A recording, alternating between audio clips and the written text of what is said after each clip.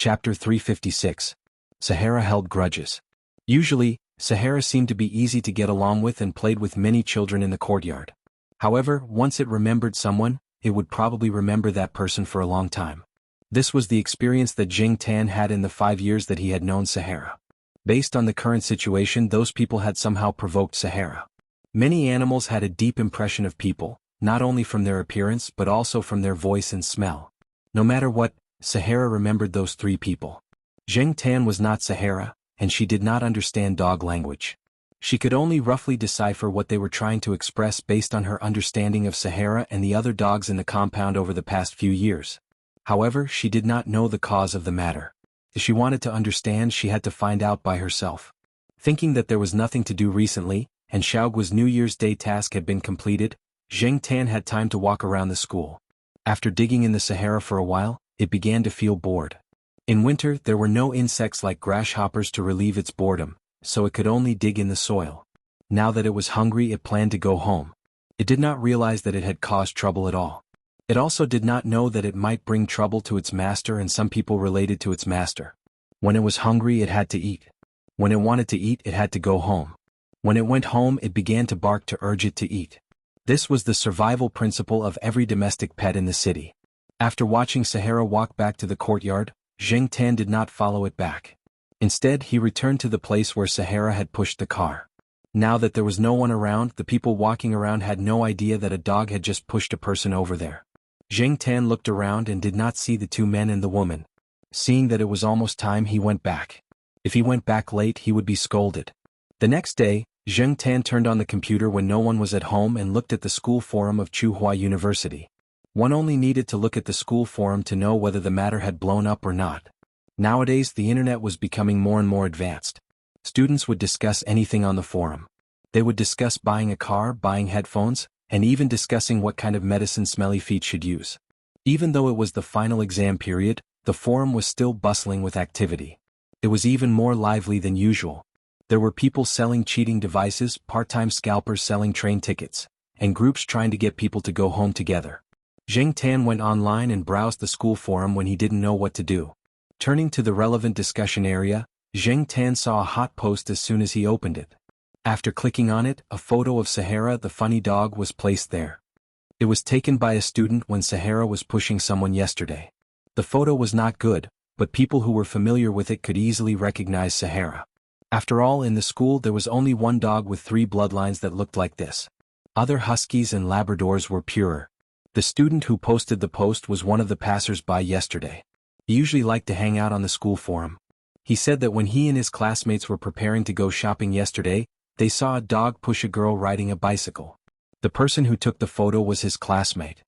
His words revealed his dissatisfaction with the school's incident. He was worried that the dog was sick and would hurt other students in the school. It was really a dangerous factor. Many people replied to the post. Many of them recognized Sahara.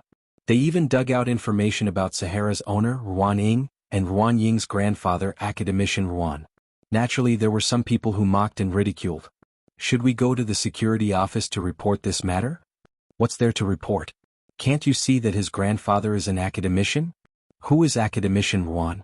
Is he very powerful? Brother upstairs, haven't you heard the school broadcast?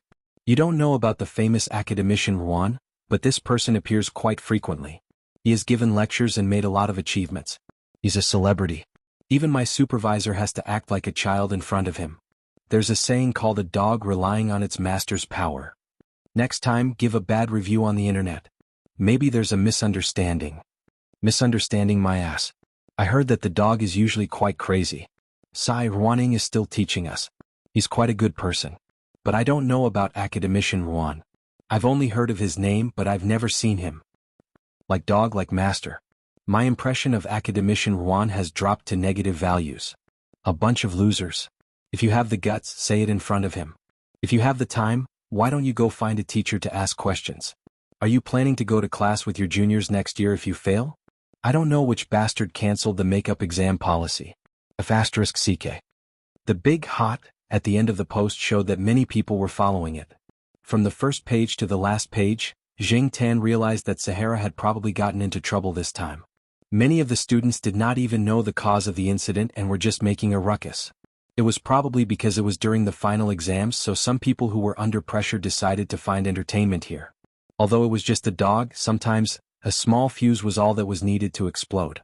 Unfortunately, dogs could not speak. Even if Sahara was really wronged, it could not say anything. Ruaning could only apologize to it. Now, academician Ruan was involved. The upper class had their own game. Although Professor Ruan was an academician, there was more than one academician in the school. There were also people who dared to go against academician Ruan. Many of the people in the post were from other factions. If they could not do research, they would use strategy. This was a common phenomenon that made people feel helpless. After turning off the computer, Zheng Tan went to Sahara's building. Downstairs, he could still hear Sahara whining from its nose. It sounded like it had been wronged. Unfortunately, there was nothing he could do. Letting it out would only make things more troublesome. At noon, Zheng Tan heard people in the courtyard talking about Sahara being locked up by Ruaning. It was estimated that it would not be released for a long time. Ruaning was looking for someone to apologize. In the afternoon, Zheng Tan went to the place where Sahara peed on the bicycle yesterday. There was no smell of urine on the bicycle. It was probably sold by the two people. After waiting for a long time, he did not see the two people. For the next few days, Zheng Tan wandered around the school looking for the three people. Finally, one day Zheng Tan saw them. However, they were not in the school but near the school gate. That day Zheng Tan went to Jiao Wei's small restaurant for lunch. On his way back, he took a look at the Wu Taro sesame cake shop. There were still many people.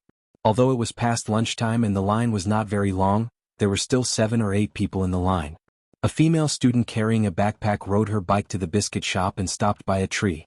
She probably felt that it was too troublesome to lock her bike. Buying biscuits wouldn't take too much time, so she didn't lock her bike.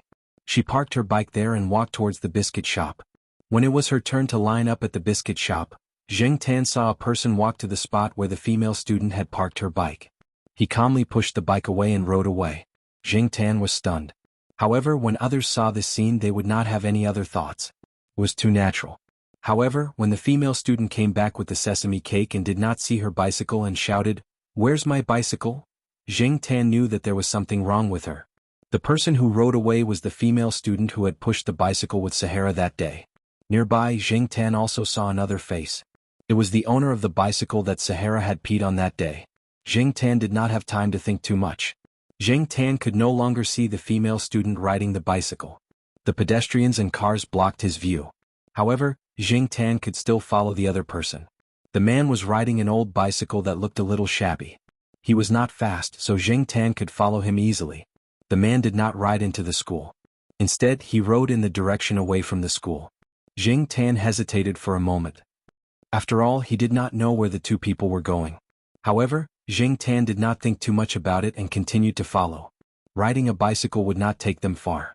Besides, if it was really too far, Zheng Tan would not continue to chase. Fortunately, the man did not ride far. After following for about 2 or 3 minutes, they arrived at a bicycle shop. This shop repaired bicycles and sold new and used bicycles. The shop was estimated to be about 50 square meters. It was filled with bicycles. The repair shop had a simple shed built outside. 2 students were there to pump air, and another student was pushing a bicycle to repair the chain. Inside the shop, a man in his 40s was sitting on a velvet chair and playing with his phone. When he saw the person who came, he did not say anything. He just tilted his head slightly. One look, one small movement. They both understood each other. Zheng Tan watched the man push the bicycle into the alley next to the shop.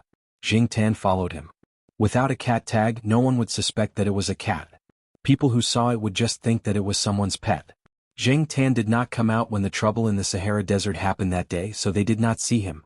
Therefore, when the person walking in front turned around and saw Zheng Tan, he did not think much of it. There was a small courtyard behind the shop with a 2-meter-high wall. The man opened the backyard door and pushed the bicycle in. Zheng Tan walked to the corner, jumped on the wall and looked inside. There were 4 people standing in the courtyard, 3 men and 1 woman. They were about the same age and were talking and laughing. Zheng Tan had seen 3 of them on the day of the trouble in the Sahara Desert. The other person was unfamiliar and looked like a student. He did not dye his hair yellow and did not wear non-mainstream clothes. At first glance, no one would think bad of him. There were 2 bicycles parked in the courtyard. One of them was the one that the female student rode. The person that Zheng Tan had not seen before was wearing a blue uniform. There were tools next to him. He planned to redo the bicycle, grind off the original paint, and spray new paint. Looking at the posture of these people, he knew that they had been doing this for more than a month or two. They were familiar with it. Judging by the calm look of the woman who had ridden someone else's bicycle, he knew that she had done this kind of thing often. She looked like a quiet girl. When the Sahara Desert pushed her down with the bicycle that day, she had attracted a lot of sympathy. But who knew that she would do such a thing? None of these people looked like they had done bad things, but that was the truth.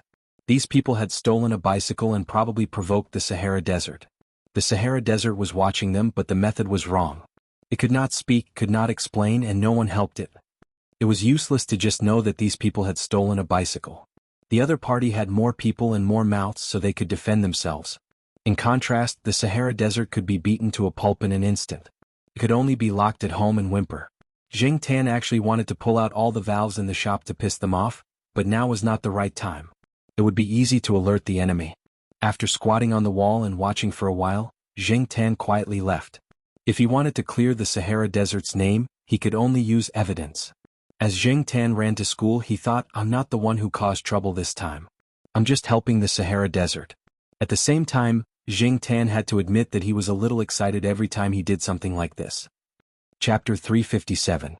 Now that he had decided to help Sahara clear its name, Jiang Tan immediately started to act. He had to hurry up. In another week, a large number of students would start to go home. At that time, even if the truth was revealed, the effect would be much worse. If this matter could not be settled, Sahara would not be able to have fun in school in the future and would be ridiculed by others. Although it could not understand the complicated human language, many animals, especially animals that had lived in human society for a long time, were very sensitive to the emotions of people. They could distinguish between good and bad feelings. Jiang Tan had seen many examples of this, and Sahara was also one of them. It was not easy to be an animal. The thieves seemed to be planning to make a lot of money before the winter vacation because some of the more expensive bicycles would be moved to the student dormitory before the students left school. Usually, many people found it troublesome to move them up and down, especially those who lived on higher floors. However, when the vacation came, they would move them to the dormitory or the dormitory of the students who lived on lower floors to prevent them from being stolen and to prevent them from being exposed to the wind and rain outside. It was safer to put them in the shed than in the dormitory. The good bicycles were moved to the dormitory and locked up. There were also building managers keeping an eye on them. The thieves would not make a move there. As for the old bicycles that were casually left outside, they could not be sold for much money. They were not willing to do it themselves. Therefore, they would make more money during this period. Jiang Tan was not a professional in this field. In addition, he was still in this state, so the methods he could use were limited. The most powerful evidence was photos and videos. However, Jiang Tan could not install a camera or a bug here. He did not have the ability to do so without equipment. However, he could still secretly take a few photos. When it came to taking photos, it seemed that the only tool that he could use was his mobile phone. Jiang Tan came to the old tiled housing area and squatted in front of the old wooden table. He looked at the open drawer and pondered. There were two mobile phones in the drawer. One was the one he used to use and the other was left behind by Lu Ba. He thought that he would not need to use it for a long time. Now it seemed that he really had to use it. After giving it some thought, Jiang Tan decided to install the new SIM card as well. After the battery was installed, the phone was turned on. There were several applications that Jiang Tan didn't know the functions of. He tried the camera and found that the shooting function was not bad. Even if it couldn't compare to the mobile phones of 4 years later, it was still very good compared to other mobile phones of the same time period. Electronic products were being updated too quickly. 2 years ago, 3,000 to 5,000 were now available for a few hundred yuan. Jiang Tan's old phone had been considered a high-end phone back then, but now it could no longer keep up with the pace. As someone who had been through this before, Jiang Tan knew that even if he had a new phone now, it would soon be eliminated by Lu Ba. Advancing with the times was nothing more than that. Fortunately, Jiang Tan didn't have many requirements now as long as he could make calls, send text messages and take pictures. The old phone's pixels weren't good enough, so he could only use the 680.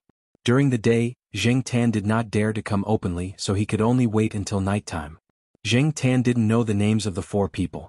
When they called each other, they didn't call each other by their full names. He also didn't know which school they were from. What he was sure of was that the 4 of them were students of Tsinghua University. On the way back to school, Jiang Tan saw the old car that had been urinated on by Sahara. An unfamiliar student was riding the car and chatting with his classmates. When he arrived at the school gate, he parked the car in a shed near the school gate. "Can't you ride it out? Why did you park it here?" The person riding the old car said. "Brother, it doesn't matter where you park your old car, but I can't afford to lose mine. I heard that it's not safe outside the school, so it's better to park it on campus." The person riding the old car parked it and locked it. "Last month, my girlfriend's folding car that she bought not long ago was stolen. When she bought the car, she specially bought an 80s lock. She didn't buy the 30s or 50s lock. Wasn't it stolen? It was parked near a restaurant outside, but it hasn't been found yet. It's better to park in places with cameras. The chances of it being stolen are lower." The person pointed at the camera not far away. "I think it's better to buy an old car. Look at mine. I just bought it. It's only 50 renminbi. I'm not afraid of it being stolen. Even if it's stolen, I won't feel bad. It's already good enough for this old car to be worth 30 renminbi. 50 renminbi? Did you get scammed? Where did you buy it?" "It's from the horse racing shop not far away. But they said they just changed the brakes. They even have a lock and key. Changing a wire for the brakes only costs 1 or 2 RMB at the repair shop on campus. The cost is even lower. As for the lock and key, who doesn't bring a lock and key?" After the two people walked away, Zheng Tan approached the old car. There was still the smell of dog urine on the wheels. It was not easy to smell, so it should have been washed. The car was not repainted. Those people probably thought it was too troublesome. As for the horse racing shop that the student mentioned, it was the shop that Zheng Tan was watching. It was the place where the thieves disposed of the car. After dinner, Zheng Tan put on his vest and went out. He went to the old tile-roofed housing area to install his phone. Then he walked to the horse racing shop. No one noticed Zheng Tan at night. It was not easy to see through the black vest. No one would stare at a cat in the middle of the night. When he arrived at the horse racing shop, the shop was not closed yet. There were a few people sitting in the shop. Other than the shop owner that he saw during the day, Zheng Tan did not recognize the others. The 4 students who stole the car were not there. Zheng Tan entered the alley next to the shop and jumped onto the wall at the back of the shop. There were a few bicycles parked in the yard. Because they had been painted during the day, there was still some smell. The woman's bicycle that was lost in front of the shop had been changed. The original paint was worn off, and a new paint was sprayed with a different color. For many people who lost their cars, their first thought was to see if it was the same color as their car. After the new paint, it would not be so easy for the owner to see it. The yard was very quiet. There were a lot of goods and parts piled up at the back door of the shop. No one was at the back door. The back door was closed. Probably because the front door was locked, no one would care about the back door. Zheng Tan listened to the surrounding movements. After confirming that no one was nearby, he took out his phone and took pictures. If he wanted to take pictures at night, he had to use the flash. Zheng Tan was afraid that the flash would attract attention. Therefore, after taking a picture, he carefully paid attention to the surroundings. Other than the horse racing shop, he also paid attention to the surrounding residential houses and shops. After confirming that there was no abnormal movement, he continued to take a second picture. The people in the shop were playing cards. No one would have thought that at this time, there was a cat secretly taking pictures with a phone in their backyard. After taking a few key pictures, Zheng Tan jumped onto the courtyard wall and looked around. Zheng Tan planned to take a few more pictures during the day. However, it was not convenient for him to take his phone during the day. Therefore, he planned to hide his phone around tonight. He did not need to wear a vest to take pictures during the day tomorrow. The balcony on the second floor of the shop was relatively narrow. There were some things that had not been touched for a long time. The door at the back of the second floor was also closed. Looking at the marks on the door, it seemed that it was rarely opened. Zheng Tan jumped onto the balcony on the second floor and carefully cleared the messy things. In this way, the things on the side could block the view of the other residents on both sides. There was a gap between 2 boxes near the railing, which made it convenient for Zheng Tan to take pictures secretly and was not easy to be discovered by the people below. After trying it, Zheng Tan was quite satisfied. When he felt that it was enough, he put down the phone and went home directly. The phone that Lu Ba gave him had a lock function. If the correct password was not entered 3 times, it would be turned off directly and the data inside would be erased. This phone was indeed safer than other phones. It specialized in this kind of thing and was not afraid of being discovered. It would not rain tomorrow. If there was rain or snow, the 4 people would not leave the car outside. After all, this was the car that they wanted to sell. The next day, Zheng Tan did not go out immediately. Instead, he secretly went online to read the discussion about the Sahara incident on the school forum. The hot post was still there. In addition, there were posts about Ruan Ying apologizing to the students in the school. Some students even asked Ruan Ying to take the Sahara to the veterinary hospital for a checkup. If it was a human, the situation was similar to others saying that you were crazy and had to be sent to the hospital for a checkup. If you did not get a checkup, you were considered a lunatic and a lunatic. To humans, this was undoubtedly an insult. However, when it came to animals, it was natural. Many people asked Ruan Ying to show the health records of the veterinary hospital and the recent checkup.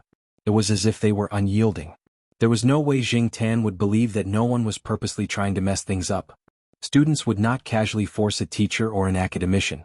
They did not have the guts. Even if they did, they felt that it was unnecessary. However, not only did these few people say it, they even encouraged others to talk nonsense. They were just talking about the dog, but not long after, they mentioned the project funds. They were suspected of using fake bills to obtain funds for the research project. Some students had already realized that something was wrong and did not speak nonsense. There were scandals of some big shots in universities every year, and they were all famous universities. Tsinghua University had also had such scandals before. However, it was not heard of in recent years. Now that this was mentioned, it was not something that the students could control. It was fine to express their opinions after the incident, but now that the situation was unclear, it was better to remain silent. If they offended someone, they would not be able to bear the consequences. There had been many examples in the past. Young teachers had offended some big shot with prestige and status and had been ostracized and restrained. Some graduate students had been stuck for a few years because of disagreements with their supervisors. These kinds of things were common, and students would gossip about it when they got together. Although there were fewer people speaking on the forum, there were many people paying attention. The students and teachers were all watching. If they did not dare to speak, they would not be allowed to watch. Anyway, it did not involve them. They could just watch the show, right? There were even people who directly said, "Let them fight each other." It was unknown how much resentment they had. Looking at the latest discussions, no one mentioned the female student who was pushed down along with her car by Sahara anymore. Even the mention of Sahara was gradually decreasing. This could be considered to have entered the main topic of the battle, and no one knew when the school would delete the post. Jing Tan looked for a while and was about to turn off his computer and go out. However, he saw a post that was posted yesterday. It was about a stolen car. He clicked on it to take a look. The person who posted it was a girl.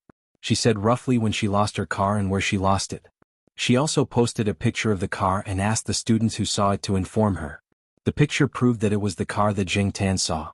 Jing Tan noticed that one of the pictures that the girl posted was of the car seat. There was a string of English letters printed on the back of the car seat. It was the pinyin of the girl's name. It was written in cursive. People who did not know would probably think that it was the car's brand. This was good evidence. Chapter 358. It was not easy for Jing Tan to find the 4 students who stole the car, and it was also not convenient to take pictures of them in broad daylight. She could only wait in the backyard of the carriage racing firm. After all, they would come back here after stealing the car. Every time they came here, they would do it together. Because every time they committed a crime, there would be accomplices around to deal with possible situations. For example, when stealing a woman's car, there would be at least one man around. If they were caught stealing a car and quarreled with each other, the 2 girls would quarrel with each other. However, the relatively weaker girls would definitely size up the situation and rarely continue to quarrel. When the man's car was stolen, the girl must have been around as well. If the car thief and the owner got into a fight, the gentle-looking girl student might be able to stop the fight. After all, most men wouldn't hit a girl. Moreover, the people here were all students and their temperament was relatively simple. Many of them were not so bold. Most of them had the attitude of keeping the peace, which encouraged the arrogance of these people. Jing Tan came to the back of the shop, jumped over the courtyard wall, and climbed over the second-floor balcony. The gray and inconspicuous mobile phone was lying there. After turning on the phone, Jing Tan looked around to make sure there was no one around. Then he took the phone and went downstairs to find the car stolen by the girl who posted the post. The body of the car was newly painted, but the seat was still there. Jing Tan hurriedly took a few more photos, and then went back to the second-floor balcony to wait there. He didn't even go to lunch. The group of people would take advantage of the opportunity when there were many students eating outside the school at noon. If Jing Tan left now, it would be easy for him to miss them. When it was about 1 o'clock, the door of the backyard opened. It was the same 4 people who pushed the stolen car in. Jing Tan hurriedly turned on the camera function of the phone and began to shoot. He breathed softly so that the phone could better record their voices. They were talking about how they stole the car at noon and how they were almost discovered. This car was a good one and could be sold for hundreds of yuan after being refurbished. After that, they changed the basket and seat of the bicycle with the new paint. It seemed that they did this on a daily basis. Zheng Tan was glad that he took a few more photos just now. These people were very cautious. Zheng Tan didn't know how long Lu Ba's mobile phone could record continuously. Generally, mobile phones didn't take too long to record a video. However, Zheng Tan recorded continuously for half an hour before the notification ended and he needed to start recording again. Zheng Tan was very satisfied. The clarity was good and the shooting effect was good. In the yard, a few people were laughing and talking about how much money they would get from selling the stolen cars. They would never have thought that at this moment, a cat was hiding on the balcony on the second floor behind the pile of junk, secretly taking pictures of their every word and action. At around 2 o'clock, 3 of them left. The remaining one continued to search for new cars. Zheng Tan slipped away while the man was in the toilet. The phone was still in the same place. He couldn't take it away in broad daylight. There was nothing else to take, so he just had to come back at night to take the phone back. After leaving the car shop, Zheng Tan went straight to Jiao Wei's small restaurant. He didn't eat at noon, so he was hungry now. At this time, the peak period had expired, and there were not many students eating. When Zheng Tan arrived at the small restaurant, the last 2 students had finished eating and left. Jiao Wei's parents were cleaning up. After seeing Zheng Tan, Jiao Wei's father helped to heat up the food for Zheng Tan. Jiao Wei's mother, called Jiao Pa Black Charcoal, just came. It seems that it didn't eat. It must have been playing around at noon. I'm heating up the food for it. Zheng Tan was speechless. Auntie, can you make up a better reason? If you say that, you'll be scolded when you go back. After eating, Zheng Tan went to the racetrack to see if there were any other evidence that could be taken. He went home at around 5 o'clock to wait for dinner.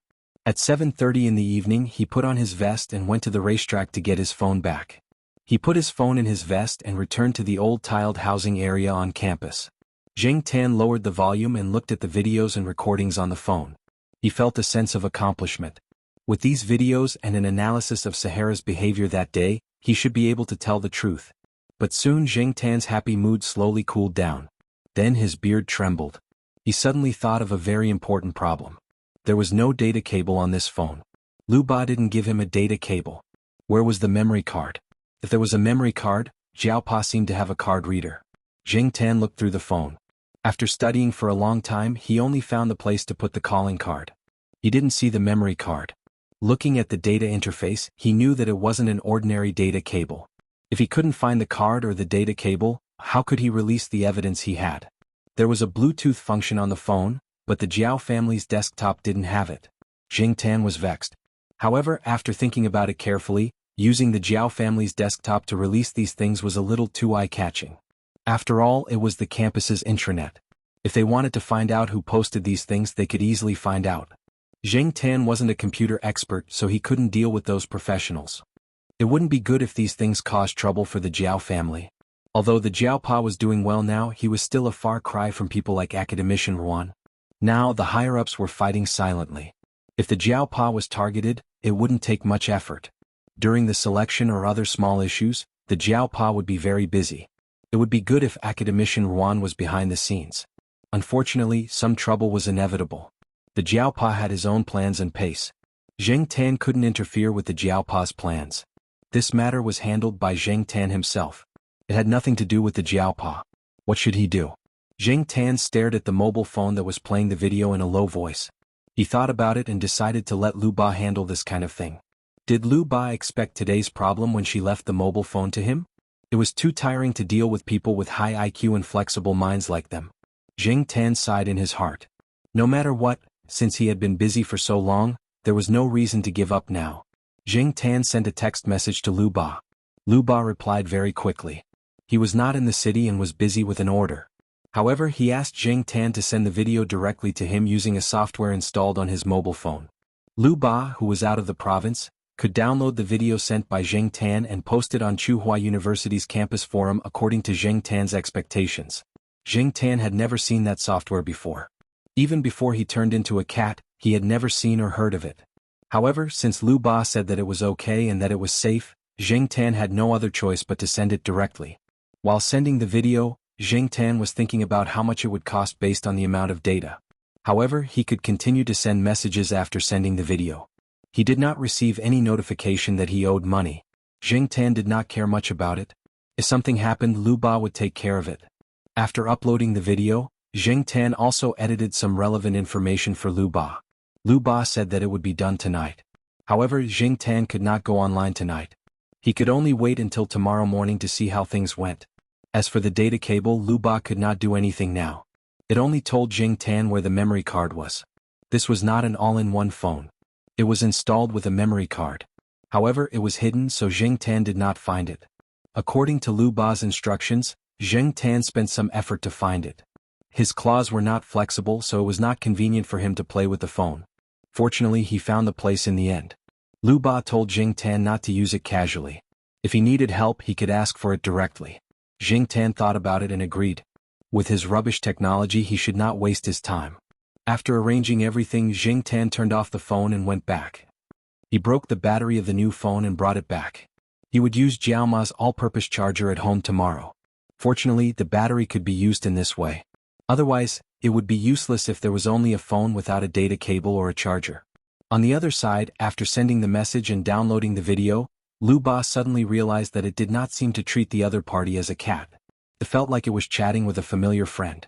For example, it felt like it was chatting with a gold tortoise. Lu Ba shook its head with a smile and continued to do its own thing. As long as it did not harm its own interests, it would have more friends and more helpers. From the messages Jing Tan sent to it, Lu Ba sorted out an article. It inserted many pictures and embedded a few video links.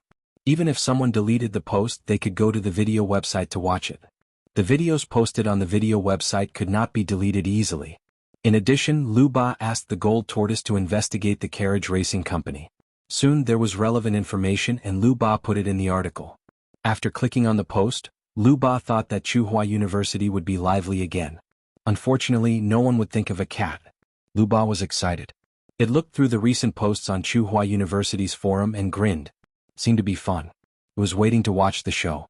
The next day, the students of Tsinghua University went crazy. Whether it was those who had not finished the exam, those who had finished the exam and were about to go home, or those who were already at home in front of the computer, all of them went crazy because of the post.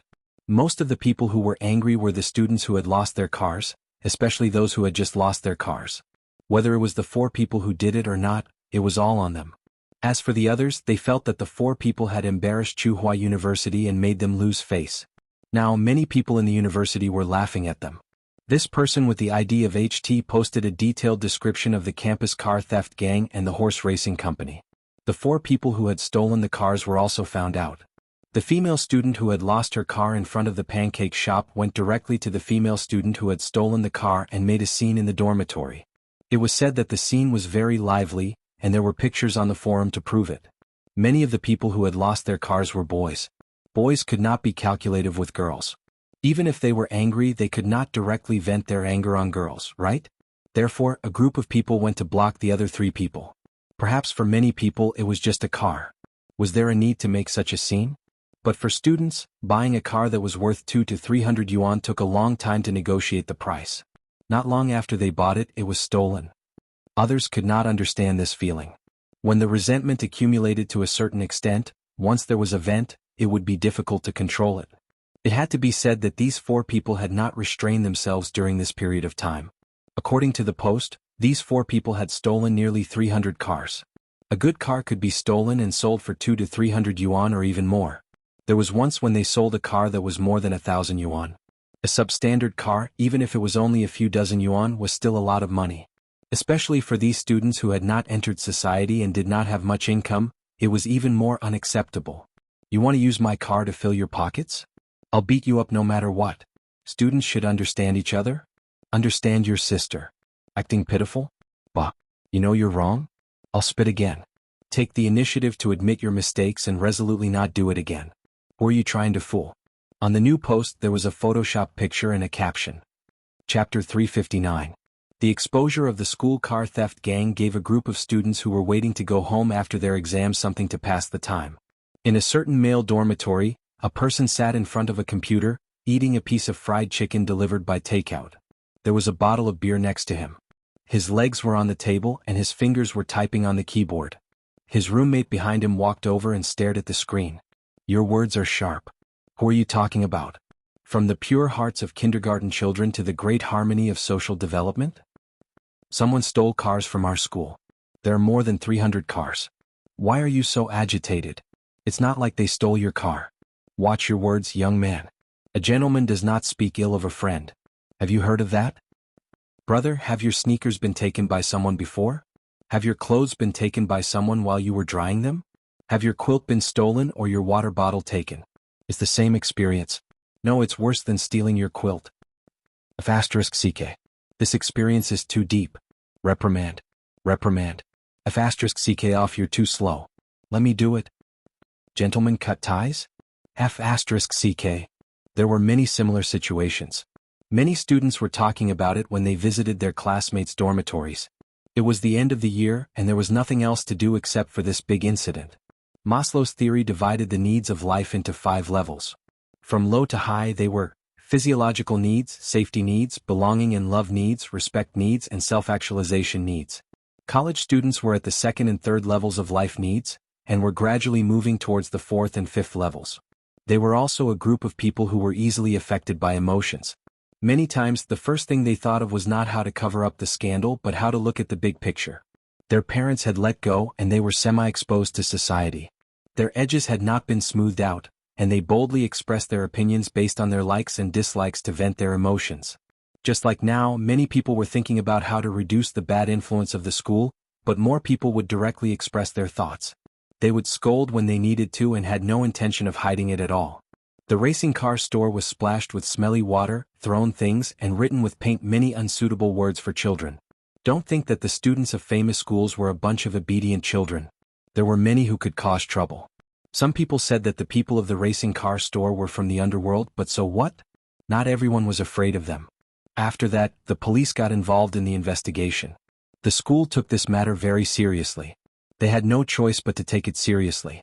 2 days later, when Jing Tan went out again, he found out that the shop had been closed. He heard that the shop owner had been taken away by the police. The 4 students from Tsinghua University who stole the car were expelled from school. They were taken away along with the shop owner for investigation. Generally, the school would punish students by warning, recording demerits, probation, expulsion, and so on. Expulsion was a very serious punishment. After being expelled, the school would not recognize you as a student. All your previous grades and honors would be nullified and recorded in your files. It would be impossible for you to join the army. The political background check would be directly ignored. It was said that during the investigation, those students gave up a few more names, including other students from their school, from other schools, and from other nearby car dealerships. On the day of the investigation, another car shop near the school was closed, and the owner ran away in the middle of the night. They were able to do all this because the boss of the car dealership helped them. Sometimes there were orders from customers. They would steal whatever car they wanted. Even if these students graduated, the people of the car dealership would recruit new students to join them. In short, there were many people doing this. The racing car store had been operating near the school for many years, and many students were involved. Many people did not understand why the students were still stealing cars when the school had been promoted to such a high level, and it was a famous school. Later, according to those students, it was because the money came quickly. Most of the time they could earn more than 10,000 yuan a month. Of course, when the money was divided, it might not be so much. But for many students, especially those who did not have good family conditions, this was a good income. But poverty was not a reason to steal. Wang Xing's family conditions were not good either. That child would come here to pick up bottles from time to time. What about these favored children? Using the words of the older generation, intelligence is not used on the right path. No matter how good the school was, there were many people with bad character. One's character was never proportional to one's ability. Actually, when many students bought cars, they knew that there was something fishy about those second-hand or refurbished cars. But it did not affect their own interests, and they could spend less money to buy a car that looked newer. Who would be willing to be a busybody? It was only because of this incident that they opened their mouths. Some things were impossible to guard against. Even if it was a stolen bicycle, no one would stop it. Tsinghua University was so big, and it was impossible to strictly check every bicycle that came in and out. Only when there were some suspicious situations, such as when the lock was not opened, would the person carrying the bicycle out be checked and registered. This incident was undoubtedly a slap in the face to the security office. The security office also told everyone that there would be more cameras after the new year, and places like the car sheds and dormitories were the focus. As for Sahara's incident, a student posted a post explaining it. He had already returned home and did not go online for a few days. He only found out when his classmate called him after the car theft incident. After he found out, he quickly found an internet cafe to post the truth. It turned out that it was one of Ruan Ying's students. They often went to play basketball with Ruan Ying, and Sahara was tied up next to the basketball court. One day, everyone was playing basketball and there were many people around. They heard Sahara scream but did not pay attention. When Ruan Ying followed the sound, the student's car was long gone. Perhaps it was at that time that Sahara targeted those people. Every time he saw them, he would target them. Ruan Ying did not think much of it. After all, they were all students and they did not look like bad people. Things were clear now, and Sahara was no longer a mad dog. Not only that, but he was also praised by many people. However, whether it was criticism or praise, Sahara, who was locked up at home, did not know. The school forum gradually calmed down. After the students caused a ruckus, they rushed home for the new year, and the number of people in the school gradually decreased. Sahara had been taken out, and the rest of the silent battle was left to Professor Ruan and the others. The other small fries would only be cannon fodder. No matter which circle it was, to climb to a certain height, one had to go through countless battles. For example, Jiao Pa had a competitive relationship with some of the teachers in the institute.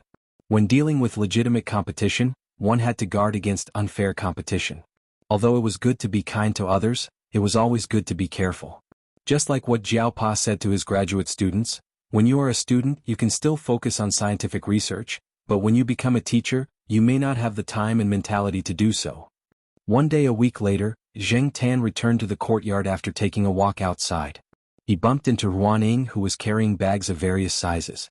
Compared to a week ago when the matter was at its peak, Ruan Ying was in a much better mood. When he saw Zheng Tan, Ruan Ying waved his hand. "Black charcoal, let's go. Let's go play with Sahara at home." Zheng Tan also wanted to see how Sahara, who had been cooped up at home all this time, was like. After Ruan Ying called out, Zheng Tan followed along. Walking beside Ruan Ying, Zheng Tan saw the things in the plastic bags and recognized some of them from the smell. Ruan Ying was carrying chicken liver, peanuts, walnuts, sausages, etc. He followed Ruan Ying to Sahara's house. When he entered, he saw Sahara lying on the sofa. Normally he would jump at the door when he heard movement, but now he just looked up and lay down again, looking listless. "Sahara, black charcoal is here." Ruan Ying went over and rubbed Sahara's head. Unfortunately, Sahara only swung his tail and was still listless. I know. I wronged you. You've been wronged. I'll cook dog food for you," Ruan Ying said. Sahara's nose twitched, but he still didn't get up. After Ruan Ying went into the kitchen, Zheng Tan came in front of Sahara. The guy just raised his eyelids and continued lying down. Did he really suffer a blow? Most pets like cats and dogs might have been wronged in their lives. If it was a human, you could tell them, "If you've been wronged, just say it." But animals couldn't. No matter how intelligent a pet was, it couldn't express its thoughts through human language.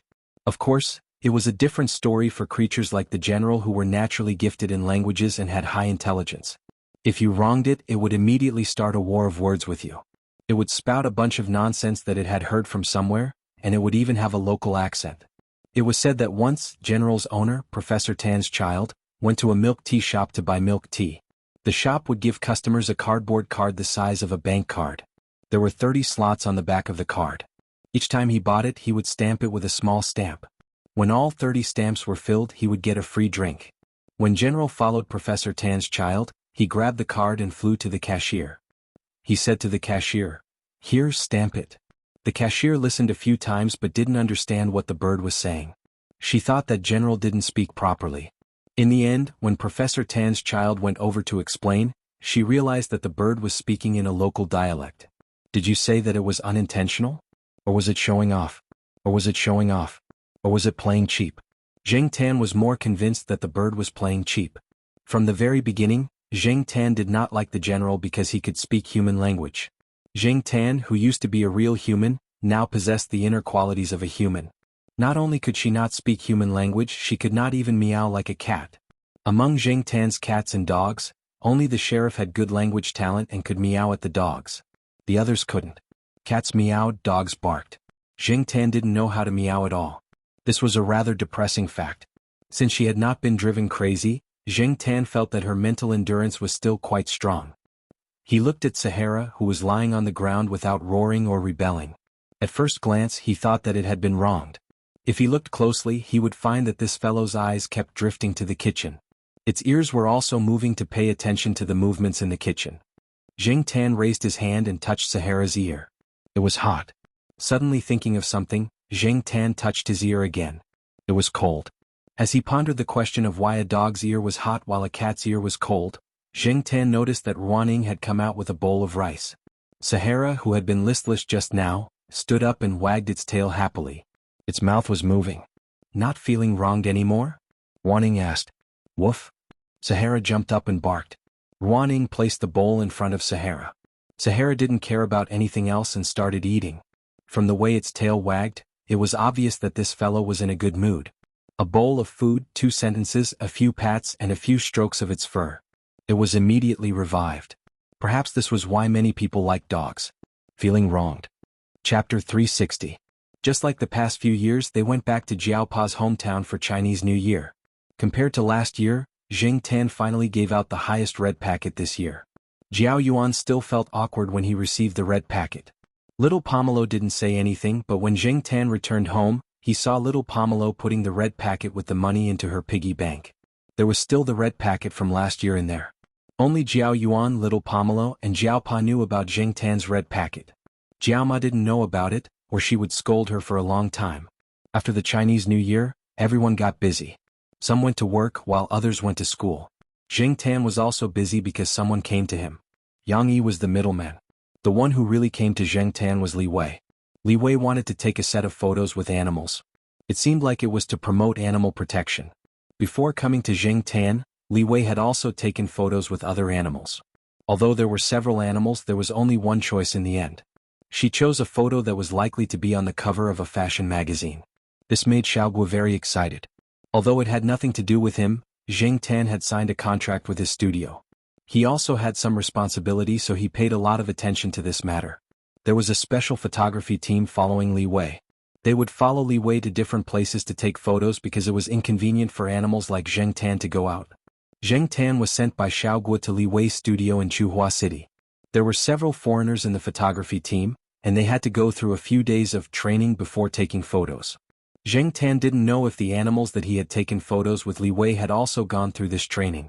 He only knew that Li Wei's company paid a lot of money this time, and there was also free training. Jing Tan didn't care. After all, to him it was just a little boring. When he received the task, Jing Tan was wondering if he had to walk on the catwalk. However, when he arrived, he realized that he was just following the instructions of those people and making a few poses with Li Wei. It had to be said that a supermodel was indeed a supermodel. Just by standing there, she had an imposing aura.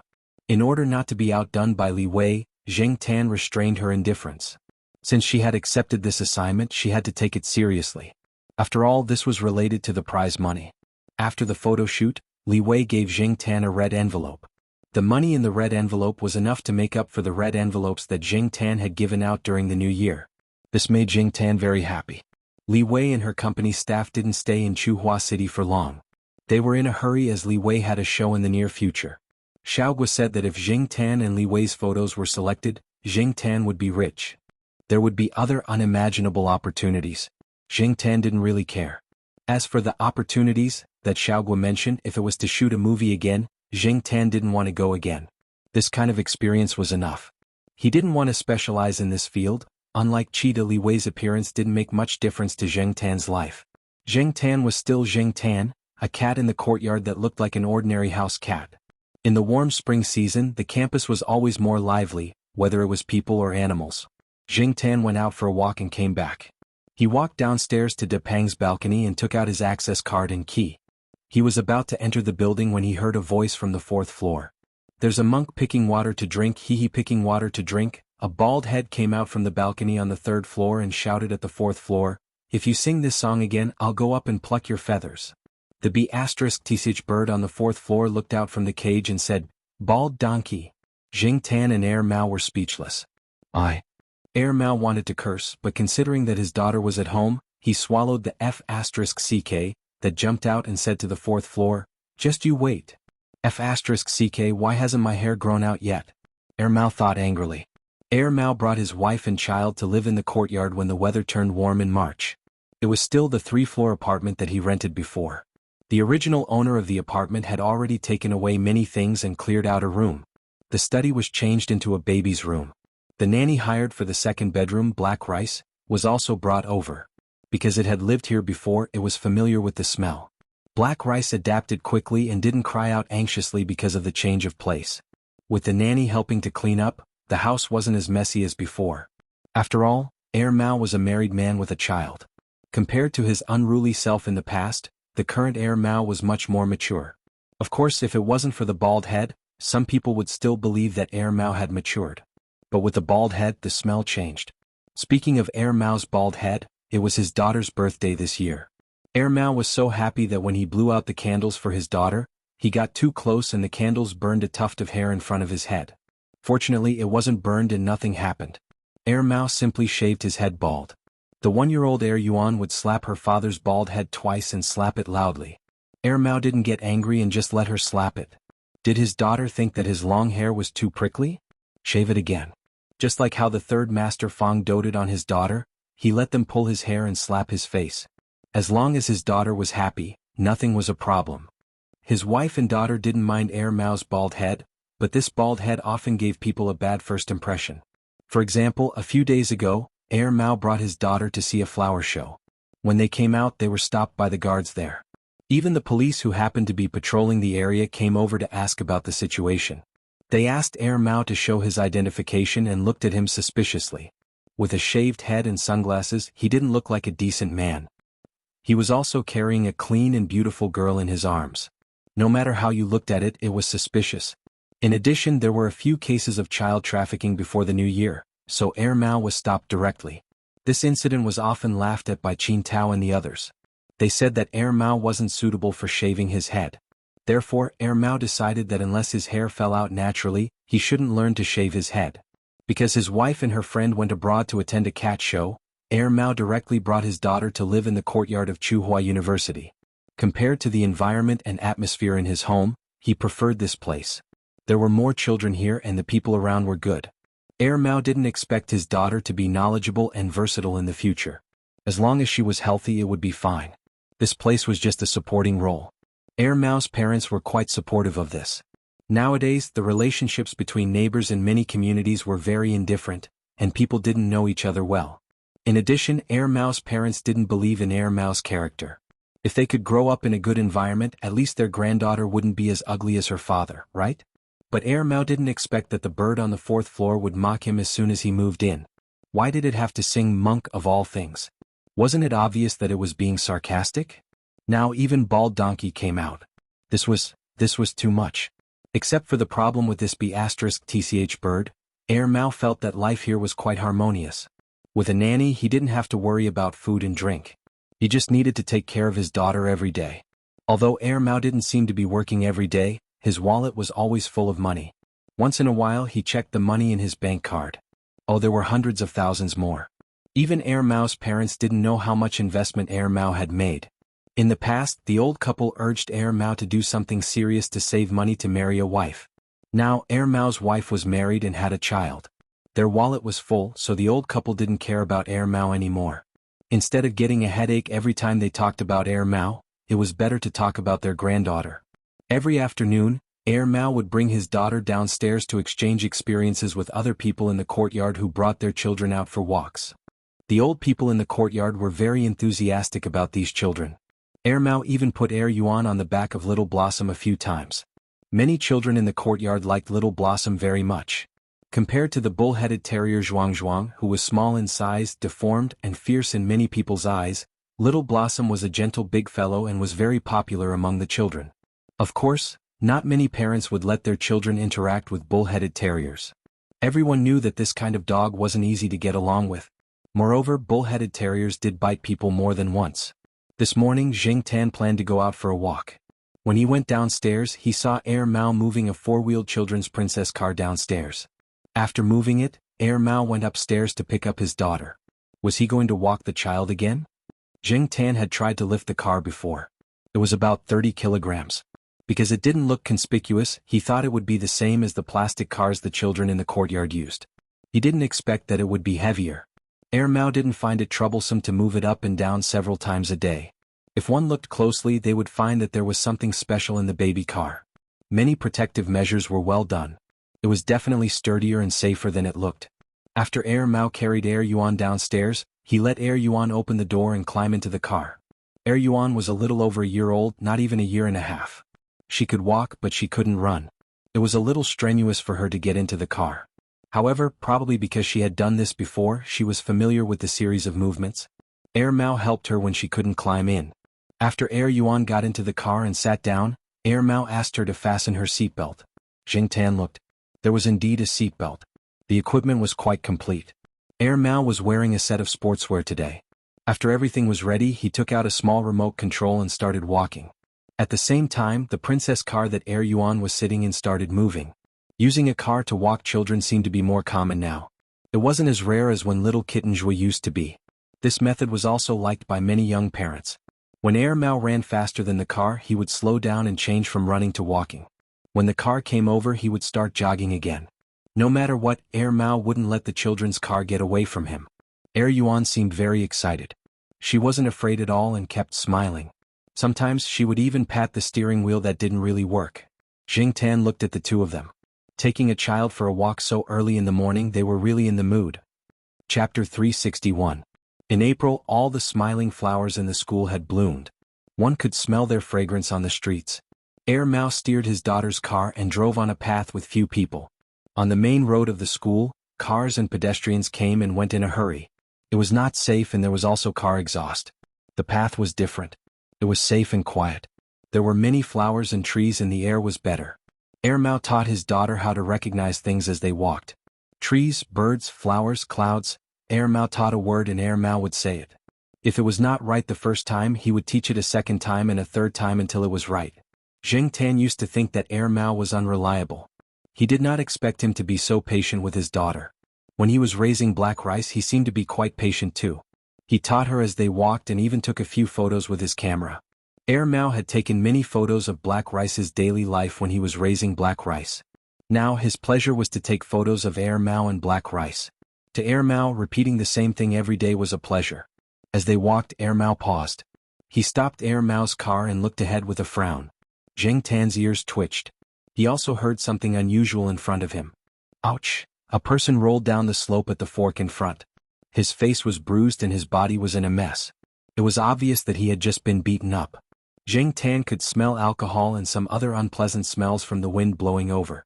After that person, another 3 people jumped down from the slope and kicked the person who was rolling on the ground a few more times. They were also cursing him. Before the people in front started to punch and kick, Air Mao put his hand into the children's car to cover Air Mao's eyes.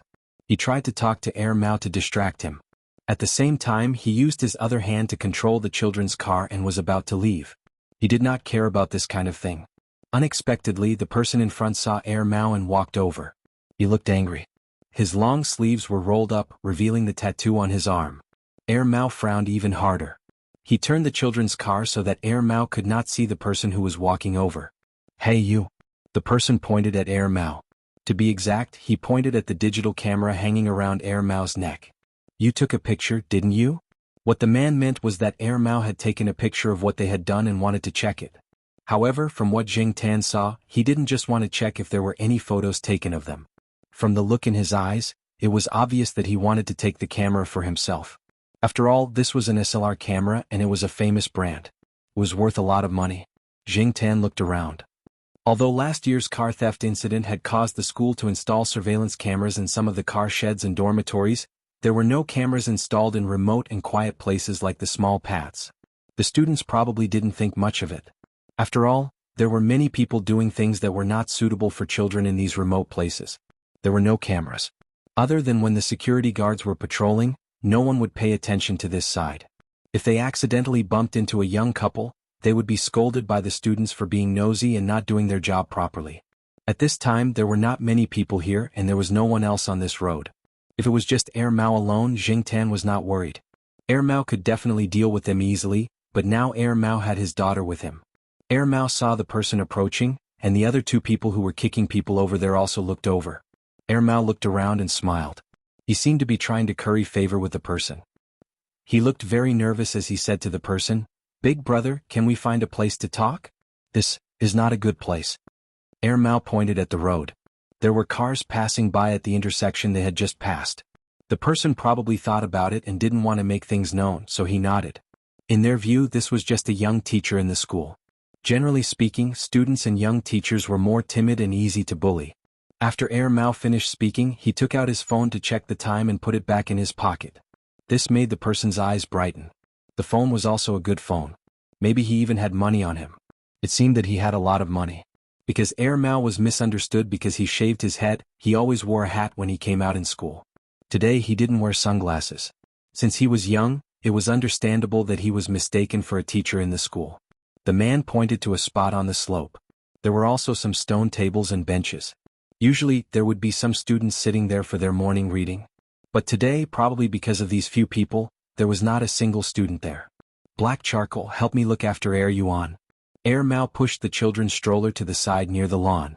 This way it would not be easy for the stroller to slip. Then he walked up the slope with the leader. Yuan was still looking left and right for Mao. Zheng Tan poked a little doll tied to the stroller to attract Mao's attention, so that the little guy wouldn't cry. At the same time, Zheng Tan also pricked up his ears and listened carefully to the movements on the slope. If Mao was alone, the three people over there could be easily dealt with. The three guys looked fierce, but in reality they were far inferior to those who really fought. They were only strong on the surface.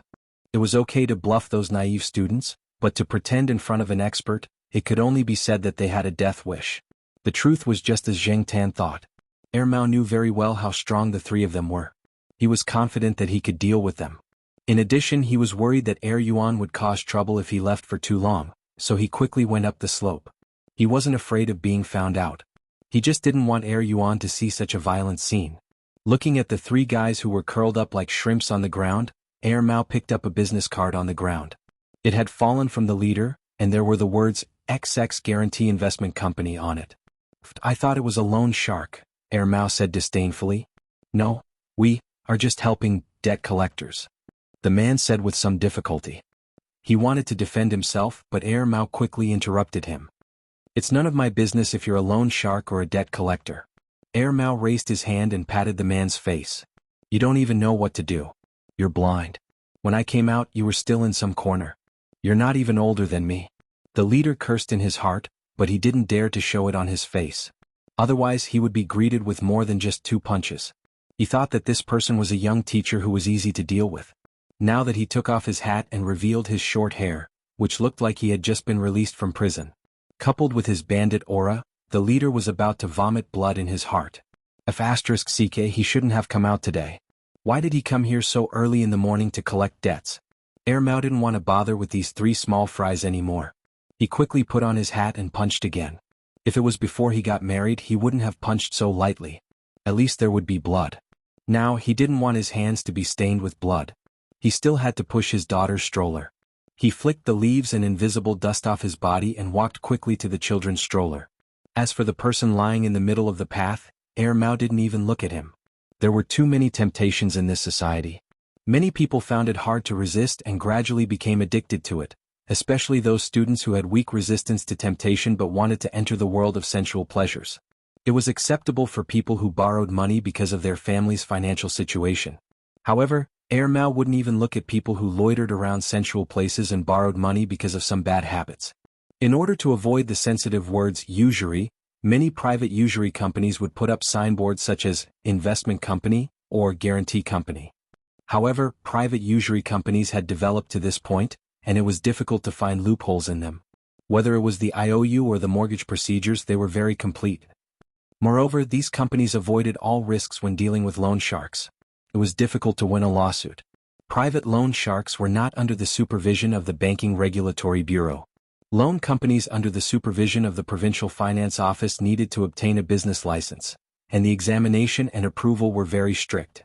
Private loan sharks were obviously illegal, but it was difficult to forcibly stop them.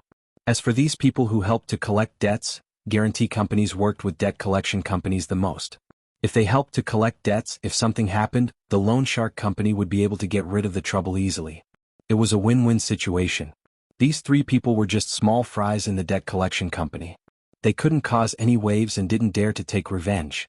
Air Mao could see this, so he didn't need to spend too much effort. With Yuan Air's hearing, it was difficult to hear what they were saying.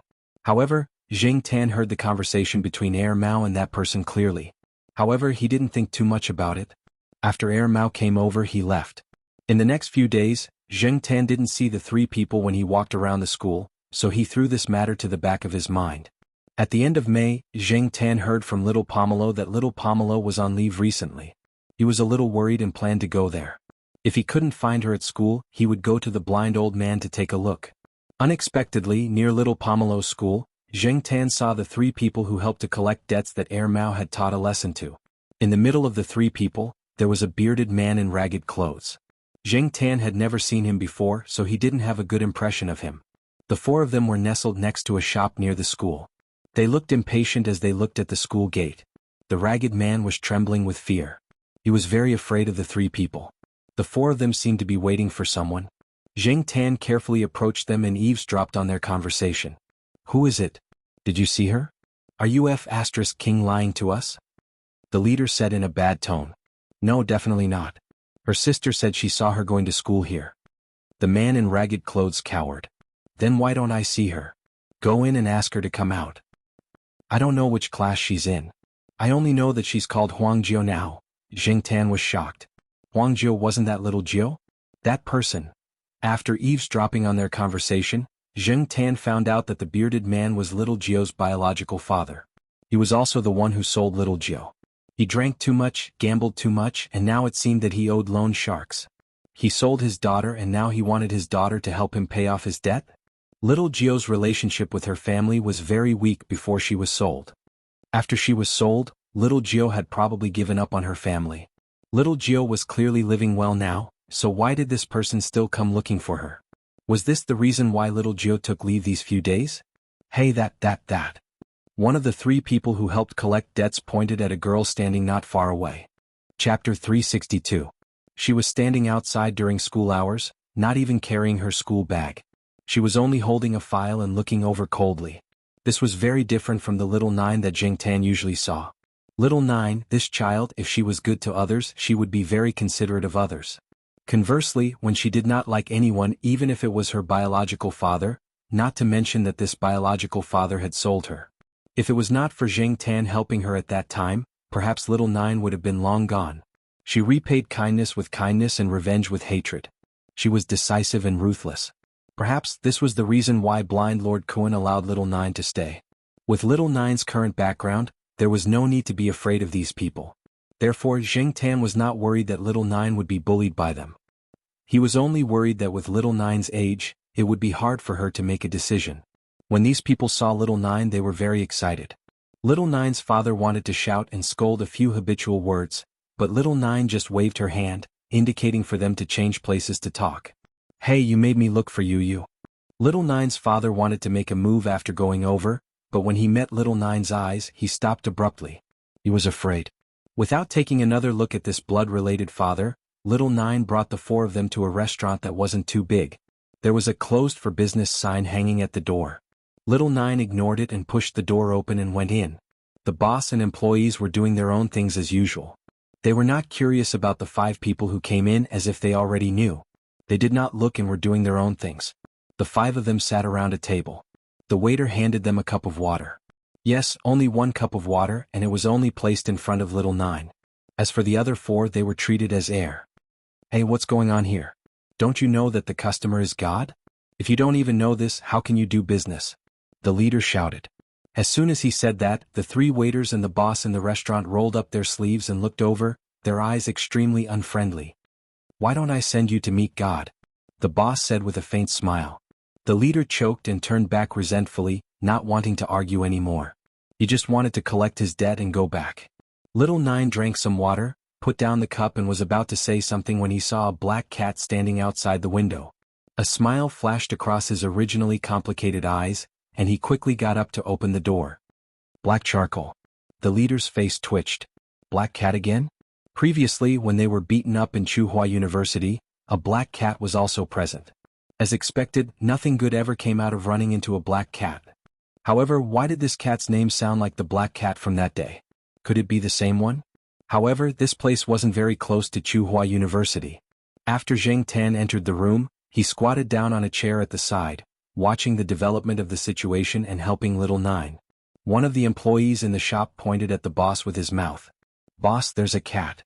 Another employee whispered to the boss, "That cat is very calm. Does it know Little Nine? You're quite brave, not afraid of strangers at all." The restaurant owner's mouth twitched. He had heard that this cat even dared to play with Lord Kuen's beard. What else would it not dare to do? Others might not know, but he had heard of the rumors about this cat. Because of Zheng Tan's participation in the shop, the atmosphere in the shop changed slightly. Little Nine took a deep breath and took out something from the document bag. It was a thin piece of paper that looked like it had just been printed. There were no wrinkles or stains on the paper and it was pale white. Little Nine pushed the paper in front of her father and said, "After signing this agreement, we'll go our separate ways and have nothing to do with each other." Little Nine's father was illiterate, but he could still understand most of the words. On the paper it was very clear that Little Nine would help him pay off his debt, and then they would not owe each other anything. Seeing that he could pay off the debt, Little Nine's father did not think much about it. He picked up a pen and signed his name on the paper and even pressed his thumbprint. Little Nine lowered her eyelids so that the people around them could not see what she was thinking. She looked very calm, but Zheng Tan could tell from Little Nine's clenched fists that this child was not as calm as she appeared. No matter what, they were blood relatives. When the man signed the agreement, he did not hesitate. Zheng Tan did not know what to say. Mao and the man in front of him were both fathers, but why was there such a big difference? Was it because of poverty? Or was it because of other reasons? This agreement was just a test by Little Gio. When Elder Kuen decided to let Little Gio stay, the various procedures had already been completed. Little Gio no longer had anything to do with this family. Even if they were to meet in court, there was enough evidence to prove that they had an overwhelming victory. From the moment the man signed the agreement, Little Nine had really cut off all ties with the past. She crumpled the paper into a ball and threw it into the trash bin. Just as the man in front of her was about to shout, Little Nine took out a card and placed it in front of the debt collector. "The password is 6 nines. As Little Nine spoke, he took out $300 bills from his pocket and pointed at the blood-related people sitting across from him. However, he looked at the leader and said, "Send this person back to where he came from. I don't want to see him again. If he appears here again, he and all of you will not be able to leave." "Are you threatening me?" The leader stood up. However, before he could stand up straight, a kitchen knife chopped at the side of his arm. It almost cut into the table. His sleeve was already cut. If it had been just a little bit more, a piece of flesh would have been cut off from his arm. Good knife skills, Zheng Tan thought. Regardless of whether it was the 3 debt collectors or Little Nine's father, their faces were all pale.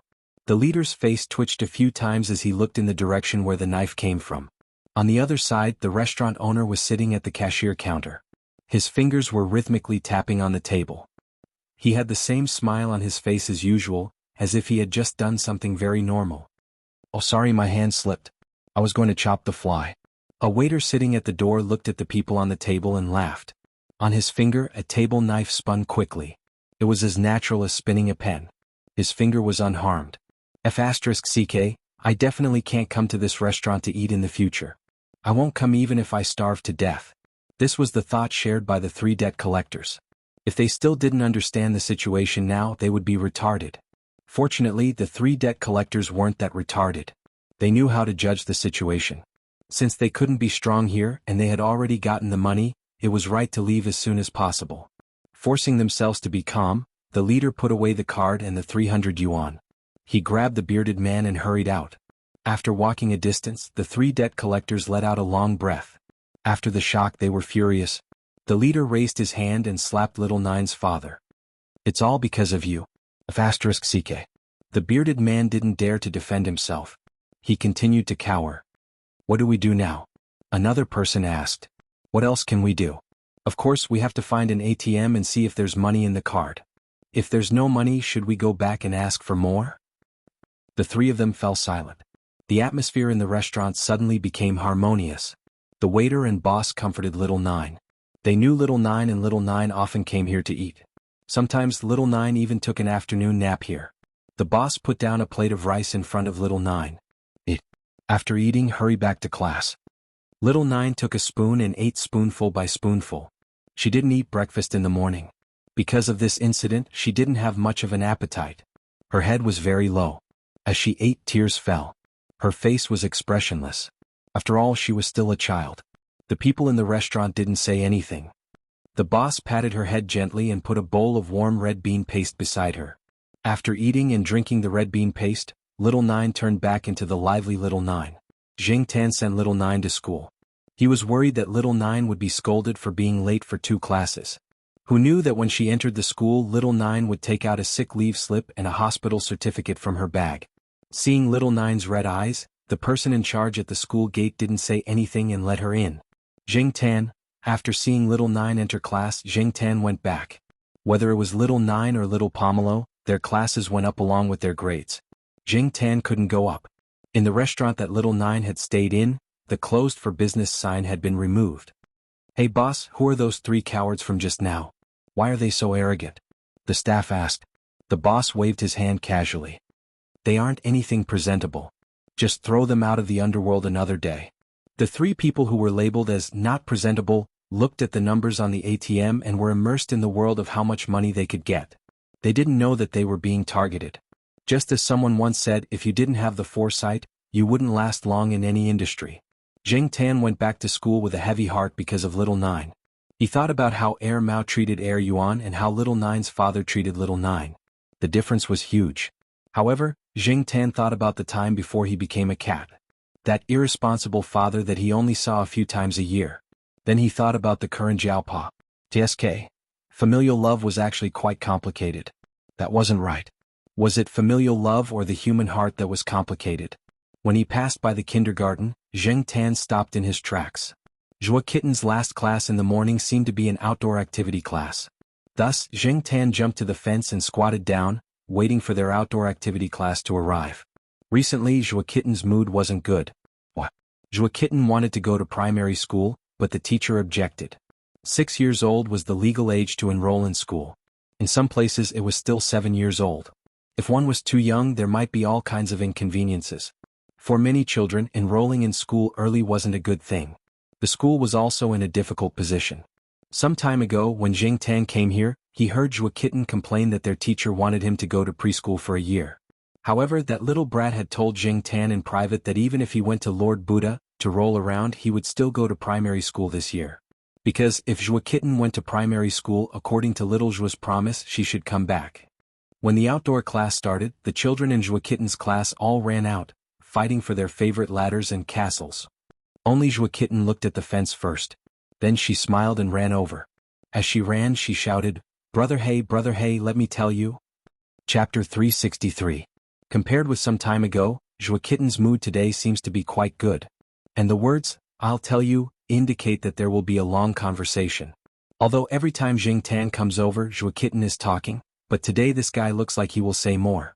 Sure enough, Zhua Kitten then said that he went to find Lord Zeng, and proudly described how he used his clever brain to pretend to be pitiful in front of Lord Zeng, how to roll around, how to negotiate with Lord Zeng. Jing Tan suddenly remembered a time when she went out for a stroll on the old street. When she walked past a tofu stall, she heard a few aunties say that the child who bought the tofu used her brain to make tofu even though she was supposed to be a doctor.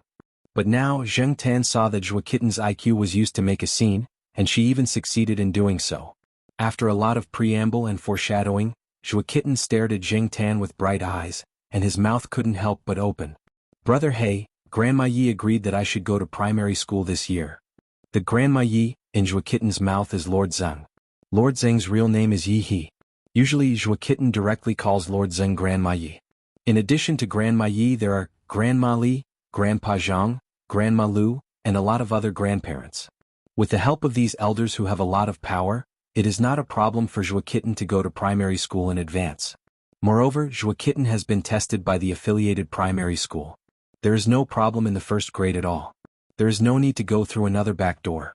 If it weren't for Zhua Kitten's young age, the teacher in charge of the test would have almost said that the child didn't need to go to the first grade. Jing Tan knew that this little guy had a higher IQ than the other children. While the other children were still barely able to recognize numbers, he had already come into contact with pi. While the other children were scrambling to show that they could memorize the decimal places of pi, this little brat had already come into contact with three-dimensional geometry. This was because once, when Jing Tan came over, she saw Zhua Kitten holding a small rubber ball to measure its diameter. On the penultimate page of his sketchbook, there was a formula for calculating the volume of the ball. Zheng Tan had no idea how knowledgeable the 5-year-old Zhua Kitten was.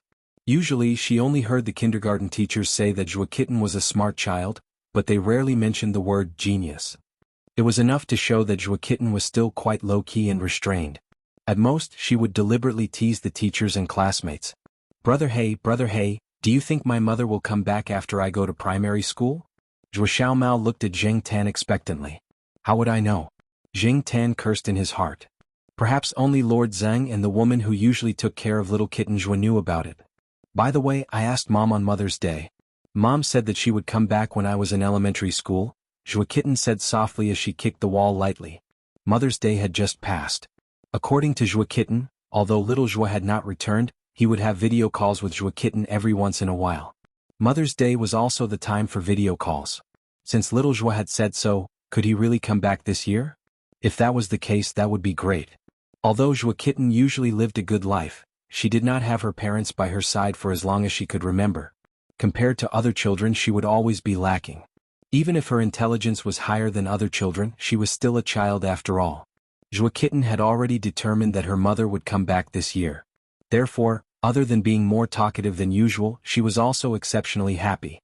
Once she was happy, Zhua Kitten treated the other students especially well. She was very patient with the students who came to ask her questions and did not tease them anymore. Zheng Tan did not know if little Zhua could come back or not. If she could not come back this year, how depressed would Zhua Kitten be? Although she was still a child, sometimes it was difficult to deal with children when they were serious. On the other side of the ladder, there was a child who was crying with snot all over his face. The more the teacher comforted him, the harder the child cried. Zheng Tan looked over there. He felt that he should think about what to prepare for Zhua Kitten as a gift for June 1st. When the time came, it would also be a consolation gift. Since junior high school, June 1st was just a date. It no longer had that special meaning. However, for every child in primary school, it was a memorable holiday. On that day they would have performances, singing and dancing, snacks from the school and holidays. On that day it would be very smooth to ask their parents for gifts. When the new year came, Zheng Tan gave Zhua Kitten a big red packet. It was not good to give another big red packet on June 1st. If there was no red packet, what should he give? For the next few days, Zheng Tan had been thinking about it. It just so happened that Xiaoguo's shop had recently held an event. Xiaoguo had customized some gifts as gifts for those VIP customers. Most of these gifts were cat-shaped and dog-shaped dolls, ranging from small phone accessories to big pillows and stuffed toys that were about the size of humans. Of course, any kind of gift would have to correspond to the VIP membership points. The few biggest stuffed toys were specially used by Xiaoguo to please a few special customers. Every time those customers came, Xiaoguo could always make a lot of money. Zheng Tan could not have any ideas about those things, so he set his eyes on the pillows. He chose purely based on the value of the toys. Since he could not pick the biggest one, he would pick the second biggest one.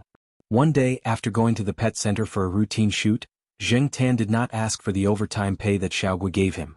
Instead, he took a pillow with him. The original shape of the gifts was based on the cats and dogs in the studio. Even the paparazzi dolls were included. They did not have front legs. There were only 2 protrusions on the front legs, and they used their hind legs to maintain balance. Needless to say, this cat that was rescued by the dog from the earthquake was quite popular. Many people wanted to give away the phone chain and the dolls that looked like this guy. Although Zheng Tan was also very popular in the cat community, because of the color of his fur, the dolls that were given as gifts did not have much of an advantage compared to other cats. When Charlie sent Zheng Tan back to the Jiao family, he also sent the BC pillow that Zheng Tan had chosen to the Jiao family. The front was a black cat's head, and the back was embroidered with the letters BC. Jiao Ma thought that Zheng Tan had brought it back for himself.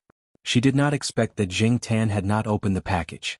Because June 1st was on Monday this year, and the Dragon Boat Festival was close to June 1st, the kindergarten was on holiday from the Dragon Boat Festival to June 1st, which was a full 5 days of holiday. If Zheng Tan wanted to give a gift, he could only choose the day before the holiday to bring the person to the courtyard. Otherwise, how could he give away such a big pillow? It was too inconvenient. Zheng Tan ran to the entrance of the kindergarten 10 minutes before school ended. He knew that the person in charge of taking care of Zhua Xiaowan, who was called Little Wan by Lord Zheng, would be waiting 10 meters to the left of the school entrance, so he walked over there. Generally speaking, Little Wan would arrive 5 to 10 minutes early. After all, sometimes the kindergarten's end time was not so strict, and there was a certain amount of flexibility. But today, after Zheng Tan arrived, he waited for a few minutes and did not see little Wan arrive. Just as he was wondering why little Wan had not arrived yet, Zheng Tan heard someone call his cat name. Black Charcoal? Hearing this voice, Zheng Tan's first reaction was to find it familiar. His second reaction was to turn his head and look. After seeing the person's face clearly, Zheng Tan was a little absent-minded. It was not until the person called out Black Charcoal that Zheng Tan reacted. Little Zhua. Was Little Zhua. Zheng Tan felt that his eyes were a little sore. The person in front of him was Little Zhua, but he looked different from before. In Zheng Tan's memory, Little Zhua's deepest impression was the image of Little Zhua holding a book and sitting on a bench by the artificial lake. That young and gentle person was one of the 3 trump cards of the famous Lord Zheng, with unlimited potential. Because of Zhua Shaowan, Zheng Tan often saw some of the students under Lord Zheng. Some stayed in school, some went abroad to further their studies and came back. They did not look much different from when they left. At most they became a little more radiant. After all, they were all going to higher places. Little Zhua, who was the same age as them, looked younger than those people back then. Only 4 or 5 years had passed, but Little Zhua looked like he had experienced more than 10 years. Not only that, but he also had a thin and sickly feeling. Even the clothes he used to wear now looked like they were one size bigger. Zheng Tan recalled some things that Jiao Pa had said. Some projects were more harmful to people. Even if there were protective measures, they could not be completely avoided. It was as if he had overdrawn his life. No wonder Jiao Pa said that the project was very dangerous. No wonder so many people could not come back. No wonder Lord Zheng opposed her participation in the project. When Zheng Tan looked at Little Zhua had already walked in front of Zheng Tan. Squatting and reaching out to touch Zheng Tan's forehead, Little Zhua smiled and said, "Are you scared? Don't worry, you'll get better after a period of rest." Little Zhua knew that he was not in good shape now. Generally speaking, after the completion of the project, he could apply to leave and recuperate there for a period of time. There would be specialized treatment staff to help treat him. Little Zhua's original plan was to recuperate there and come back when he looked better. However, the conversation with Zhua Shaowan on Mother's Day made Little Zhua change his mind. Zhua Shaowan video chatted with Little Zhua every year, so Little Zhua could be recognized by Zhua Shaowan even if he did not do any recuperation treatment. When she saw the black cat squatting in front of the kindergarten just now, she was actually a little nervous. She was worried that the cat would not recognize her if she left for too long. But in fact, from the black cat's eyes, she knew that the cat still remembered her. It was just that it was a little frightened by her current appearance. After all, she now looked like she had aged more than 10 years. In addition to wrinkles, there were some spots. Her face was far less radiant than before. Even if her former classmates saw her current appearance, they might not be able to recognize her. When Little Zhua came back yesterday, Lord Zheng also recognized Little Zhua immediately. When he saw Little Zhua's appearance, Lord Zheng, who usually had a straight face and did not have much expression, directly reddened his eyes. However, he did not say much. He only said, "It's good that you're back." When she was young, she was more willful. She was always unwilling to listen to others' advice. She also did a lot of wrong things and made decisions impulsively. In the past few years, she had thought things through and understood a lot. The person she was most sorry to was Zhua Shaowan. Now that she was back, she would not leave again. In the rest of her life, she would always be with Zhua Shaowan and watch him grow up. Little Zhua was still about to talk to Zheng Tan when a child came out of the kindergarten over there. Zhua Shaowan ran out. Usually she did not see this kid so impatient. "Mommy, mommy?" Zhua Shaowan, who ran out, looked over. After seeing Little Zhua, her anxious and worried face immediately turned into a smile. Zhua Shaowan threw herself into Little Zhua's arms. Then she lowered her head and called Zheng Tan, "Brother Black." She said to Little Zhua, "Mommy, mommy, let's invite Brother Black to eat together. Black Charcoal, do you want to join us?" Little Zhua looked at Zheng Tan. Zheng Tan turned his head. "Forget it today. Let the mother and son spend more time together." Seeing Zhua Shaowan's joy, it would not cool down for a while. Zhua Shaowan called twice, but Zheng Tan did not follow. After Little Zhua led Zhua Shaowan away, Zheng Tan went back to the courtyard. After taking 2 steps, he stopped, turned a corner and followed not far behind the mother and son. It was still early now. Jiao had not returned home yet. Zheng Tan could still stay outside for a while and listen to what Little Zhua and Zhua Shaowan were talking about. However, it was Zhua Shaowan who was talking all the way. Little Zhua just smiled and listened. From time to time he would respond to Zhua Shaowan and let her perform. When they passed by the International Academic Hall, a group of people came out of the hall. They were surrounded by a few famous young returnees. Most of them were around 30 years old. They were about the same age as little Zhua now. Even if they were older, they were only a few years older. It was just that they looked younger than little Zhua and were much more glorious. The crowd surrounded them. There were also some experts and scholars accompanying them. Words such as young and promising, unlimited potential, pillars of the country, kept appearing. If little Zhua had not participated in that project back then, he might be among these people now. He might even be higher than them. A group of figures with halos brushed past little Zhua and Zhua Xiaowan. They did not pay much attention to the mother and son. They talked about their own ideals, ambitions, achievements, and glorious future amidst the compliments of a group of people. Little Zhua, who had already walked past, looked back at the group of people. There was not much envy. Everyone had their own choices and their own paths. Although, in terms of contributions, she might have more achievements than those people combined, her achievements could not be exposed. At least not now. After taking a look, little Zhua turned back and continued to lead Zhua Xiaowan home. When little Zhua turned back to look, he did not pay attention to Zhua Xiaowan's movements. However, Jing Tan, who was following behind, saw it. Zhua Xiaowan also glanced at those people.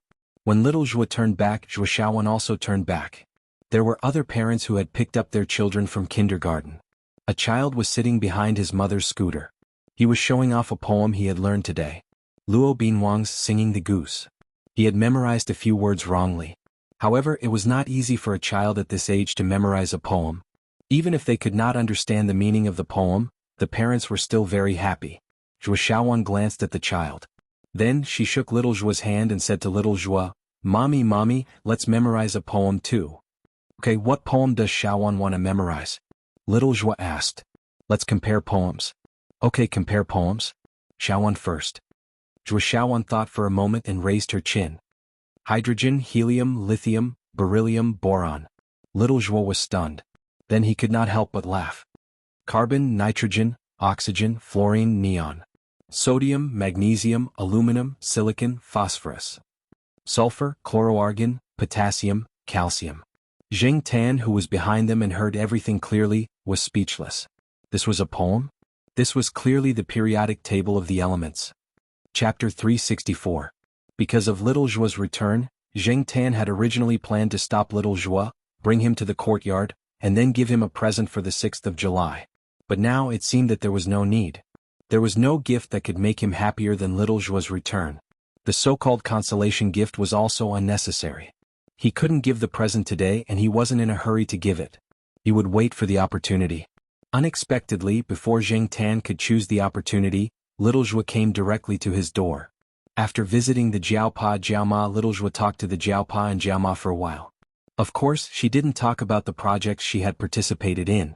Those were the projects she had signed a confidentiality agreement with. She wouldn't and couldn't disclose them. Just like the excuse Lord Zeng gave her for going abroad to do research, she talked about the research she had participated in the past few years.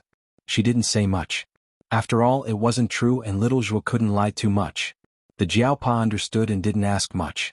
In addition to visiting the Jiao family, little Zhua also picked up Jing Tan to her house to celebrate the Children's Day with little Zhua.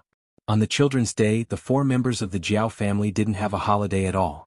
Jing Tan could stay with little Zhua for a day. After the Dragon Boat Festival, on Monday, Saturday, Jing Tan went out with the Jiao family. Little Pomelo went to junior high school, Jiaopa went to college, Jiaoma went to affiliated to Renmin University of China, and Jiao Yuan went back to school on Sunday. So that morning, only Jiaoma went to affiliated to Renmin University of China. Jing Tan directly stayed in the courtyard after going downstairs, lying on a wooden chair and waiting. Next to the chair was a pillow that Father Jiao had brought down for him. It was placed in a bag and was used as a gift. Little Pomelo had tied the bag with a ribbon and tied it with a bow. According to little Zhua, she would go out to buy groceries this morning and then come directly to pick up Jing Tan. They were still living in the elevator room in the west courtyard. Jing Tan couldn't go there alone. The building's security was troublesome, and he had to bring a present. In the morning, De Pang followed the old lady to buy groceries. Huang was still sleeping at home. The sheriff came out for a walk. He heard that the sheriff ate 3 dumplings at once during the Dragon Boat Festival. After his owner found out, he immediately sent to the pet center. Usually, the sheriff's owner was upset when he saw that 3 dumplings were gone. Not to mention that the sheriff's hut, the hut to Renmin, was in the courtyard. In the sins wise, no wonder the sheriff's owner's is. S wonder the sheriff's owner, S's owners is his. SSS home day cat, SSS ats. T's S2. Was to worry. S to T's A's S to worry. T. Watching the sheriff climb over the wall outside the courtyard, Zheng Tan shook his head. Zheng Tan didn't wait long. Little Zhua came over at 8 o'clock. She was carrying the groceries that she had just bought from the market. It wasn't a lot. After the groceries were transferred to one of her hands, she helped Zheng Tan carry the big black pillow with a cat's head. The Jiaopa had called and told her about it. It always felt awkward to let a woman help carry things, but Zheng Tan couldn't help it. He was just a cat now. The west courtyard was very green now. It was not as bare as it was 2 years ago. The branches of the trees were spread out and it looked much more comfortable. It was time to go to work and there was no one around. Zheng Tan didn't take the stairs. He took the elevator with little Zhua. After entering the house, Zheng Tan found that the house didn't seem to have changed much compared to a few years ago. There were only a lot of little Zhua's things. The original decorative paintings on the wall had become little Zhua's graffiti. Xiao Wan, who had helped take care of little Zhua for the past few years, had left. Her task had been completed. She was replaced by another middle-aged nanny, who was newly hired by Lord Zheng. Unlike the nanny hired when little Zhua was pregnant, this nanny didn't have any dislike for Zheng Tan. After little Zhua came in, the nanny quickly took the groceries and went to the kitchen. Little Zhua was holding a pen and drawing on her small drawing board. When she saw Zheng Tan, she dropped the pen and ran over. Black Bro's gift for you.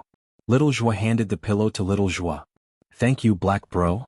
The little kid didn't stand on ceremony. He took the pillow and opened it. Then he put the pillow in the room directly at the head of the bed with a smile. Zheng Tan noticed that there was a small bookshelf in little Zhua's room. There were a few books on it that were taken from little Zhua's bookshelf. Zheng Tan had seen those books on little Zhua's bookshelf before. Looking carefully, there were a few books that had traces of being newly flipped through and children's-style bookmarks. On little Zhua's desk there was a Chinese dictionary and an English dictionary. Both of them seemed to have been flipped through many times. Zheng Tan jumped on the table and looked at the books on the bookshelf.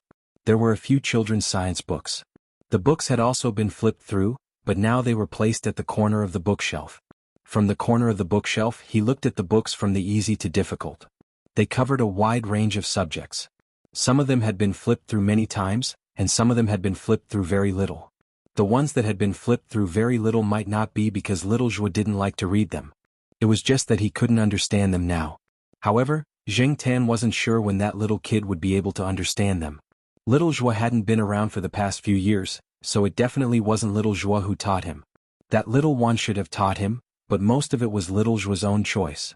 While little Zhua was hugging the pillow and watching cartoons, little Zhua was holding a photo album and looking at it by the big window in the room. Zheng Tan wasn't interested in watching cartoons with little Zhua, so he went over to see what little Zhua was looking at. Jumping on the table at the side, Zheng Tan saw that there was a yellowed black and white old photo in the photo album. There was a circle of lace on the side. In the photo was a man who looked to be in his 30s. However, he was in his 30s at that time. He should be in his 50s now, right? He looked a bit like little Zhua. Could he be little Zhua's father? There was a drawing next to the photo. The paper was already yellowed. It was probably about the same age as the old photo. However, the person who drew the picture wasn't very good at drawing. Zheng Tan couldn't see what was drawn on the paper. He could only see that it was something similar to a circle. Little Zhua's fingers rubbed the picture and the drawing on the paper through the protective film of the photo album. Then, she took out a golden badge from the drawer of the table beside her. The badge looked very similar to the drawing on the paper. Placing the golden badge next to the picture and the drawing on the paper, little Zhua remembered some things that happened to her father when he was alive. She always remembered that when she was young, after her father drew this picture on the paper, he said to her in a very yearning tone, "There is a golden badge. It symbolizes supreme honor." Unfortunately, until he passed away, he was still unable to obtain that small golden badge. Touching the lines on the golden badge, little Zhua said to Zheng Tan beside her, "Black charcoal, do you know that a tree needs green leaves that are exposed to the sun to carry out photosynthesis? It needs bright flowers with a fragrance to attract insects to spread pollen. It needs fruits to continue the next generation. However, it also needs roots that are buried in the soil and cannot see the sun to absorb water. This badge is proof of my sacrifice. It is also the promise that this country has given me. With it, no matter if Kitten is smart or stupid, this golden badge will protect him." Zheng Tan knew that Zhua Kitten's father on the household register was not his biological father. However, all the official documents were the same as the ones on the household register. All the files might not be true, but they were definitely authentic. They couldn't be more authentic. No one knew Zhua Kitten's real background. She wouldn't be criticized and wouldn't have those strange looks. The values of the people of this era and the people of the past may be somewhat different. However, there are really many nameless heroes in this country. There were many people who couldn't come back after going there. No one remembered them. Only some files that wouldn't be made public recorded their achievements. Perhaps 1 or 2 medals that symbolized their achievements accompanied them to the ground. The world needed people to be praised. However, most of these people would never be known by people. Brother He. Zhua Kitten, who was watching TV, suddenly shouted. Hearing Zhua Kitten's shout, Zheng Tan and little Zhua both came back to their senses and looked over. They originally thought that Zhua Kitten was calling them for something. However, Zhua Kitten was only watching TV and didn't look over at Zheng Tan. Because of the angle, Zheng Tan couldn't see what was on TV. He didn't plan to pay attention to it. However, he didn't expect Zhua Kitten to shout again.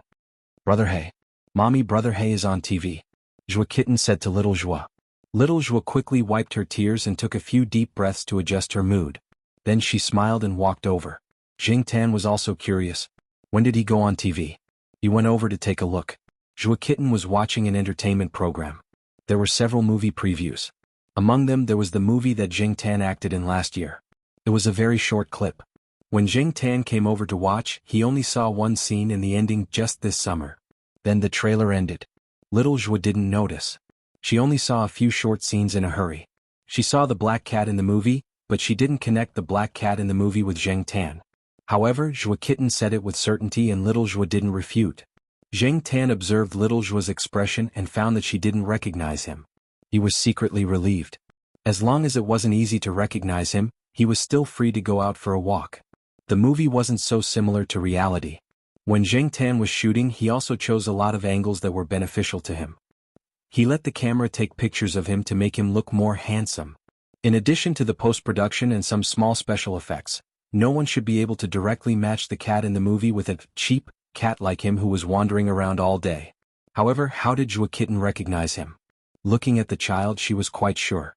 Speaking of black cats, there were also people in the Western District compound who raised black cats. When he came over in the morning, he saw one that looked quite similar to him. Little Zhua didn't intend to argue with Zhua Kitten about this topic. She looked at the screening time and said to Zhua Kitten, Kitten, Mommy will take you to see this movie. Okay. At the same time, in Air Mao's house on the 3rd floor of the Eastern District compound, Air Mao, who was also watching this channel, was testing milk for his daughter. Every time he mixed milk, he would taste it himself to see if there was any strange smell and how the temperature was. Although the little girl could eat now, he didn't forget to drink milk. Chapter 365. Air Yuan saw that her father was wasting her milk and called out, "Ah! Ah!" She was a little anxious, but she couldn't express anything too complicated. Seeing that Air Mao was still staring at the TV, Air Yuan was unhappy.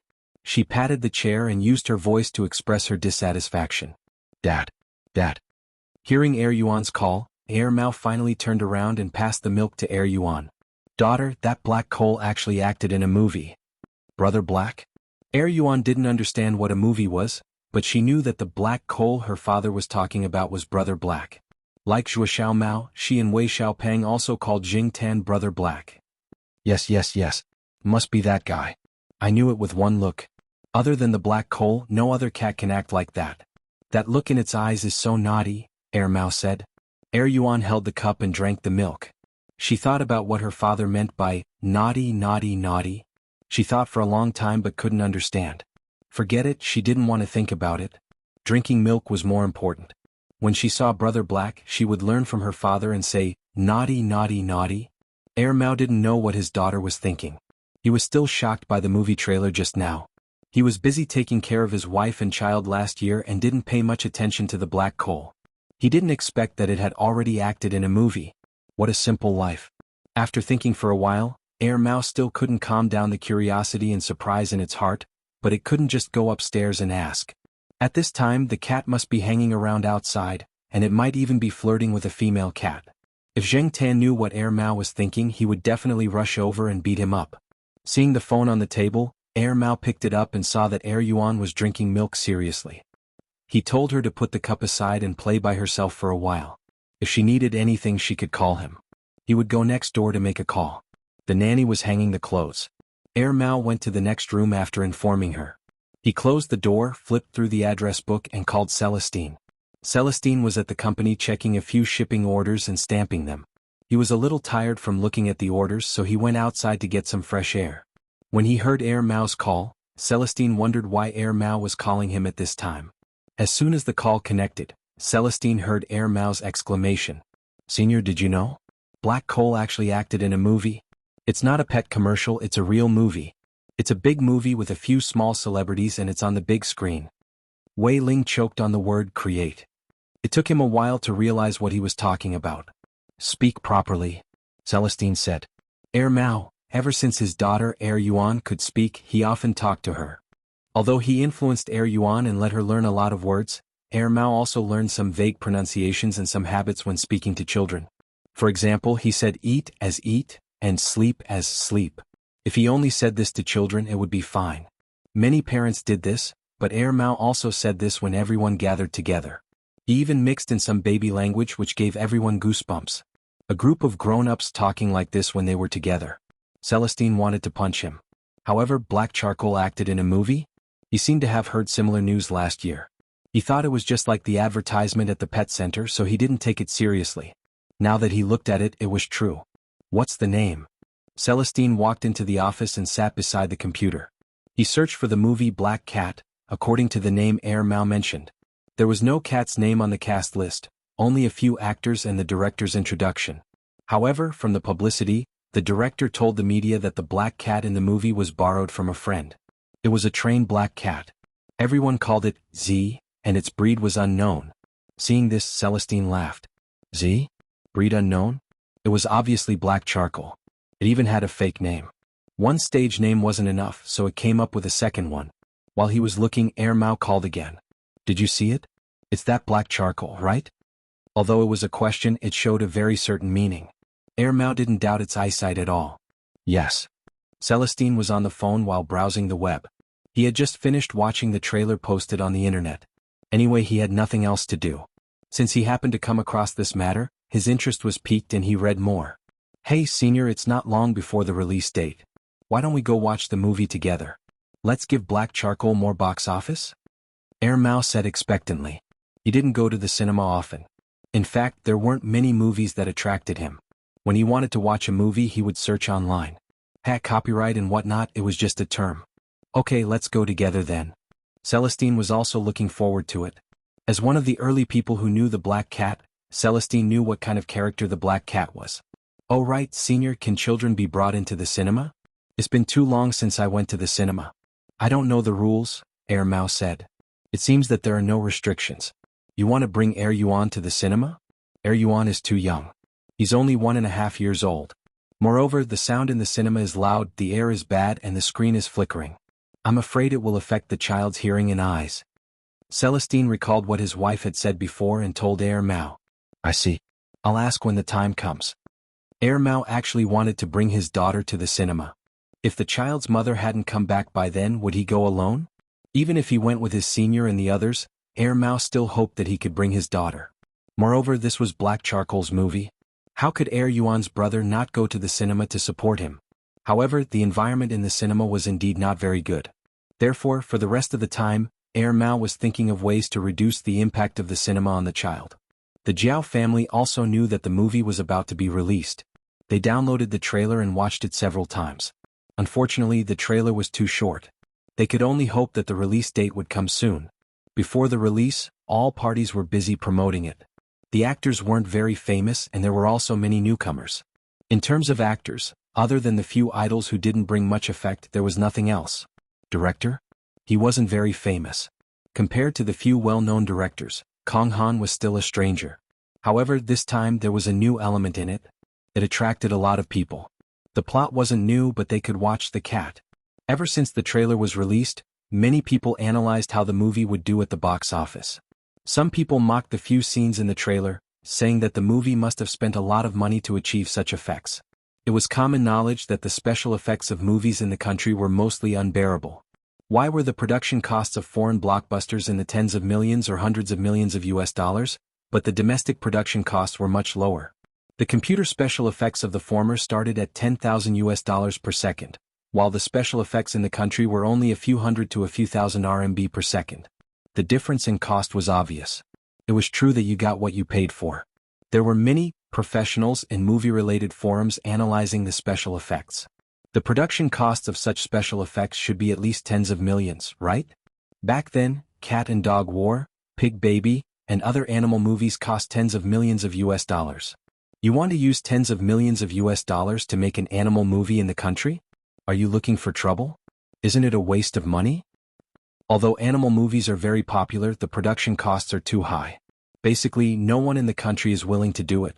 I didn't expect Kong Han to film it this time. I have to say this director is still too young. A production cost of tens of millions of US dollars? I must go and take a look. The cat in the movie looks quite real, especially the scene in the trailer where the cat stood up and walked. It looks so natural. How much did the optical computer special effects cost? This was someone who loved to watch big-budget movies. They felt that small-budget movies were too crude. They belonged to the category of people who only bought the expensive ones and not the right ones. Some people went for the production costs and the computer special effects, while others went for the cat element. I don't know any Wei Wen, nor have I heard of any Shi Xiaotian. I just want to see the cat in the movie. Anyway, there aren't many movies to watch. It's rare to see a cat movie in the country. Let's support the domestic production. It won't cost much. Hey, that cat looks a lot like my dust ball. Behind the post was a large picture. The picture revealed the truth. Needless to say, the cat in the picture did look like Jing Tan. However, there were many stray cats in the country that looked similar. Other than this netizen, there were also pictures of other netizens who had black cats. Before the movie was released, all kinds of computer special effects professionals were criticizing each other on the internet. They were waiting to see the overall effect after the movie was released. Then they would do a follow-up analysis and see who was right and who was wrong. Jing Tan didn't believe that there was no one behind the scenes. However, it was a movie. Before it was released, it had to be promoted and promoted. What made Jing Tan laugh the most was that some people used Yang Yi to ridicule him. I heard that Yixing Culture invested tens of millions of US dollars to film this movie. Does anyone know the details? Tens of millions of US dollars? Nonsense, tens of millions of US dollars can be used to film so many movies in the country. Only you would believe those rumors. It's all hype, definitely hype. Who knows? I saw that the computer special effects were done well. Maybe it's true. Who asked Yang Yi to be so rich and willing to spend so much money? Who is Yang Yi? You don't know Yang Yi? He's the big boss of Yixing Culture, Mr. Moneybags. I'm kneeling to Mr. Moneybags. 23 RD, but how come I heard that the movie's production cost was only a few million RMB? 24th, you're an idiot. Don't tell me you're on the same technology forum as me. 25th, 23rd, idiot. 26th, 23rd, idiot +1. Jing Tan was amused by the post. He didn't know much about the production cost, but he had heard from Kong Han that the movie's production cost wasn't high. It could be considered a small production. If Kong Han's words were true, then the people on the technology forum were all monkeys. No one would believe that Jing Tan had acted in the movie himself, especially the movements, eyes, and micro-expressions. There were no computer special effects, nor were there any stunt robots. The stunt cats that Kong Han had found were not used at all. Instead, they were fattened up. However, no matter what, the movie Black Cat had been hyped up before it was released because of the production cost. Everyone, from Yang Yi and Kong Han to the actors and post-production team, were exposed. Yixing Culture was also known by many people. Chapter 366. The movie would be released in mid-July. Jing Tan went with the Jiao family. Although pets couldn't enter the cinema, there was a connection in the world. In fact, it wasn't the Jiao family who contacted him. It was Fang Xiaokong who called. Fang Xiaokong had connections. Moreover, Jing Tan's participation in the movie couldn't be hidden from the third master Fang. He already knew about it. 2 days before the movie was released, the third master Fang, who was in Beijing, directly called the Jiaopa and settled it. Fang Xiaokong also said that he would bring Fang Mengmeng to watch the movie together to support her. Air Mao and Celestine had Yi Hao's help. The group went together. Air Mao and Celestine took the children with them. They also prepared eye masks, earmuffs, and masks. If they found that they were affected too much, they would carry them out. The Jiao family's 4 families and 1 cat moved separately. They weren't in the same cinema as Celestine's group. As for Xiao Zhua's group, Xiao Zhua and some of Lord Zheng's students were watching the movie in a cinema near the school. How did it feel to watch your own movie? Zheng Tan expressed that he was nervous and a little embarrassed. After all, this was a movie. With so many people watching it, it was very different from watching a documentary at home. The atmosphere was something that could easily affect one's mood. Although he had Fang Xiaokang's phone call, the necessary measures still needed to be taken. Zheng Tan went into his backpack again. When the movie started, he came out. Little Pomelo sat beside him. Jiao Yuan sat on the right. Jiao Pa and Jiao Ma sat on the left and right. There were people blocking the left and right, so he wasn't afraid of being seen. As for the people in front, they didn't look back. Even if they saw Zheng Tan, it didn't matter. The people in front of him were known by the school. Zheng Tan didn't know how many people were sitting in the theater and whether it was full or not. If not many people came to watch, he would definitely be disappointed. This movie was not only Zheng Tan's achievement, but also directly related to the size of his red packet. If the box office wasn't good, he probably wouldn't get many red packets from Yang Yi. However, from the sound of it, it seemed to be quite full. Black Cat was a comedy film with a funny style. Coupled with the elements of Zheng Tan, the movie theater was filled with laughter. Jiao Ma and the others also laughed, but they were more interested in Zheng Tan's performance. The audience behind him was discussing in low voices. Is that cat a real cat? They must have used a real cat, but the scenes just now were all computer effects. Haven't you heard? Tens of millions of US dollars were invested in this movie. If converted to RMB, it would be over 100 million. When Zheng Tan heard this, he said in his heart, Bullsh *T, I personally went into battle. He even deliberately NG'd a few more times. However, even if there were a few NGs, Kong Han was still quite happy. The laughter around him calmed down Zheng Tan's nervous mood. At the same time, he thought to himself, this movie should do well. When the time comes, Yang Yi should give me a big red packet. It was cool, cute, good at acting, and knew how to cooperate. Where else could Yang Yi find such a good cat actor? While the Jiao family was bringing Zheng Tan to watch the movie, Air Mao and Celestine were also discussing on the other side. They were watching from different angles. Senior, Black Coal's acting is not bad now. It's better than 2 years ago when he was shooting commercials. After all, he has years of experience. Didn't he shoot documentaries before? He improved quite a lot back then. But Senior, how much attention do you think he'll attract with his actions? Air Mao and Celestine knew Zheng Tan well. Even if they were not proficient in special effects, they knew something about it. If this movie became popular and the real production cost was exposed, how much attention would the jumping black cat on the big screen attract? When that time comes, going out for a walk would probably be impossible. Celestine paused and said, there's someone behind it. Air Mao thought about it and agreed.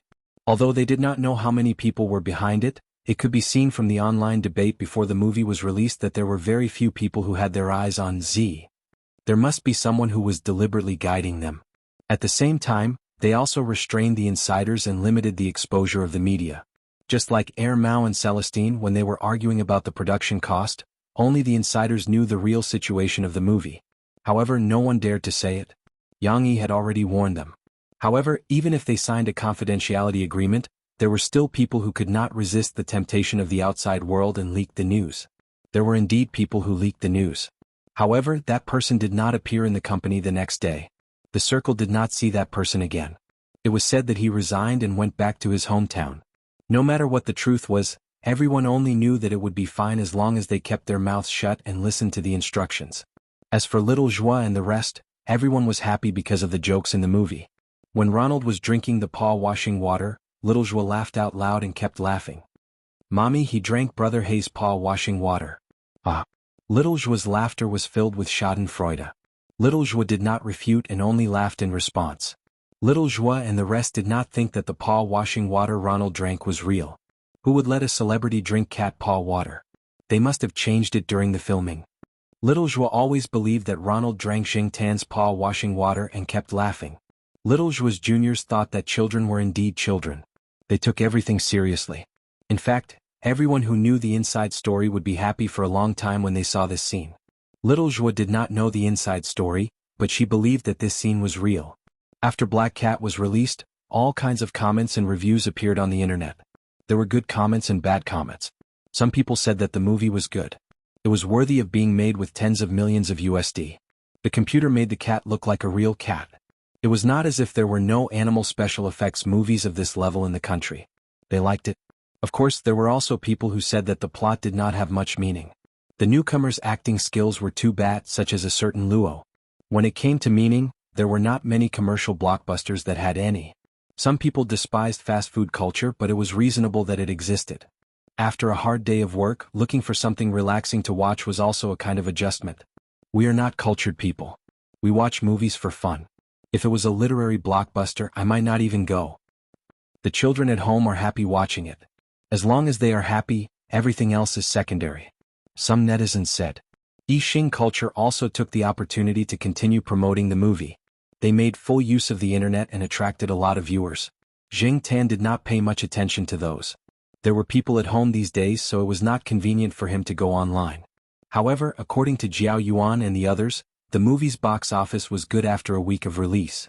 It directly beat another movie with a Best Actor and a Best Actress. Everyone saw that the movie was so popular during this period of time. They all said that tens of millions of USD were spent on this movie. However, Yang Yi did not say anything. He put on airs. However, everyone took Yang Yi and Kong Han's silence as tacit agreement. All kinds of speculations were reported and they were all very sure. In fact, Yang Yi and Kong Han did not know how many times they had celebrated in private. Movie special effects professionals were still arguing about the movie's minute, which scene used special effects. The cat's mouth could not be that shape, the cat could not be that cooperative, and so on. There were endless comments. At the same time, more people who had never seen a movie before and were not interested in this kind of movie went to the cinema to watch it. They then came back to join in the debate. In the cat and dog friends circle, the movie was also popular. It was a hot topic recently. There was once a critic who joked that Black Cat was a movie about cats and that the actors in the movie were all reduced to the background. Apart from Ronald, the other important actors did not care about the background of the movie. Even Wei Wen and Shi Xiaotian did not care about the background. To them, the most important thing was the attitude of the big boss towards them. Everything else was secondary. Unfortunately, Yang Yi had been pretending to be mysterious during this period of time. No one knew what this tycoon was thinking. The box office sales had already exceeded 100 million yuan, and it was still in the screening period. Zheng Tan did not know how much the box office sales would be in the end. He only knew that he would receive a huge red packet and did not care about the rest. As a cat, he did not want to live under the spotlight all the time. That way he would lose his freedom. His cat life, which was already tough to begin with, would definitely become even tougher. Cats had no human rights. Fortunately, Yang Yi was there to take care of the aftermath. Third Master Fong seemed to have contributed as well. Until now, not many people had taken the direction of Z seriously. This summer, the Jiao family did not go on a long trip. As a cat who did not have any summer homework and spent most of his time on vacation, Zheng Tan felt that his cat life was actually very boring. What do cats do most of the time? Some people might say that they play with their tails, fight with themselves, or lift things up with their hands. None of those, they just sleep.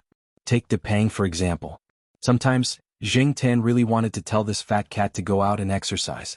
If you don't exercise, you'll get old. Everyone who saw Depang would think that it was a lazy cat. How could it not be lazy after being raised like this? Even rats would not be able to outrun it. Besides, it was already 6 years old. It would be impossible to catch it.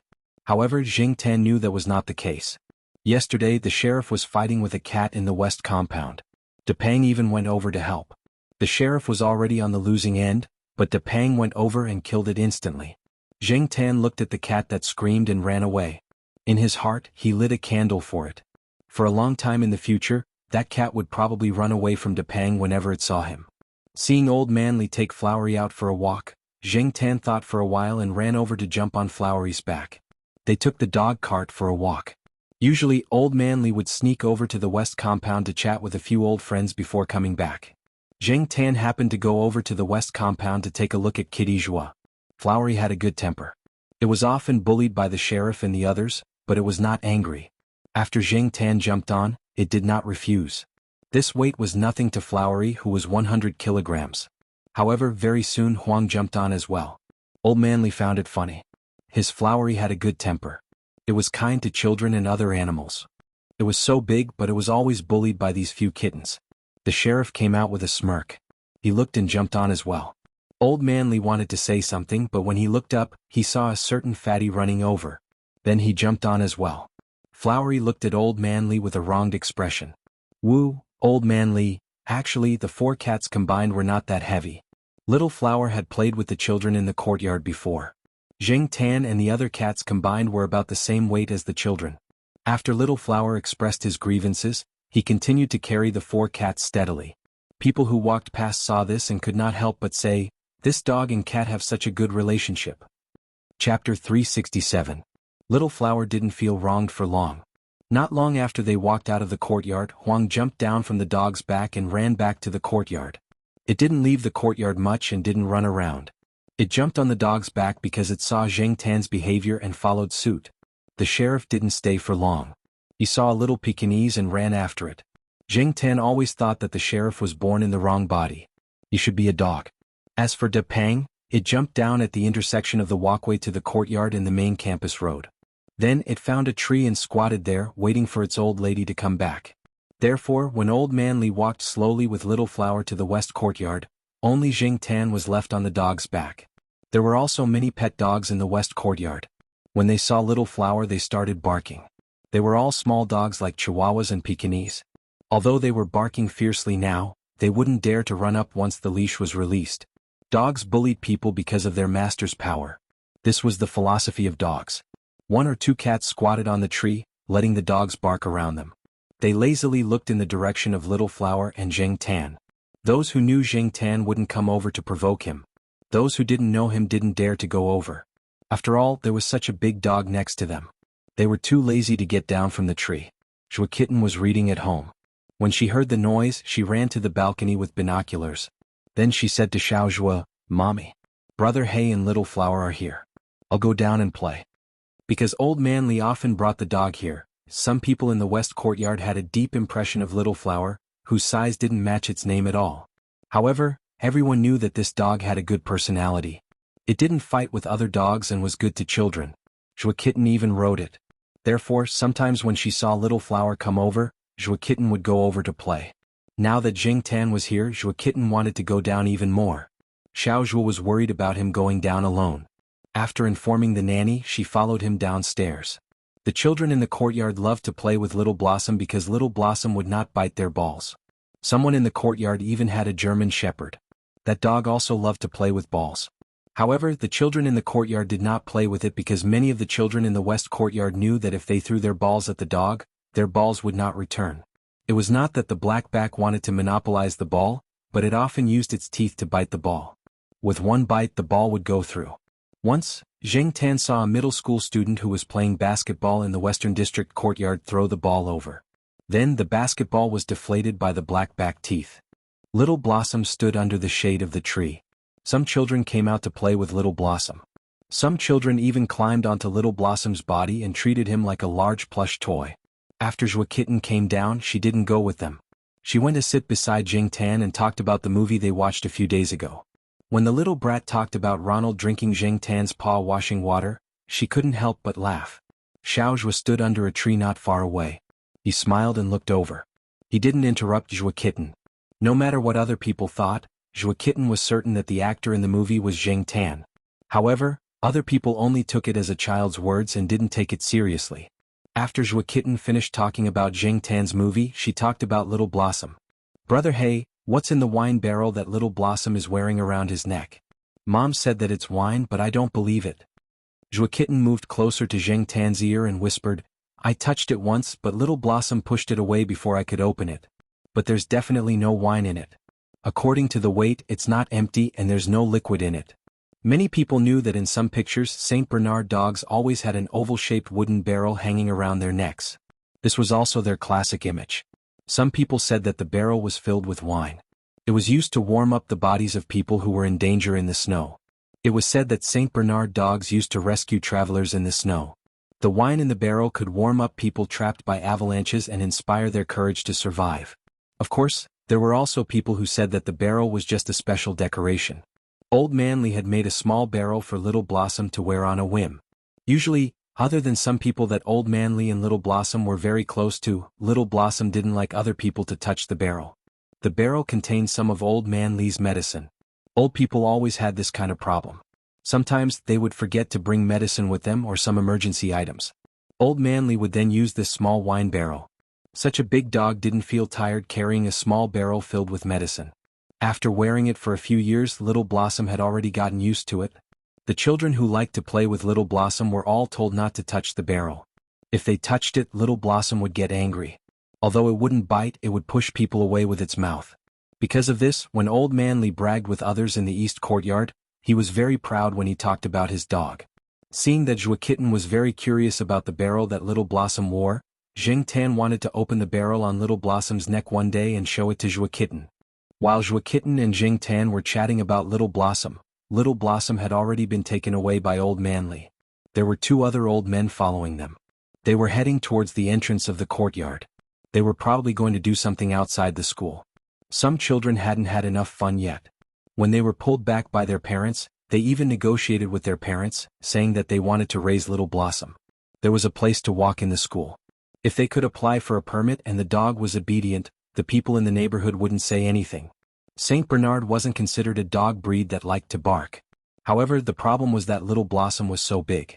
It was obvious that it was a foodie. If they didn't have some financial ability, they really couldn't afford to raise this big guy. It also liked to drool and shed fur. It was torturous. Old Man Li and the others didn't have much to do after retirement. However, some people who worked couldn't even take care of their children, let alone raise a dog. Moreover, it was a big guy. Raising a dog? No way. That was what everyone thought in their hearts. However, in front of their children, they would always come up with other excuses to dispel their thoughts. Jing Tan had good hearing. He found it funny when he heard the excuses that the parents came up with. Just as he was secretly laughing, he heard a bang from the gate of the west courtyard that led outside the school. Then many people there started to make a ruckus. It was as if an accident had happened.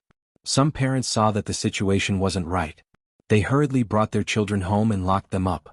Then they went over to take a look. Little Zhua also let Zhua Kitten go upstairs. Originally she wanted Jing Tan to go home too. However, Jing Tan wanted to go over there to see what was going on. He heard Little Blossom's cry. Seeing that Jing Tan wouldn't budge, Little Zhua could only bring Zhua Kitten upstairs first. Mom, what happened over there? Zhua Kitten held Little Zhua's hand. Although she was curious, she still went back obediently. I don't know. Children shouldn't care about that. Zhua Kitten turned her head and saw Jing Tan running over there. After going upstairs and returning home, Zhua Kitten stood on the balcony and looked over there. From upstairs she could see some of the scenes outside the courtyard. Because of the angle, she couldn't see what was going on even with binoculars. She could only see that many people were gathering in one direction. Since she couldn't see, Zhua Kitten looked at Little Zhua. Seeing that Little Zhua had gone into the kitchen, she took the phone and dialed a number. The phone didn't ring for long before someone picked it up. Hello, this is Zhu Yong's house. A very childish voice sounded from the other side. The words were unclear. It sounded as if he was eating something. At the same time there were some crunching sounds. Little pig, I'm Kitten. Do you know what's going on outside the courtyard? Zhua Kitten asked. I don't know. I'm watching TV. Little Zhu, put down your popsicle. Then, pick up your binoculars and go straight to the balcony. Then look in the direction of 2 o'clock. Where is the direction of 2 o'clock? My alarm clock is on the bed. I can't see it. Little Zhua stood at the door of the room and looked helplessly at Zhua Kitten, who was holding the phone and directing the person on the other end of the phone to see what was going on outside. On the other side, when Jing Tan arrived outside the courtyard, he found that many people had already gathered around. Little Blossom was still screaming. However, there were too many people around. Jing Tan couldn't see what was going on. But he could guess that it wasn't anything good. This gate was outside the school.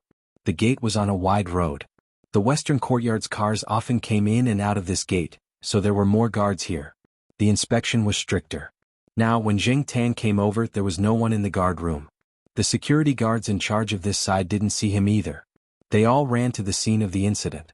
Just when Jing Tan wanted to climb higher to see the situation, 3 people in security uniforms pulled Little Blossom out. Little Blossom was still growling. He was very dissatisfied with the people who pulled him out. He struggled and looked at the crowd from time to time. There were bloodstains on Little Blossom. He didn't know if it was his or someone else's.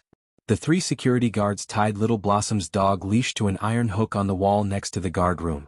Then one of them immediately went to the crowd. The other 2 stood at the side to rest. They also dispersed the people who ran over to see what was going on. After listening to them, Jing Tan found out that a person who wasn't very clear-headed just drove over and hit a motorcycle. The motorcycle and the people on it were all knocked out. The people and the motorcycle that were knocked out happened to be in the direction of Old Man Lee and the others. Little Blossom blocked the motorcycle, but he didn't block the people. The people on the motorcycle hit Old Man Lee and the others. The few old men were all lying down. "It shouldn't be life-threatening, right?" one of them said. "It should be fine." The owner of the car slowed down.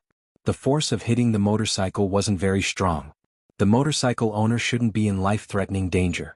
It's just that the injuries look a little scary. But those old men don't know. A person who jumped off a building can kill another person. A person who was knocked out can also injure another person. If it was a young person, it definitely wouldn't be dangerous. But after all, he's so old. Even a fall could be a big problem. If he was hit. Someone there said that Old Man Lee and the others were sent to the hospital. It was the school's special ambulance. Little Blossom was tied to the side. He squatted there and looked in the direction of the crowd. He made a whining sound from his nose. His usually well-groomed fur was messy. There were many bloodstains and stains. There was also blood dripping down from his fur to the ground. Dripping blood. Zheng Tan went over to take a closer look. Little Blossom was injured. There were a few cuts, but they shouldn't be deep. He just didn't know if there were other problems. After all, some injuries weren't easy to see. Now, the people there were busy saving people and clearing the way. The police cars had also arrived. No one cared about Little Blossom here. Zheng Tan couldn't help with saving people. The school's ambulance had already sent them to the affiliated hospital. As for Little Blossom, this place wasn't far from the pet center. Zheng Tan untied Little Blossom's leash from the metal hook. Little Blossom went one round in that direction. He didn't find Old Man Lee and was even chased away by a few policemen. Little Blossom turned around and ran towards Zheng Tan. Zheng Tan jumped on the dog's back and pulled the leash. He let Little Blossom go in the direction of the pet center. Chapter 368. The reason why Little Blossom could cooperate with Zheng Tan and run in the right direction was because Little Blossom was still a puppy. Saint Bernard was originally a big dog. Even when it was a puppy, it was still bigger than other small dogs. Naturally, it was bigger than Zheng Tan and the other cats. However, Little Flower's personality meant that it was destined to be bullied by the 4 cats in the courtyard. From then on, Zheng Tan began to train Little Blossom. However, other people thought that it was just a game between cats and dogs. No one thought that Zheng Tan was training a dog. Therefore now Zheng Tan only needed to gently pull the collar on Little Blossom's neck, and Little Blossom would run in the direction of the pull. If he pulled the collar back, Little Blossom would stop. After a few years, they had a tacit understanding. The passers-by saw this pair and thought it was quite interesting. However, the blood on Little Blossom's body made many people flinch. Little Blossom led Zheng Tan all the way to the pet center. He didn't let the passers-by look at him. Not long after Zheng Tan and Little Blossom left, the situation at the entrance of the western courtyard stabilized. The road was completely cleared. It didn't look like an accident had just happened. A few guards were talking about what had just happened. A young man in a school guard uniform ran over. "Hey Xiao Wang, what are you doing here? Although there was an accident here, we didn't inform you to come over.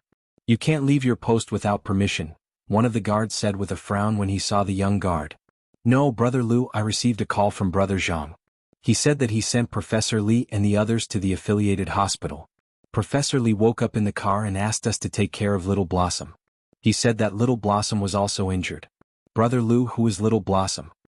The young guard looked around as he spoke. He had heard that there was an accident here and saw the school hospital's ambulance leave. However, they couldn't leave their post without permission. Therefore, he suppressed his curiosity and didn't come over. He didn't expect to receive a call not long after. The person who sent Professor Li and the others over thought that the matter here was not settled yet, so he did not call the security guards in the Western District compound. Instead, he called the young security guard who had been working a lot easier recently and asked him to take care of Xiao Hua. However, he did not know who Xiao Hua was, and the other party hung up without saying anything. After receiving a call from his colleague, the young guard immediately came over. However, he didn't know much about the people and things in the school. He had only heard of Professor Li's name on the phone. He didn't know Professor Li or Little Blossom. He thought Little Blossom was Professor Li's relative or something. When he came over, he wondered why Little Blossom didn't go to the hospital with the ambulance.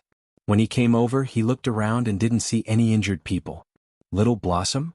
An older guard was stunned and looked around. Didn't I tie Xiao Hua to the side at that time? Why is it gone? Bull? The young guard was even more confused. Is that Professor Li's big dog?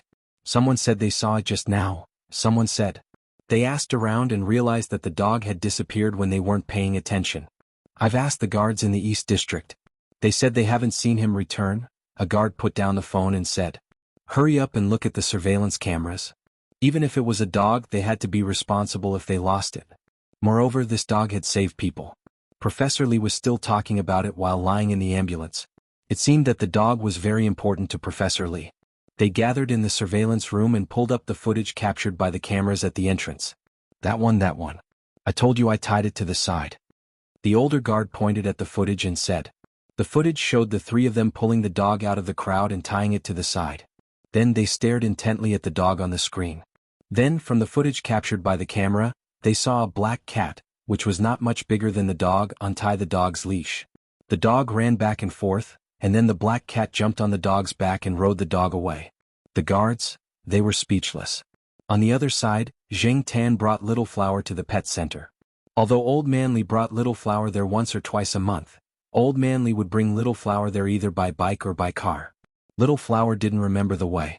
Now that it had Zheng Tan's guidance, it didn't make any mistakes. After seeing the pet center, Little Flower's anxiety towards the unfamiliar environment dissipated. Zheng Tan didn't let Xiaohua go directly to the pet center's main entrance. Instead, he let Xiaohua go through the side door and go straight to Xiaoguo's studio. If they went through the main entrance, not everyone would know Xiaohua. If no one brought it, it would be inconvenient for it to do anything. If it needed treatment, it would have to wait. It was different at Xiaoguo's studio. Even if no one brought it and there was no money to pay for the treatment, Xiaoguo would treat Xiaohua's wounds first. Now that Old Man Lee wasn't there, the situation was unclear. Old Man Lee's family members were probably busy with Old Man Lee's affairs at the hospital. No one would notice Xiaohua for the time being.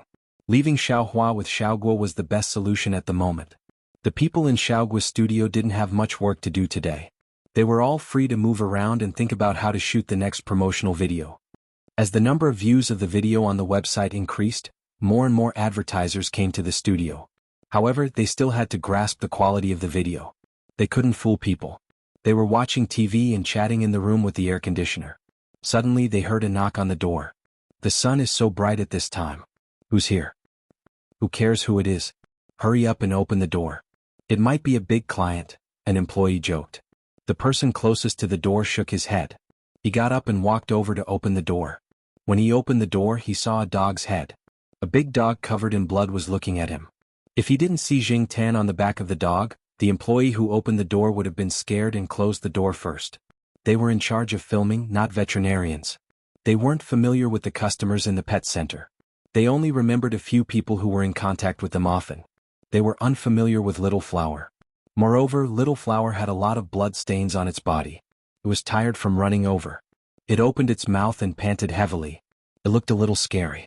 Boss. They couldn't handle this matter. They could only ask Xiaoguo to come out. Xiaoguo heard someone shouting in the lounge. He came out and looked. When he saw Zheng Tan and Little Flower, he was also shocked. He walked over and looked at the wine barrel that Little Flower was wearing. The wine barrel had Little Flower's name printed on it. This wine barrel was Little Flower's dog tag. All the information was printed on it. This made Xiaoguo feel a little relieved. He was afraid that this black cat would kidnap the dog. Little Flower still remembered Xiaoguo's smell, so it didn't reject it. Xiaoguo sometimes went to the courtyard to look for Zheng Tan. Occasionally he would also go to see Little Flower. The few pet owners in the courtyard all knew Xiaoguo. Old Li and the others lived on the first floor. Little Flower's kennel was also on the first floor. It was more convenient to visit. Oh, it's Little Flower. There were very few pet owners around. He just wanted to confirm it by looking at the wine barrel. Little Flower ran over on its own this time. He didn't see Old Li, so Xiaoguo was a little confused. Although he was confused, Little Flower's injuries still had to be treated quickly. He called the veterinarians in the pet center and brought Little Flower over. Meow. Sesame stood at the door and looked around. It smelled a strange smell. When it saw Zheng Tan, it trotted over. Sesame was now a size bigger than Zheng Tan. It was about the same size as peanut candy. If they were to really compare, Sesame was a little bigger than peanut candy. Zheng Tan wasn't in the mood to play with this guy. He wanted to go over and see how Little Flower was doing. Just now, he only wanted to hurry over to the pet center to treat Little Flower's injuries. He neglected Little Flower's physical condition. Previously, when he saw Little Flower being dragged away by the guards, He didn't see anything wrong with it. When it was hiding from the police, it also ran pretty fast, so he didn't think too much about it. Now that he was here, Zheng Tan was a little worried.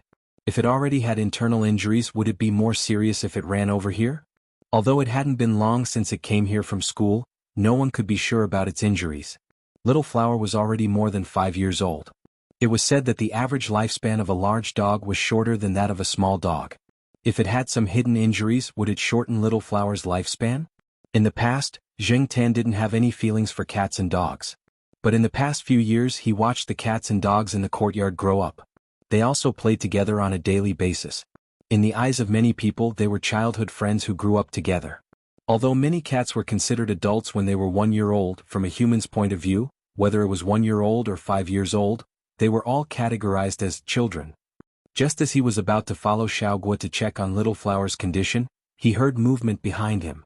Zheng Tan turned around and realized that Sesame was following him. He raised his hand to push Sesame's head back into the house. It was a hot day and it had a body full of eye-catching fur. It was better for Sesame to be obedient and bring it into the house. When Little Flower was receiving treatment, Xiaoguo also called Old Man Li. The person who answered the phone was Old Man Li's wife. Because she was too worried about Old Man Li's condition, she didn't say much when Xiaoguo called. She only said that she wanted Xiaoguo to help take care of Little Flower. Little Flower's examination results came out very quickly. There are no serious fractures and there are no problems with the internal organs. Those injuries are easy to heal. According to the file, it's between 5 and 6 years old. It's still a Saint Bernard in its prime. Professor Li usually takes good care of it. Little Blossom will have no problem living for another 5 or 6 years. A few days ago, someone brought a Saint Bernard over. It's already 13 years old and it's still living well. It's good that there are no major problems. Don't be stingy with the medicine.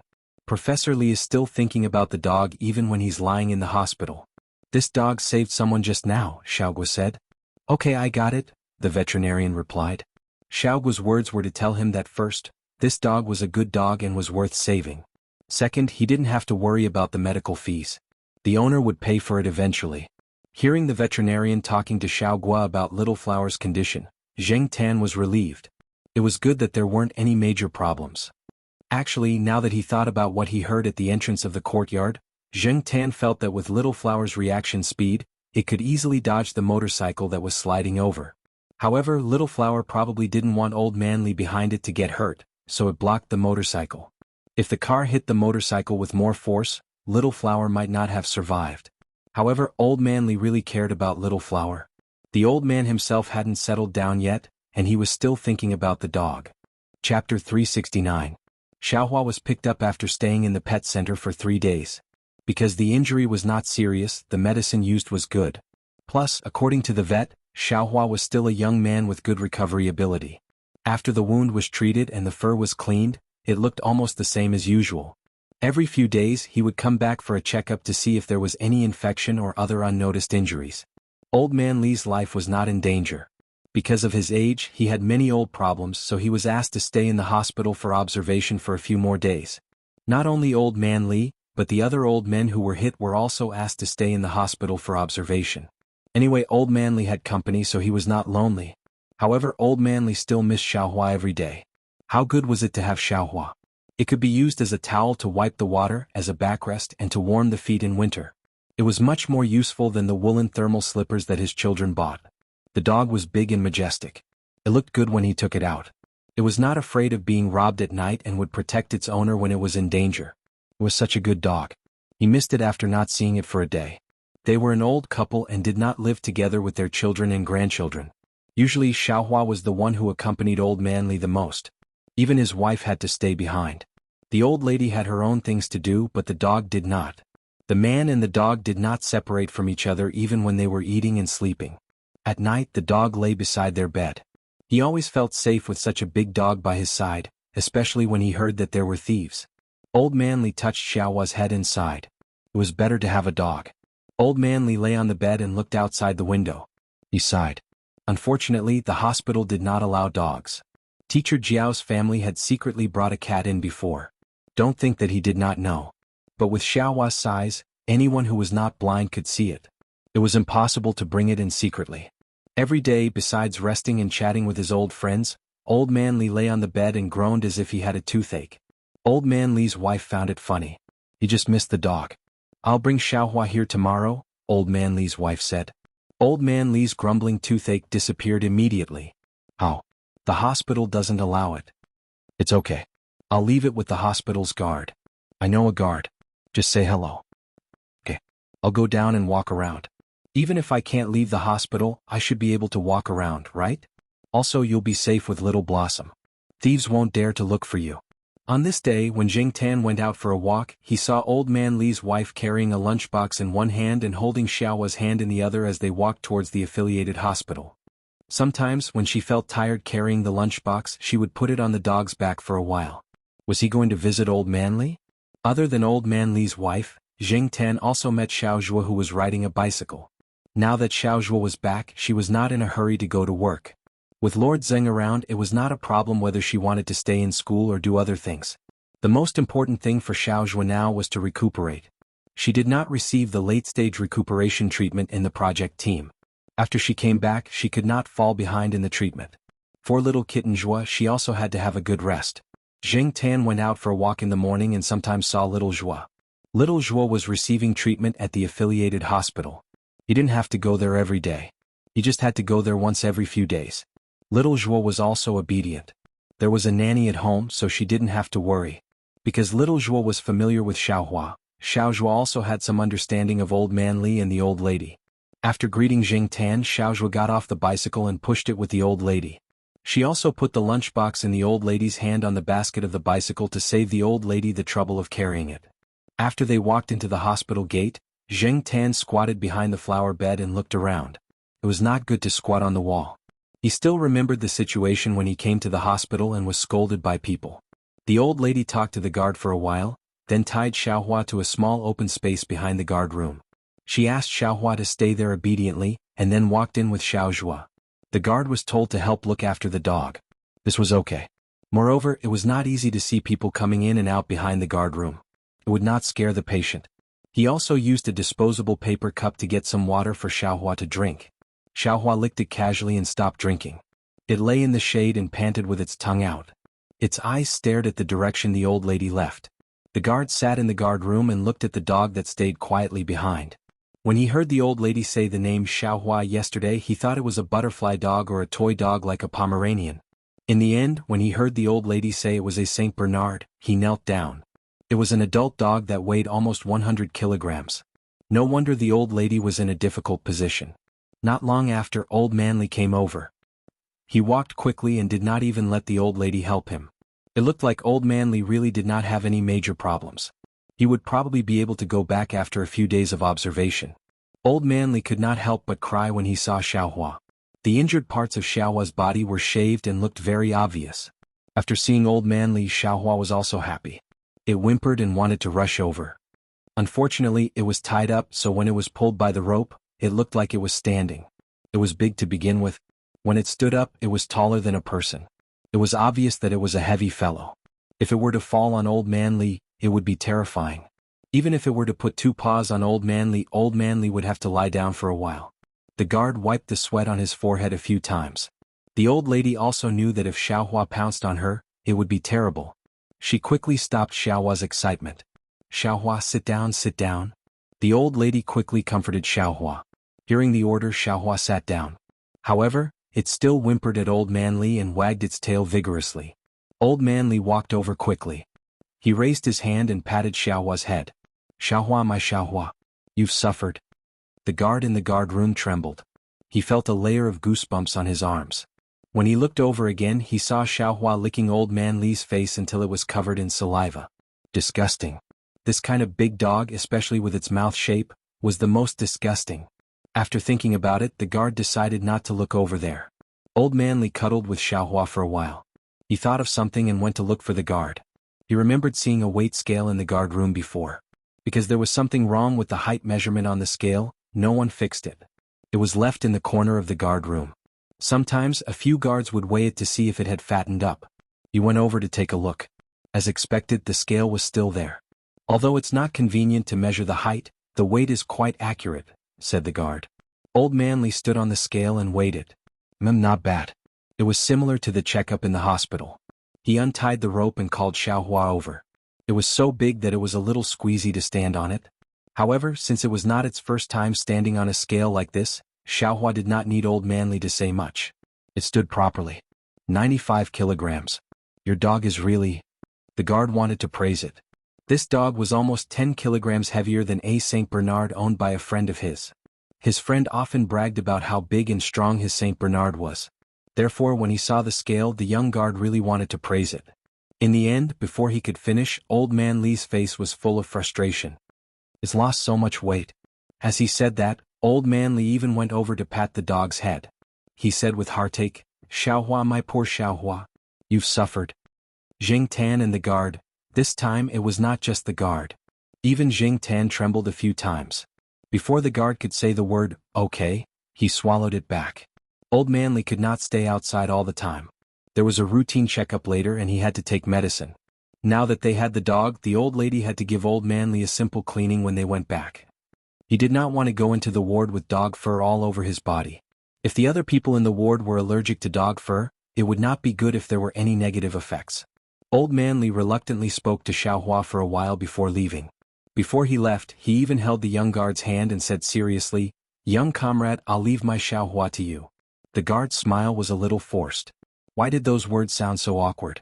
After thinking for a while, he remembered that when his elder brother went to his girlfriend's house to discuss the wedding last week, his elder brother's father-in-law held his elder brother's hand and said seriously, "June, I'll leave my Liz hen to you." After Old Manly left, Xiaohua lay behind the guard's room. This time she looked much better. Xiaohua was a little anxious when she did not see Old Manly previously. Now she finally calmed down. For the next few days, whenever the old lady came to visit Old Manly with a lunchbox, she would bring Xiaohua along. Today the weather forecast said there would be a strong wind, but it was not obvious in the morning. There was no sun and there was a little wind, but it was not considered a strong wind. Even so, it was enough to disperse the scorching heat. Some children even ran to the pond to play. Old Man Li's wife carried a thermal lunchbox as usual. She held Xiaohua's hand and walked towards the affiliated hospital. This little bit of wind was nothing to her. However, she still wore a mask. The wind was strong. Sometimes there would be dust in some places. It was better to wear a mask. Jing Tan went with them. However, today Jing Tan did not go to the hospital. Instead, he went to the lakeside villa to see what Feng Baijin and Huzi were doing. Then he could get a free meal there.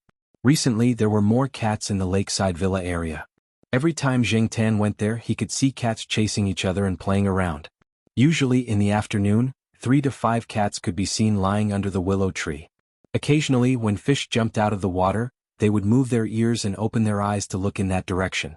However, even if it was a scene of collective laziness, the style could change in the next moment. Did you know what would happen if you threw a lively grasshopper into a group of cats? Jing Tan had tried it before. That day he happened to catch a grasshopper that jumped in front of him. It was probably caught by a cat. One of its legs was broken, and there were traces of cat claws on its body. However, this grasshopper was still quite happy. It jumped boldly and directly in front of Jing Tan.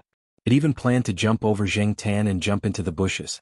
After Jing Tan caught it, he threw it to the place where the cats were lying under the willow tree. Then the cats that were lying there lazily a moment ago suddenly became alert. Their pupils dilated. Looking at the grasshopper that was being fought over by the 5 cats, Jing Tan silently lit a candle in his heart. When Jing Tan came over, Feng Baijin was playing a game. It was probably a new game that he had created. Jing Tan had never seen that game before. Huzi was lying on Feng Baijin's lap. When Feng Baijin moved, it snorted twice unhappily, indicating that it was disturbed and that Feng Baijin should not move. Chapter 370. After eating lunch at Feng Baijin's house, Jing Tan planned to stay for a while and watch Huzi fight other cats in the neighborhood. However, after seeing the chat history between Feng Baijin and his classmate, Jing Tan decided to leave quickly and go home. Feng Baijin had a classmate's house in the neighboring city. When the two of them were chatting, Jing Tan saw that Feng Baijin said that there was a hailstorm and a strong wind. The wind outside Chuhua City seemed to be getting stronger too, but there was no rain or hailstorm.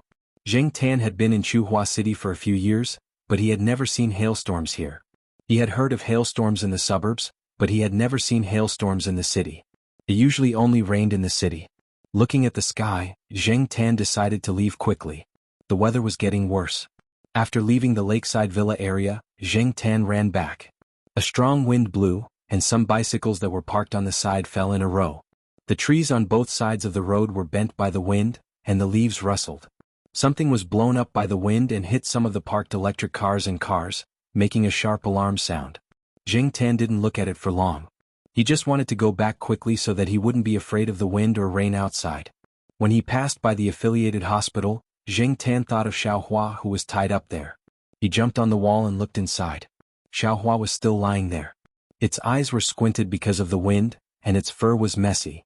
The guard was helping a patient in and didn't care about Xiaohua. At this moment, another gust of wind blew. Kaka. A tree near the guard room was blown down. It broke from the trunk and the broken part fell towards the guard room.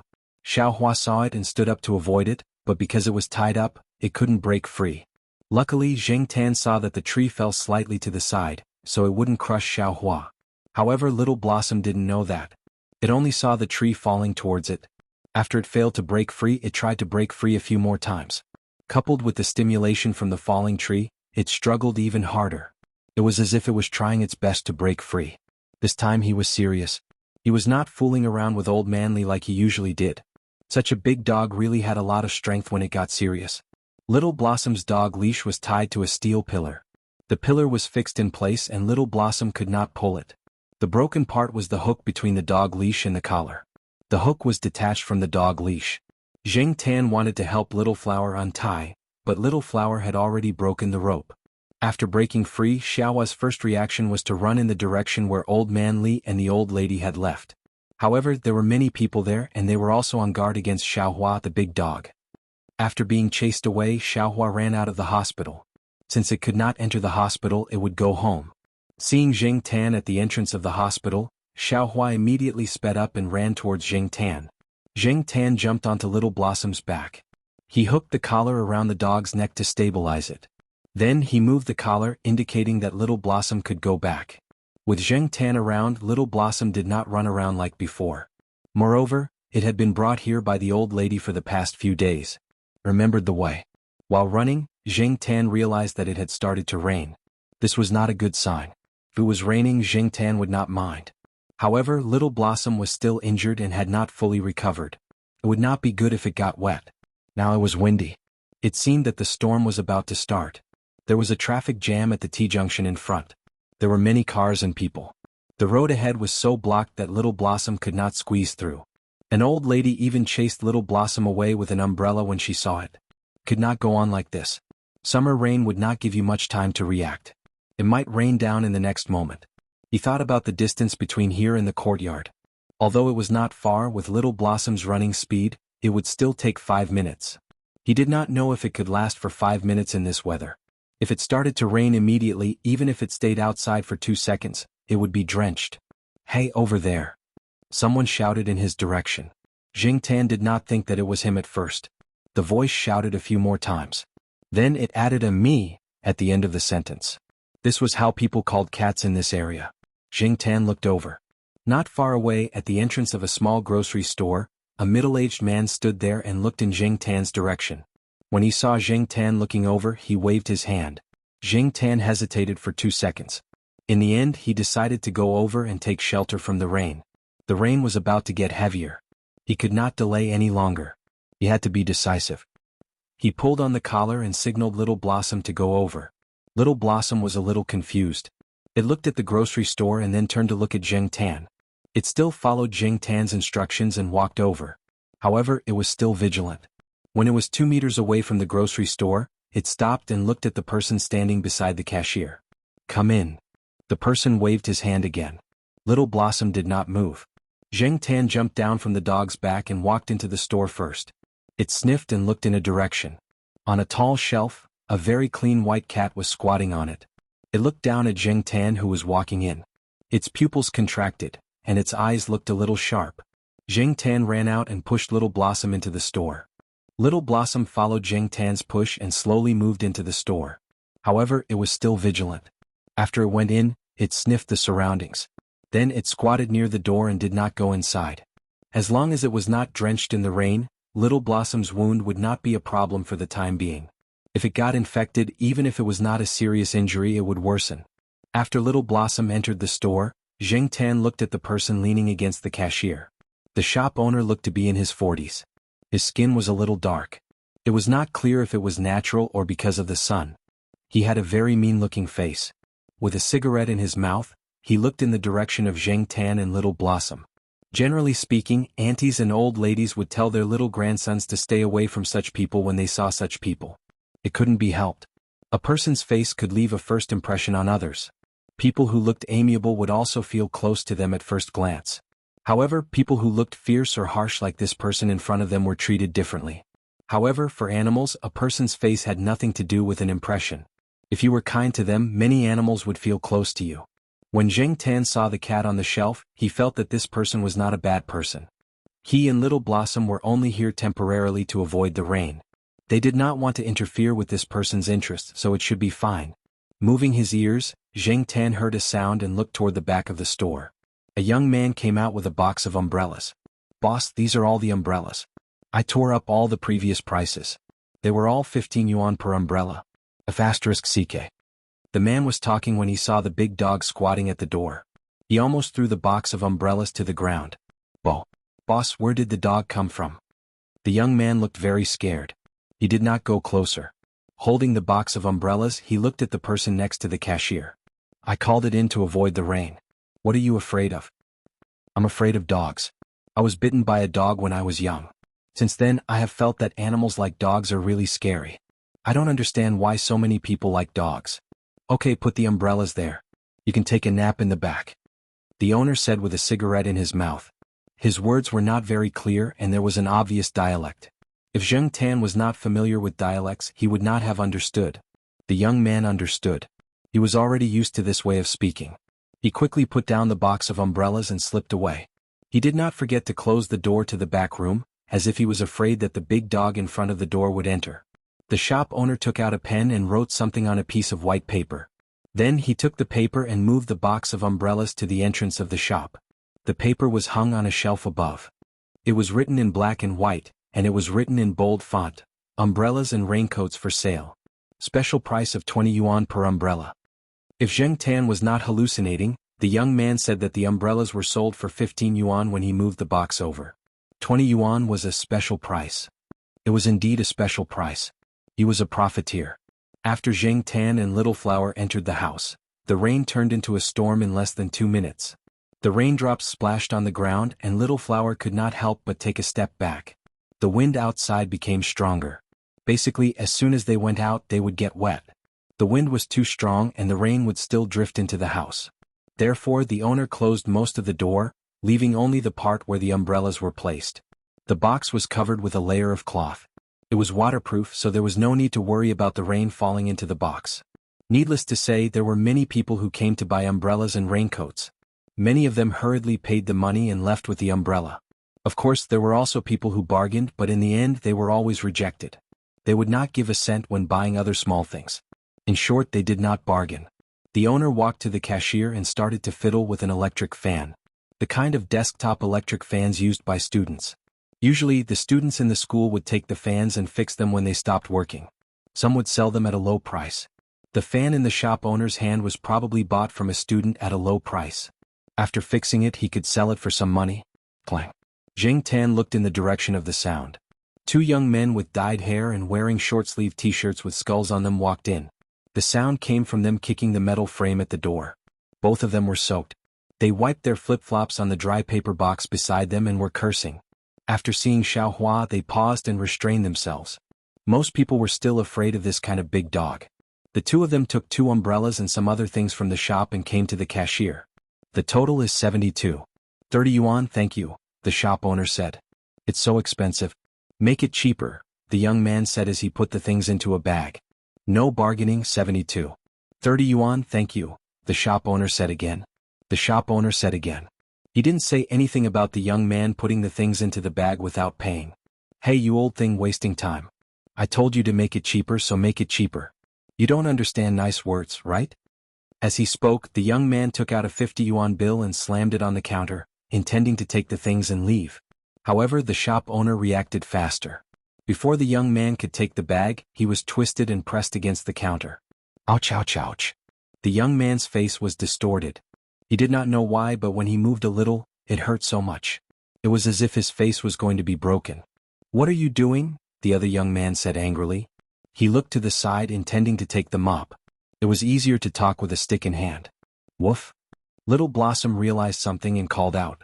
She even growled at the person who was trying to get the mop. The young man's hand was about to touch the mop, but he was scared by the dog's barking. Chapter 371. In the affiliated hospital, the old lady panicked when she received the call from the guard. Just now, Old Manly had fallen asleep after taking his medicine and injections. The old lady leaned against the chair beside him and took a nap as well. The other people in the ward who were awake were discussing the changes in the weather outside. They deliberately lowered their voices. However, when they saw a tree being blown down by the wind, someone could not help but let out a louder cry of surprise. The old lady woke up because of their exclamations, so did Old Lee. After seeing the weather outside the window, the two elders couldn't stay calm, especially Old Lee. The first thing that came to his mind was that Xiaohua was still tied up in the guard room. What would happen to Xiaohua in such a windy and rainy day? Before the old lady could make a call, the guard called. The old lady had left her phone number with the guard.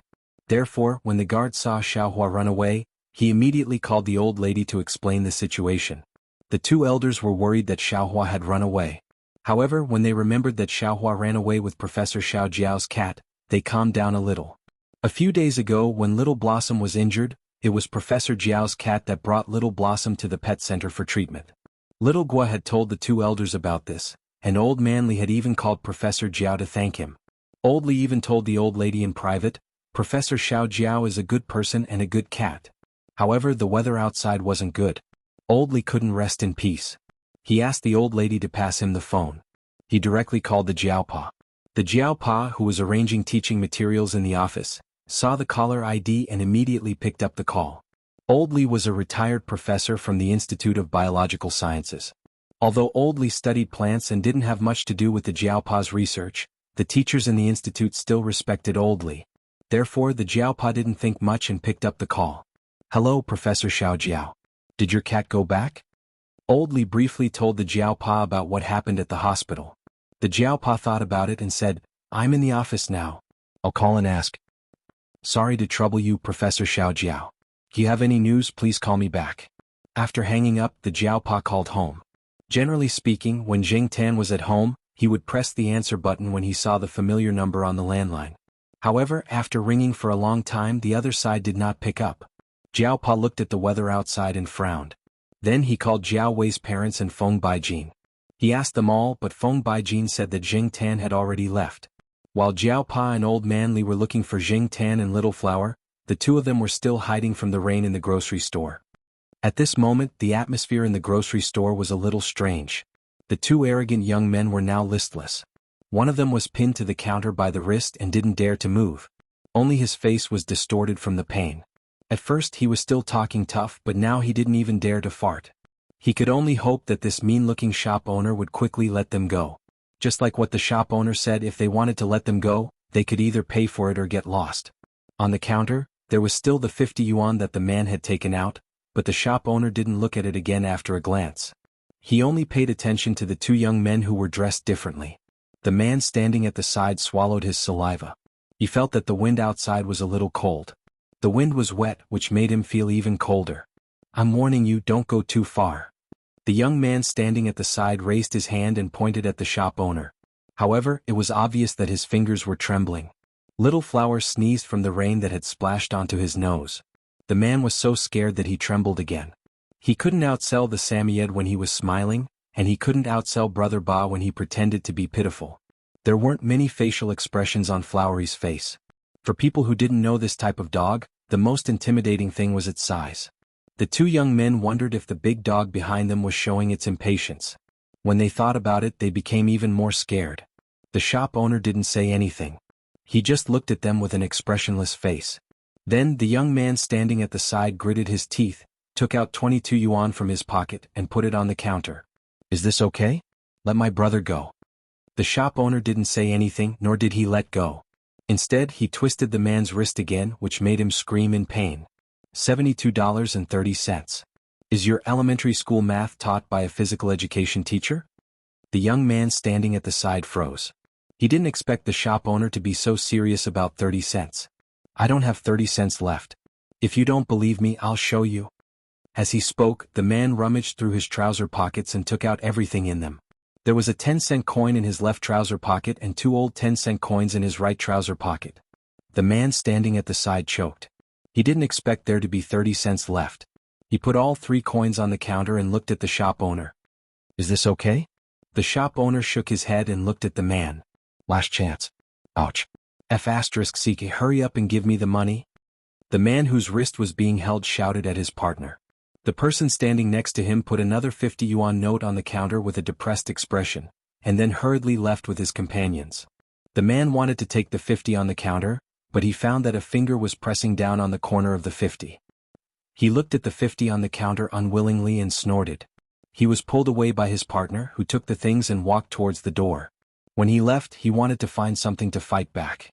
Even if he couldn't hit the man, he could at least hit the shop. He didn't expect to kick a shelf when he turned around. His toes hurt from the impact and he wanted to curse. Just as he was about to curse to vent his anger and grievance, he heard 2 barks from behind. Woof. Xiaohua stood up and looked at the 2 men. He felt that something was wrong from them, so he only barked twice to test them. At the same time, he reminded them not to come over. Xiaohua looked very big when he was lying down, and when he stood up he looked even bigger. His every move was very eye-catching. However, Jing Tan didn't stop Xiaohua. He felt that the 2 young men didn't have the guts to come over and fight with Xiaohua. Moreover, the shop owner wasn't a simple person. He could subdue people with one move, so he definitely wasn't weak in a real fight. He was much more powerful than the 2 young men. The 2 young men choked because of Xiaohua's barks. They looked at each other and didn't want to curse anymore. They quickly left. What's going on? The man who had run to the back room to take a nap was woken up by the barks. He gathered his courage and opened the door to take a look. He raised his eyebrows when he saw the 2 men at the door. Are they looking for trouble? When the 2 men at the door saw that the shop owner had helpers, they didn't want to stay there and quickly left. They didn't even open the umbrella they just bought and ran into the rain. The man who came from the back of the shop walked around Xiaohua. He stuck to the shelf on the other side and quickly walked to the cashier. What's going on, boss? Are those 2 looking for trouble? It's nothing. They're just kids. There's no need to worry. The shop owner put the money into the money box. Only the 50 yuan bill that he took out from the counter was still in its original position. Oh, they dared to use fake money. They must be doing it on purpose. Boss, why didn't you beat them up before letting them go? Why are you arguing with kids? The shop owner moved the fake 50 yuan bill to the side of the counter and pressed it with something. Then he picked up the screwdriver and continued to repair the fan with a cigarette in his mouth. The employee had just woken up and didn't plan to go back to the back room. He dragged a chair over and sat down to watch the shop owner repair the fan. He felt that the shop owner should have taught those 2 a lesson. Those who ate, drank, and played outside all day, bullied the weak and feared the strong should be taught a lesson. Boss, they're about the same age as me. If they're not 20, they're at least 18. They're still kids. After a pause, the employee said, Boss, what's the difference between kids and adults? Isn't it age? The shop owner's gaze didn't move from the fan. He bit the cigarette. Difference. Kids care about who can take them to eat, drink, and play. Adults care about who can lead them to success. The employee pursed his lips. He didn't agree or refute. He looked at the box at the door and said, Boss, didn't anyone say anything about your behavior of raising the price in the rain? What's there to say? The bus fare increases during the holidays. What's wrong with raising the umbrella fare when it's raining? I've learned from you what it means to take advantage of a burning house. No. The shop owner shook the screwdriver in his hand. I'm just letting you know more vividly what it means to be a businessman without evil intentions. Perhaps for many people, all businessmen without evil intentions was a derogatory term. However, for many businessmen such as the shop owner himself, that wasn't necessarily the case. Zheng Tan squatted next to Xiaohua and listened to the conversation between the shop owner and the employee. He felt that the shop owner was quite interesting. Hey boss, aren't you afraid that the cat and dog will stay here? The employee asked. He wasn't afraid that Jing Tan and Xiaohua would hear him at all. In his opinion, even cats and dogs that had been with people for a few years wouldn't be able to understand complicated words. The shop owner didn't say anything. Jing Tan also pretended that he didn't hear anything. On the shelf, the white cat changed its position. It was still staring at Jing Tan and Xiaohua from above. Even when the shop owner called it over, it didn't move. After staying in the grocery store for about an hour, the rain gradually became lighter. After another 10 minutes it finally stopped. However, there were still a few drops of rain falling from the sky. The sky was much brighter now, but the wind was still blowing. Looking at the sky in the distance, there was probably still a storm brewing. Taking advantage of this time, he quickly went back. As soon as Jing Tan left the grocery store, Xiaohua stood up and followed him out. After walking for a while, Jing Tan turned back to look at the grocery store. Because the rain had stopped, the door was opened again. The situation at the cashier counter could be seen clearly from outside. The shop owner was testing the electric fan that he had just fixed. The white cat jumped down from the shelf and onto the cashier counter. The white cat looked at the shop owner with its sharp eyes. Then it quickly used its paw to remove the cigarette in the shop owner's mouth. The shop owner hadn't stopped smoking for more than an hour. He liked to work with a cigarette in his mouth. If he didn't have a cigarette in his mouth, he would feel uncomfortable and weak. After his cigarette was removed, the shop owner wasn't angry. Instead, he choked on his laughter. Cough, cough. Hey, this cigarette can't be wasted. It's more than 10 yuan per pack. As he spoke, the shop owner quickly picked up the cigarette that had fallen on the counter and put it back in his mouth. Then it used its paw to remove the cigarette again. Hey, you little heartless brat. The shop owner picked up the cigarette and took a puff. Then he blew a smoke ring at the white cat. The white cat that was squatting there leaned back. It probably realized that it couldn't avoid the smoke ring while squatting, but it didn't want to move. Therefore, it raised its two paws and waved the smoke ring away. Chapter 372.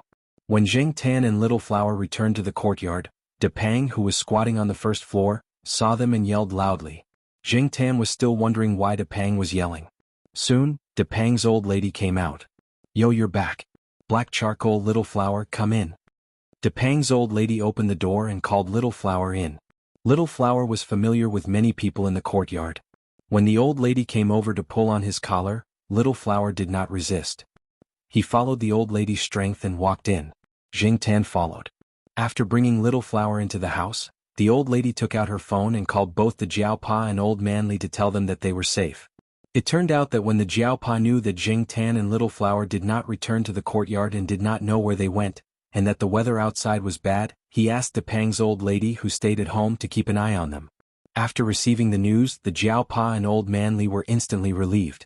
Although the Jiaopa felt that with his cat's intelligence he would not get lost or get caught in the rain, he was still a little worried when he did not see or hear from them. It was mainly because of the weather outside that he was worried.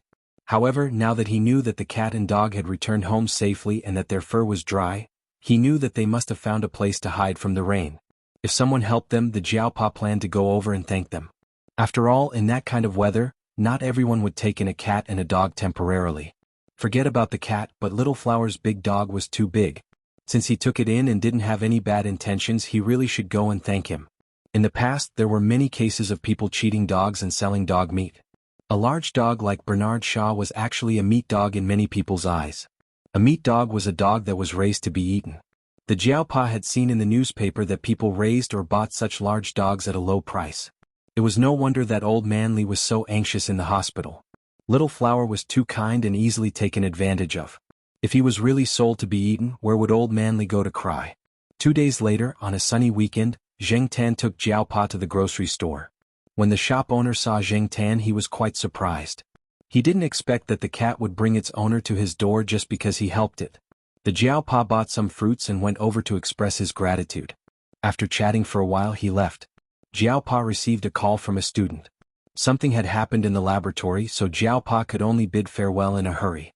After the Jiaopa left, the shop assistant walked over and picked a red grape from the fruit bag and put it in his mouth. Boss, I didn't expect to get a bag of fruit just by helping a cat.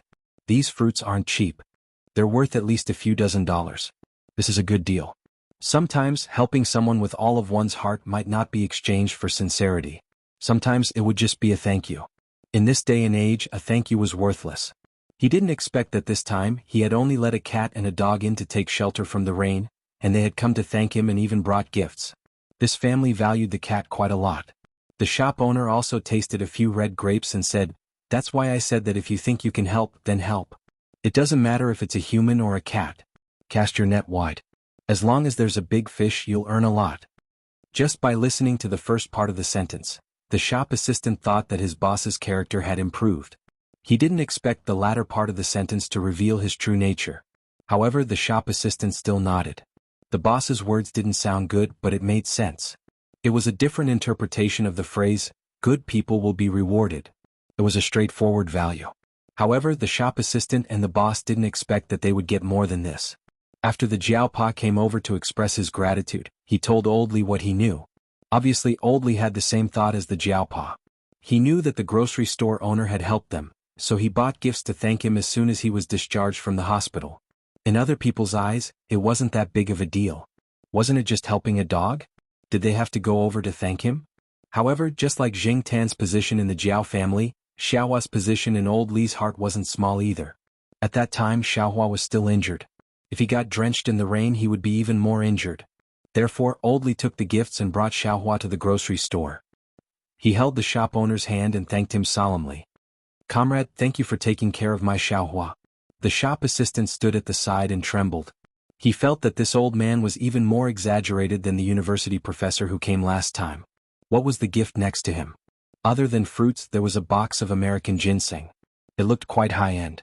The shop assistant didn't know that many people went to visit Old Li when he was in the hospital. Every person who went to visit him brought a lot of gifts. There were so many things like ginseng that Old Li and his wife couldn't finish them all. This time they happened to come across this matter, so they brought a box over. After Old Li left, the shop assistant sighed to the shop owner again. He casually cast the net and caught 2 fish. "Boss, do you think there will be more big fish?" The shop owner snorted. "You should be content." The shop assistant didn't really think that there would be more developments. He just said it casually. Then, he happily carried the fruits to the back to wash them. He even generously picked a grape and put it in front of the white cat that was squatting on the shelf. The white cat slapped it away with its paw.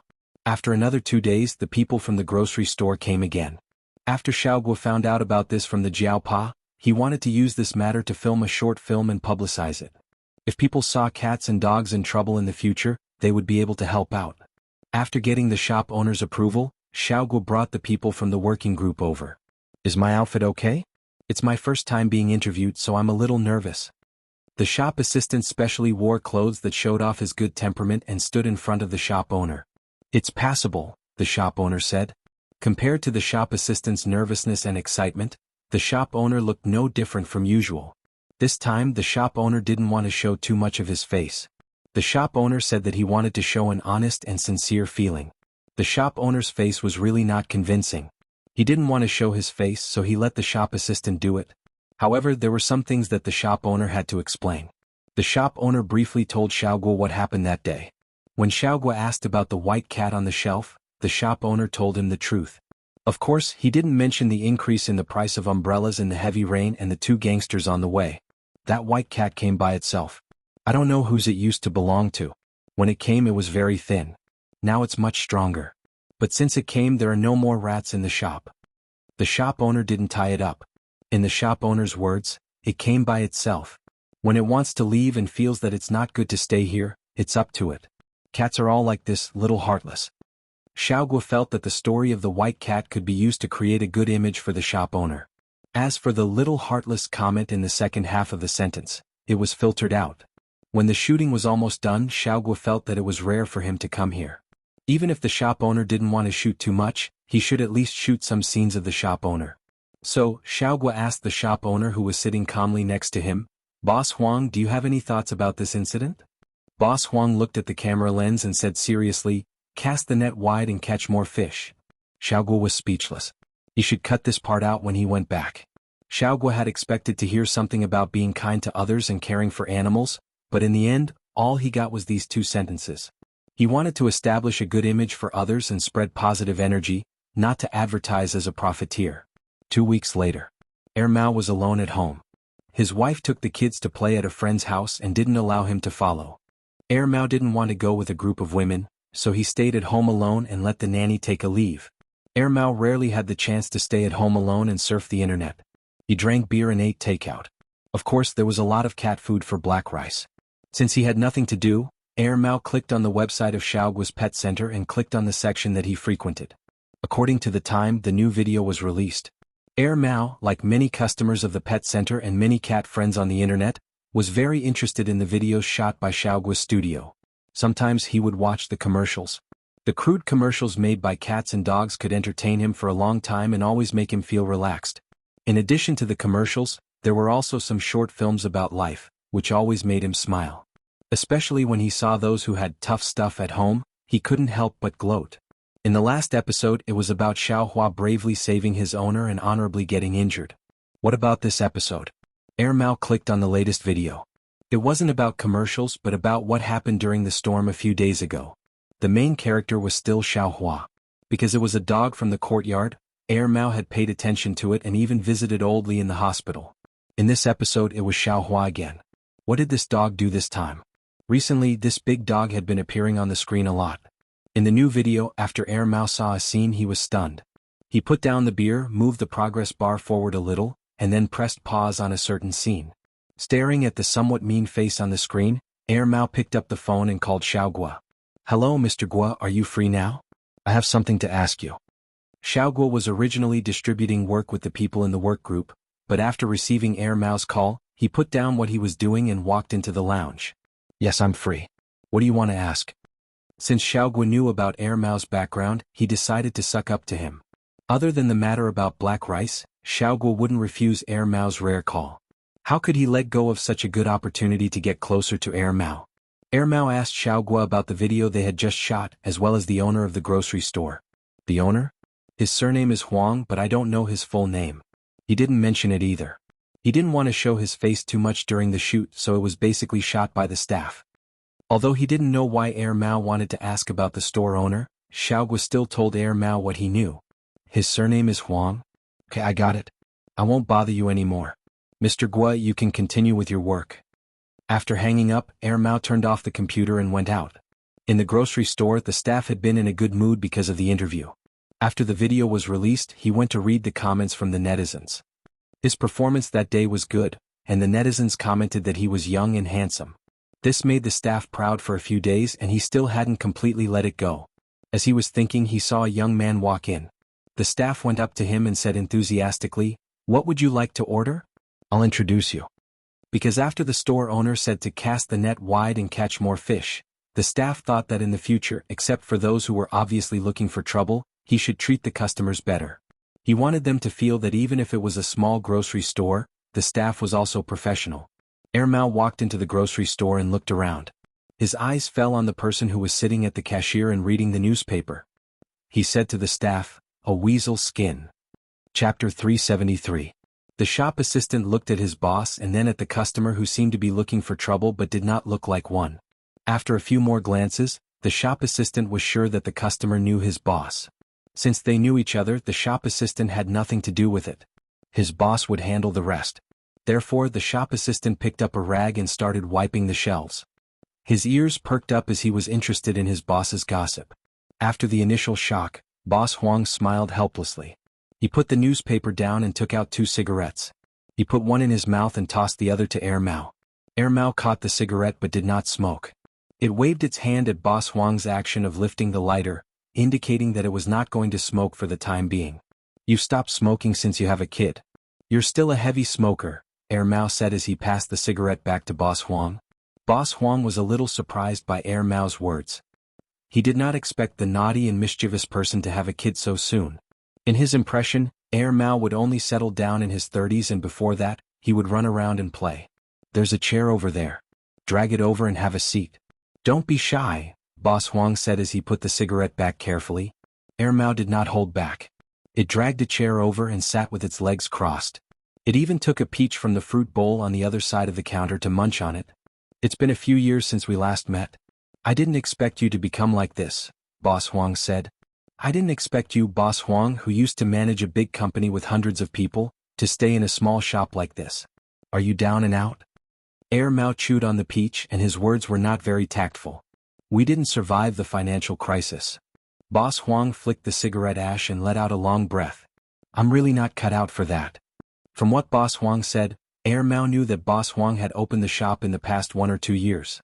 The shop did not look new, so Boss Huang must have taken over someone else's shop and stayed in Chuhua City.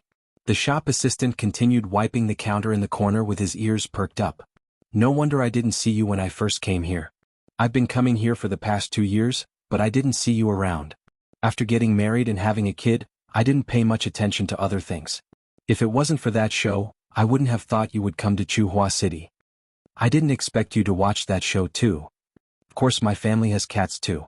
Air Mao glanced at the white cat that was squatting on the high shelf and staring at them. Hey, your cat looks pretty good. Boss Huang smiled without saying a word. The white cat had been introduced in the show, so he did not need to elaborate further. However, he did not know that Air Mao, who used to hate cats, would raise a cat. Boss Huang also did not expect Air Mao to find him in the pet show. It seemed that he was not the only one who had changed in the past 2 years. Air Mao had also changed a lot. In the past, this kid always wore strange clothes and dyed his hair. He looked like a hooligan or a street swindler. Now he looked like a decent person. After all, he was a father. Air Mao did not ask too much about Boss Huang's old company. Even though they had not seen each other for a few years, they chatted like old friends.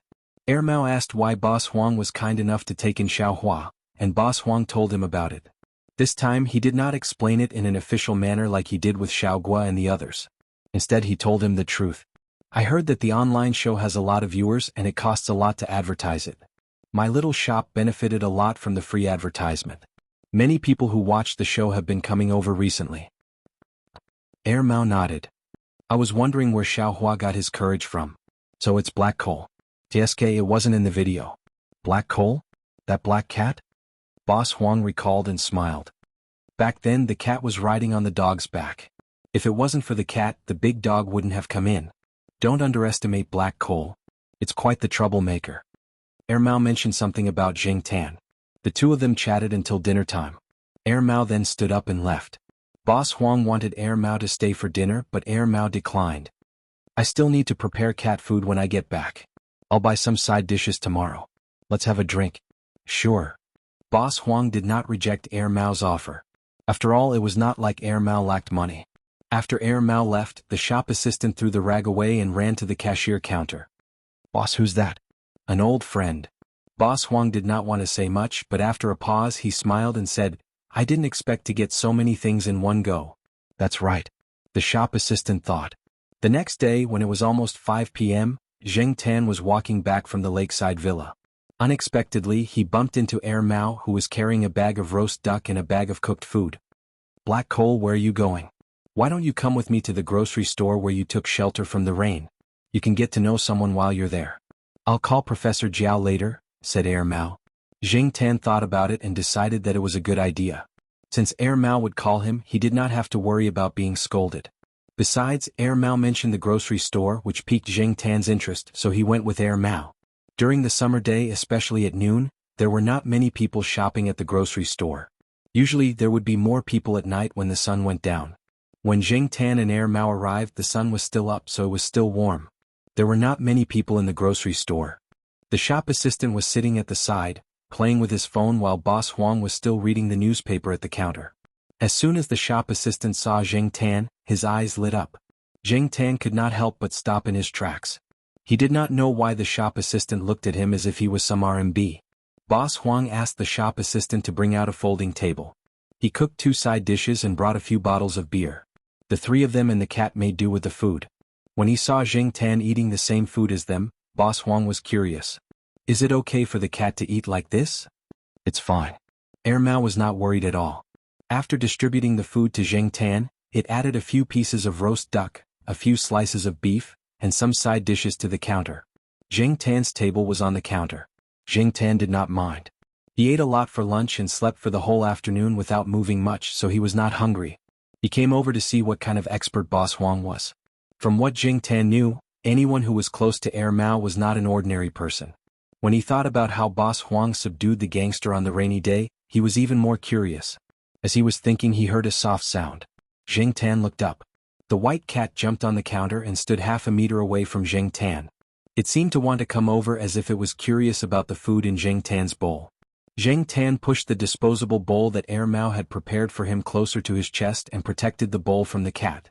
He did not want his bowl to be stained with the cat's saliva, and Zheng Tan was still concerned about that. Zheng Tan's action was seen by the shop assistant as he was protecting his food. The white cat noticed Zheng Tan's vigilance, so it stopped approaching. Instead, it stared at Boss Huang and meowed twice. Boss Huang picked up some duck meat without sauce and put it beside the white cat's feet. The white cat sniffed it and ate it reluctantly, causing the shop assistant to pout. You were more obedient when you first came here. Now you know how to put on airs. You're not cute at all. Boss Huang picked up another piece of duck meat and tapped the white cat's head with the other end of the chopstick. You little heartless thing. Not mine. My black rice is very obedient. It doesn't throw a tantrum, Air Mao said proudly. Jing Tan scoffed in his heart and doubted Air Mao's words. He wanted to listen to more gossip and find out what was so special about Boss Huang, but to his surprise, Air Mao did not lead the conversation in that direction at all. They only talked about the usual trivial things. Jing Tan was so bored that he wanted to take a nap. He regretted coming here. Instead of listening to the boring gossip, he might as well go back and have some good food. After dinner, the sun had set. Some customers had just come to the shop, so the shop assistant went to deal with them. Boss Huang did not have to show up, so Air Mao and Boss Huang had been drinking and chatting in front of the folding table. However, they had moved the table further inside the shop so that it would not disturb the customers. Jing Tan was taking a nap on the counter. He was too lazy to move even when the shop assistant was picking up the items at the counter. All of a sudden Jing Tan's ears twitched and he looked outside the shop. There was a car and a van outside. The two men who came out of the van were the ones who came to the shop to cause trouble when it rained the other day. When the customers saw the "I'm here to cause trouble" look on their faces, they stopped buying and quickly left. However, they did not go far. They watched from a distance and discussed whether they should call the police if a fight broke out later. Some people nearby saw the situation and joined the discussion. However, most of them were just there to watch the show. Small merchants like them did not want to provoke the gangsters. Air Mao and Boss Huang saw the men as well, but they did not look worried at all. Air Mao even sized up the newcomers with interest. He then stood up and said, "I'll go out first. You take your time." When Air Mao walked to the counter, he called Jing Tan out with him. Jing Tan glanced at Air Mao. He jumped down from the counter and walked out of the shop with Air Mao. Air Mao was still in the mood to buy a melon from a vendor who was pulling a wooden cart. He then leaned against the cart and watched the situation in the shop. Jing Tan did not go far. When he saw that Air Mao did not intend to leave, he jumped onto a small three-wheeled vehicle in front of the car and watched the shop. Inside the shop assistant was anxious. He wanted to call the police when he saw that the men were not friendly, but he was stopped by his boss. Boss Huang saw that the shop assistant looked like he was about to face a great enemy but did not run away, so he asked him to stay aside for a while. The shop assistant was actually very dissatisfied with Air Mao.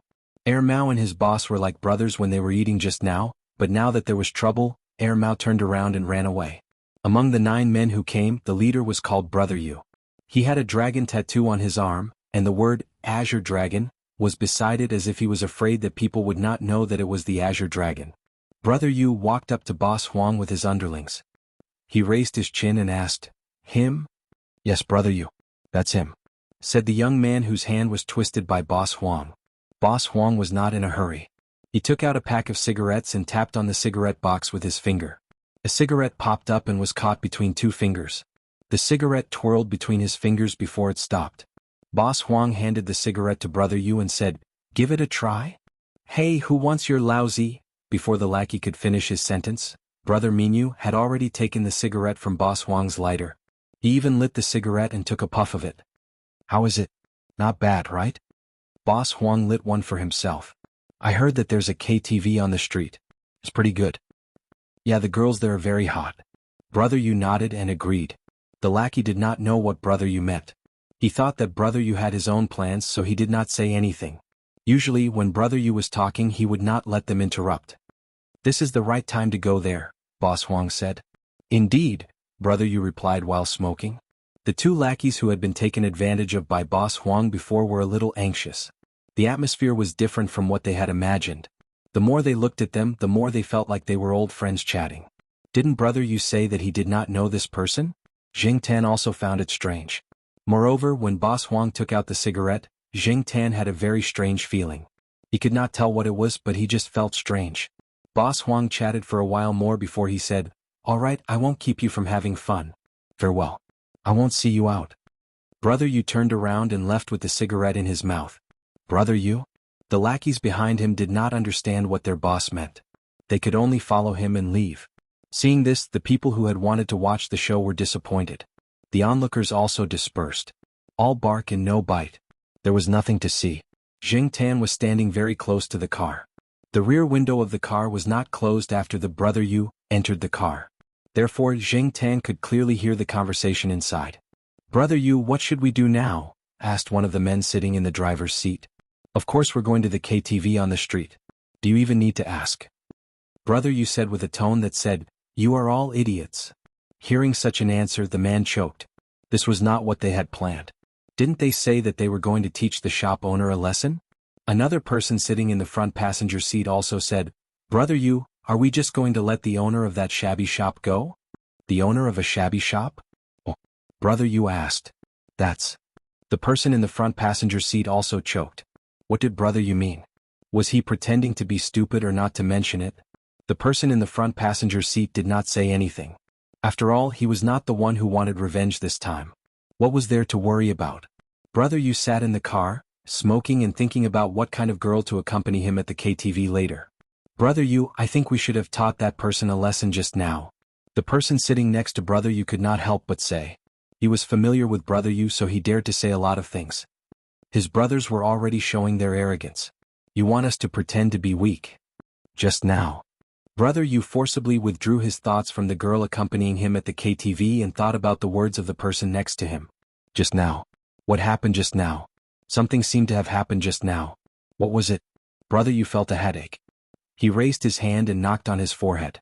He waved his hand and stopped thinking about it. "Why are you talking so much nonsense? Hurry up and drive. If you don't go now, the good girls will be taken away. If you find some ugly girl to accompany you, you will cry." The other people in the car. Damn, they really wanted to cry now. Chapter 374. On the way back, Jing Tan was still trying to figure out what was going on. Hypnosis? Jing Tan had never seen anyone hypnotized in such a way. However, there were so many people at that time. Why was Minyu the only one who seemed strange? From the beginning to the end, Boss Huang only took out a cigarette and said a few words. Jing Tan wondered if there was something wrong with the cigarette. Maybe it was some kind of drug or something, but the cigarette was no different from the one Boss Huang smoked during lunch. As Jing Tan was thinking, he heard Air Mao say, "Black Coal, do you know why that guy's nickname is Weasel?" They entered the school from the side entrance, and it took them about 10 minutes to walk to the eastern courtyard. At that time there were not many people on the path, so no one heard what Air Mao said. Jing Tan looked at Air Mao and perked up his ears. His name is Huang Shu. According to folklore, Weasel has the ability to confuse people. Of course, that guy might not be as evil as those folktales said. He only knew some tricks passed down from his ancestors. Because he had fooled many people, and his name sounded very similar to Yellow Weasel, everyone called him Weasel. Many people know who the person nicknamed Weasel is, but they don't know his real name. Nicknames are much more famous than names. Little tricks? Jing Tan was quite interested in that person's little tricks. It can be considered a relatively special kind of hypnotism. Perhaps it also involves some spiritualism. It's a kind of derivative trick that was once popular in the era of theocracy. Using your cat dad's scientific explanation, it should belong to the category of neuroscience. Of course, with current science and technology, some things are difficult to explain. Some people used to call these tricks heretical or even evil, but we call them folk arts. Every kind of skill that has been passed down for hundreds and thousands of years has its own reason and value. But don't be afraid. Usually he wouldn't use that kind of trick, especially on people. He rarely used it when he was doing business back then. Of course, tonight's situation is an exception. Also, I told him not to use that kind of trick on you. While Air Mao was talking about Boss Huang, Jing Tan was thinking, even if Boss Huang is a hypnotist, he might be able to hypnotize humans, but can he hypnotize cats, dogs, and even rats? If he had that kind of ability, why would he stay in a small grocery store? However, Jing Tan had seen a lot of people with weird tempers. Just like Air Mao, who didn't live in a high-end elevator house or buy a villa, but chose to rent an apartment in a courtyard in the Eastern District and lived in a small place of about 70 square meters. Everyone had their own ideas. Jing Tan couldn't figure out the thoughts of those weirdos with his own way of thinking. Being able to see Boss Huang's special side made Jing Tan's afternoon trip worthwhile. The next day, Jing Tan went to the grocery store again. Initially, Jing Tan wanted to observe Boss Huang's little tricks more, but he was more curious than afraid about the hypnotic tricks that Air Mao mentioned. When the shop assistant saw Jing Tan again, he even greeted him with a smile. The shop assistant was still a little dizzy after what had happened last night. He didn't know why those people had come in such a rage and left after saying a few words to the boss. He had asked the boss about it, but the boss had only replied, probably because they were bored and had nothing better to do. The shop assistant couldn't sleep in the middle of the night and kept thinking about what happened last night. He suddenly realized that Mao might have expected something like that, so he went out to watch calmly. It seemed like Boss Huang had a lot of secrets. Young people were always curious, but Boss Huang had no intention of telling him anything. When Jing Tan arrived, there was no one in the store. The shop assistant was playing poker with Boss Huang out of boredom. It was the simplest kind of poker game. Whoever drew the most points would win in 5 rounds, and the loser would be responsible for cleaning the store for the day. Jing Tan jumped up and took a look. On the paper that recorded the results, the shop assistant had lost from the beginning to the end. Every time, it was a best-of-5 format. Even if the shop assistant won 2 rounds in a row, he still couldn't win. Jing Tan believed that this kind of simple game should be based on probability, right? However, the shop assistant didn't win even once. Later on, Rack 1 was marked to Rack 6, which meant that the shop assistant had to clean Rack 1 to Rack 6 alone for the day. The game was still going on, but the shop assistant's bad luck didn't turn for the better. No. Boss, shuffle the cards again, said the shop assistant. He was the one who shuffled the cards just now, but he lost from the beginning to the end. This time, it was Boss Huang's turn to shuffle the cards. He had seen Boss Huang shuffle the cards before, and his shuffling skills were terrible. After Boss Huang shuffled the cards, his luck should be better, right? Boss Huang didn't care. He picked up the cards and shuffled them. Jing Tan had seen Mao play poker before. Back then, Mao used to play fancy cards on the street to fool the female students. Since this person knew Mao, he must be a capable person. Based on his results just now, Jing Tan had a feeling that this person was the same as Mao. Sure. Boss Huang didn't care. He took the cards and shuffled them. His shuffling skills were terrible. He was like a kindergarten kid. When he shuffled the cards, Jing Tan clearly saw a king of spades at the bottom. Jing Tan could see it, and so could the shop assistant. Therefore, after Boss Huang shuffled the cards in such a childish way, the shop assistant said that he would pick first. Sure, Boss Huang answered as if he didn't care. As expected, the shop assistant picked the card at the bottom and flipped it over with a grin. Then his smile froze. He thought it was a king of spades, but it turned out to be a 3 of hearts. Boss Huang simply picked a king of spades from the middle. This isn't right, boss. How did this happen? I saw a king of spades at the bottom. How did it turn into a 3 of hearts? The shop assistant was puzzled. Boss Huang chuckled and wrote shelf 7 on the notebook beside him. He then said, eyes can also lie. You cheated? The shop assistant complained. I'm talking about evidence. If you don't have evidence, don't spout nonsense. This is called being a sore loser, Boss Huang pointed out as if he was an experienced person. I'm not playing anymore. This is too much. The shop assistant put away the cards and planned to buy some lunch. If this continued, he would die of exhaustion from losing. The shop might not be big, but it was tiring to clean all the shelves alone. It was summer, and every little movement would make him sweat. It was almost time, so Jing Tan went to Feng Baijian's place to eat. After Jing Tan left, Boss Huang went through the morning's income. When he saw the white cat jump on the counter again, Boss Huang stared at the greasy spot on its body and took out a 1 yuan coin. The white cat thought Boss Huang wanted to play with it, so it walked over. Boss Huang put the 1 yuan coin on the counter and moved it to the white cat. He held the coin vertically and flicked the edge of the coin, causing it to spin. The white cat lowered its head and looked at the spinning coin. Its tail, which had been wagging, slowly stopped moving. Boss Huang took out a square handkerchief and wet it with water. He then wiped the greasy spot on the white cat's head. The greasy spot must have been accidentally left on the white cat during breakfast. White fur was always like that, so the slightest stain was very obvious. Other than wiping the greasy spot, Boss Huang also gently wiped the white cat's ears. Usually, the white cat would sit on the shelves, and the shelves would only be cleaned once a week or a few weeks. The grocery store by the roadside was like that. There was a lot of dust outside, and the airflow caused by the passing cars would cause a layer of dust to fall on the shelves if they were not cleaned. The white cat often slept on the shelves, so its body was covered in dust. Boss Huang could not bathe it every day, so he had to wipe it every few days. However, the white cat refused to cooperate. When he wiped its fur and ears, it resisted like its life was in danger. Therefore, Boss Huang often resorted to other methods, such as the current situation. After wiping the cat's ears, Boss Huang casually flipped the white cat's fur. He saw the cat carrying a fat rat in its mouth, so he wondered if it was infected with fleas. Cats had to be stroked, and flipping their fur would make them feel uncomfortable. Many cats would resist, including the white cat, but it did not move at all, allowing Boss Huang to do whatever he wanted. After flipping the cat's fur and finding no fleas, Boss Huang was relieved. He did not plan to bathe the cat or buy flea medicine. Putting the towel down, Boss Huang raised his finger and flicked the white cat's nose. The white cat shuddered as if it was awakened. It looked at Boss Huang and the coin beside its paw. It raised its paw and played with the coin as if it had no idea what had just happened. Looking at the white cat playing with the coin nonchalantly, Boss Huang thought of the black cat that came in the morning. Was the black cat a male or a female?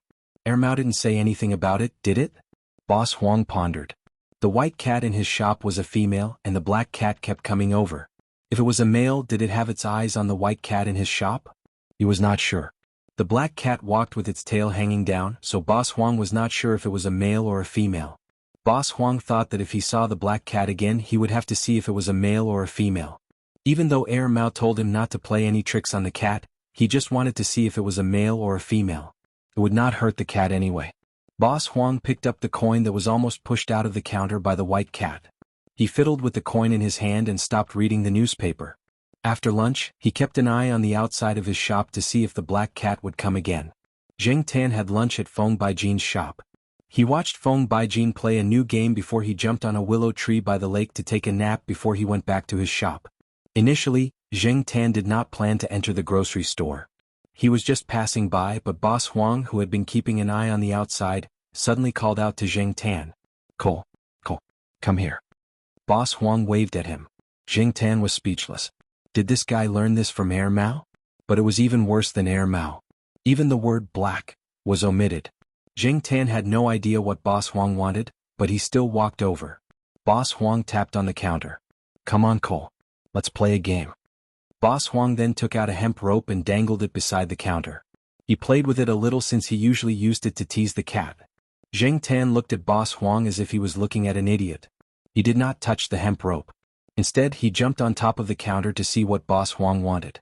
When Zheng Tan jumped on top of the counter, Boss Huang did not care why Zheng Tan did not play with the hemp rope. He took out the coin from earlier and flicked it like how he did with the white cat. When the black cat in front of him looked at the coin without moving its tail, Boss Huang thought it was enough. He wanted to grab Zheng Tan's tail to see if it was a male or a female. However, the moment his hand touched the tail, his eyelids twitched. He suddenly realized that something was wrong. A black figure flashed in front of him and he only managed to raise his hand to block it. However, he failed to block Zheng Tan's kick. Boss Huang almost fell off his chair after the kick to his face. He did not care about the pain on his face as he was shocked. It's ineffective? Chapter 375.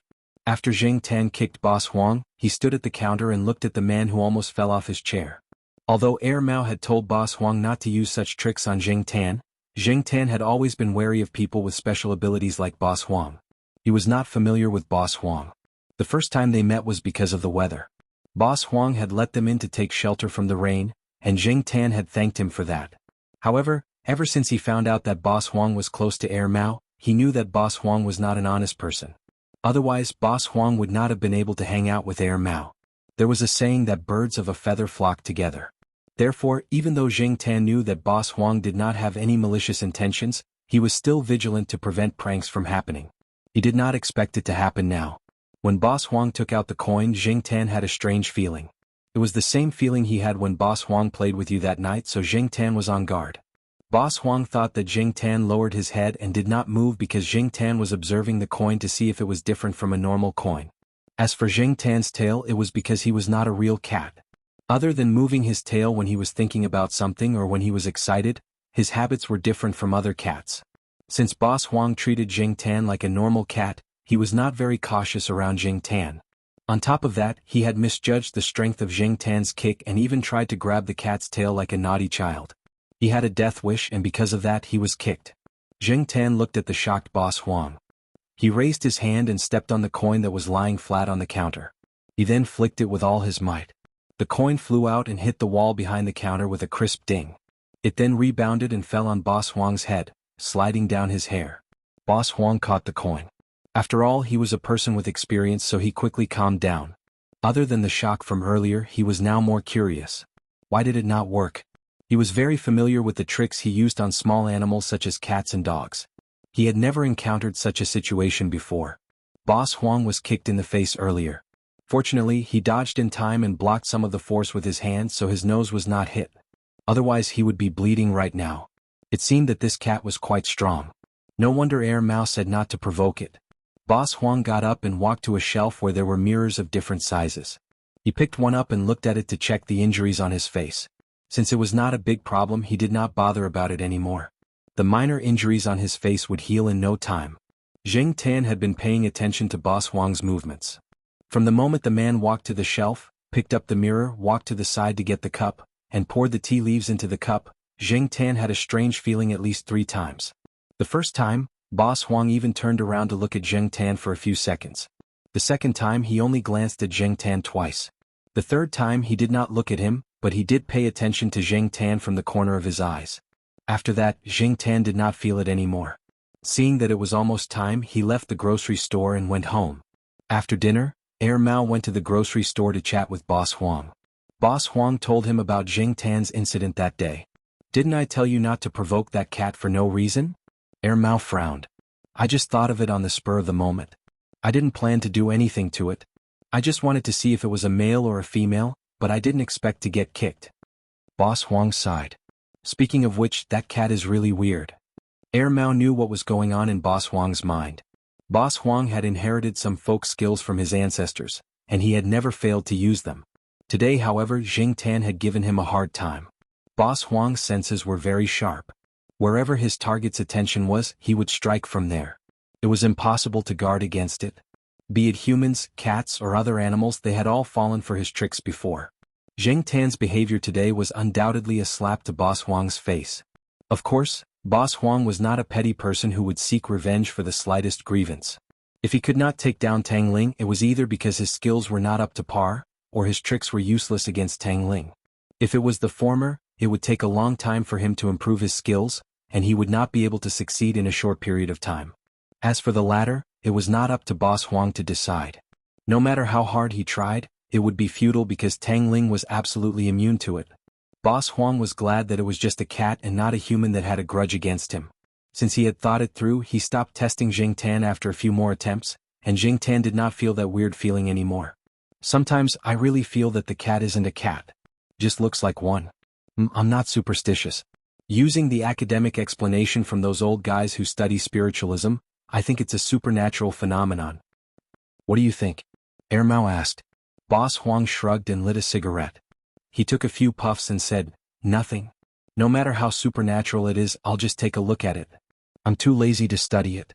I still have to stock up on supplies." Mao chuckled and recalled for a while. "Back then, when I first met that guy, I stuck a talisman on his head." "Ahem."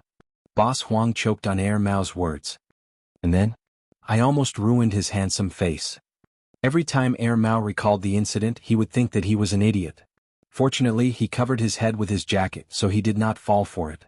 Boss Huang chuckled. He felt better after that. For the next few days, Zheng Tan did not go to Mao's shop. He only bumped into Mao when he was strolling around the campus and listened to it talk. Mao said that Boss Huang's tricks did not work on Zheng Tan. Although Zheng Tan believed it, he could not help but wonder why Boss Huang's tricks worked on other animals but not him. Mao and the others did not fall for the trick because they had their own capabilities. As for Zheng Tan, he knew himself very well. Among all the explanations that he could think of, the most likely one was his biggest secret. After all, he was not a real cat and he was not a real human. Whether it was the tricks used on humans or animals, none of them worked on Zheng Tan. After hearing what Mao said, Zheng Tan noticed that Mao's expression was the same as usual. The next day he went to the grocery store to check on Mao. Boss Huang was not surprised either. His reaction was normal. Zheng Tan heaved a sigh of relief. After the summer break, it was the start of the new semester. Every year during the new semester, Boss Huang could earn a huge sum of money. For him, the most important thing now was to ensure that he had enough stock. He would not have the time to go to the grocery store. With his experience from last year, Boss Huang knew how much stock he needed and what kind of goods he needed. As for other matters, he was too lazy to care. In his words, he would be an idiot if he did not earn the money. After all, the stores nearby were busy with the new semester. Boss Huang had a second-hand pickup truck. As a hybrid between a sedan and a truck, it was very practical for him to use both passenger and cargo vehicles. Mao had nothing to do at home. His wife was at home taking care of the kids and he had a nanny around, so he was usually quite free. After knowing that Boss Huang was going to the grocery store, Mao wanted to go out with him. When Mao and Boss Huang talked about it, Zheng Tan was listening beside them. Mao wanted to go with Boss Huang to get some fresh air, and he also wanted to follow Boss Huang to see some folk artists that Boss Huang knew. Are there a lot of folk artists out there? Zheng Tan rarely left the area. Even if he did go out, he would just look at the scenery outside through the car window. He would not pay attention to other things. His understanding of many places only existed on the internet and maps. Even though he had lived in Chuhua City for 6 years, the places he went to were limited. When he first came to the east side courtyard, Zheng Tan even followed the delivery truck from Dongyuan supermarket for fun. After the delivery truck was replaced, he did not follow the truck anymore. The new driver was too sneaky, so Zheng Tan did not trust him very much. Mao told Boss Huang about going with him to the grocery store. He looked at Zheng Tan beside him and asked if Zheng Tan wanted to go with him. Of course, Zheng Tan wanted to go, but he still had to inform the Jiaopa and leave the task to Mao. The Jiaopa did not object. It was not Zheng Tan's first time doing something like this. He only had one request for Zheng Tan: don't cause trouble. It seemed that in many people's eyes, Zheng Tan was a troublemaker who would run into trouble wherever he went. No one knew if it was because of Zheng Tan that so many things happened to Zheng Tan or because it was a coincidence. Either way, the Jiao family was worried about this. The Jiaopa had met the grocery store's owner once, and now that Zheng Tan wanted to go with Boss Huang again, he went to the grocery store to pay him a visit. From what the Jiaopa knew about Zheng Tan, he knew that if there was a first time, there would be a second time, a third time, and so on. Maybe in the future, every time Boss Huang went to the grocery store, his cat would go with him. He had to admit that the Jiaopa knew Zheng Tan very well. On this day, Mao went to the 5th floor to look for Zheng Tan, and they went to the grocery store together. When they arrived, Boss Huang was helping them look at the list. On the list were the types and quantities of goods that Boss Huang and his staff had sorted out. They had checked the list yesterday, so they would go through it again before they left. Mattress, mat, electric fan, flashlight, cloth closet, shoe rack, hook, bed table. Boss Huang went through the list one by one. The list was quite long, so Mao did not disturb him. Okay, that's all. Boss Huang folded the list and put it in his pocket. He then called Mao and Zheng Tan to get into the car. The pickup truck had 2 seats. Mao sat in the front passenger seat while Zheng Tan sat in the back. They could relax a little when they went out, but when they came back, the back seat would be full of goods. Life is like a book from heaven. Hey, where do I start? The soul doesn't know where to go, where is the way home?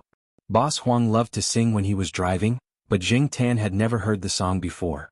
He thought it sounded weird. However, compared to General, it was still bearable. Old Huang, changed to something more exciting. This song makes me uncomfortable, said Mao. Boss Huang thought about it and continued singing.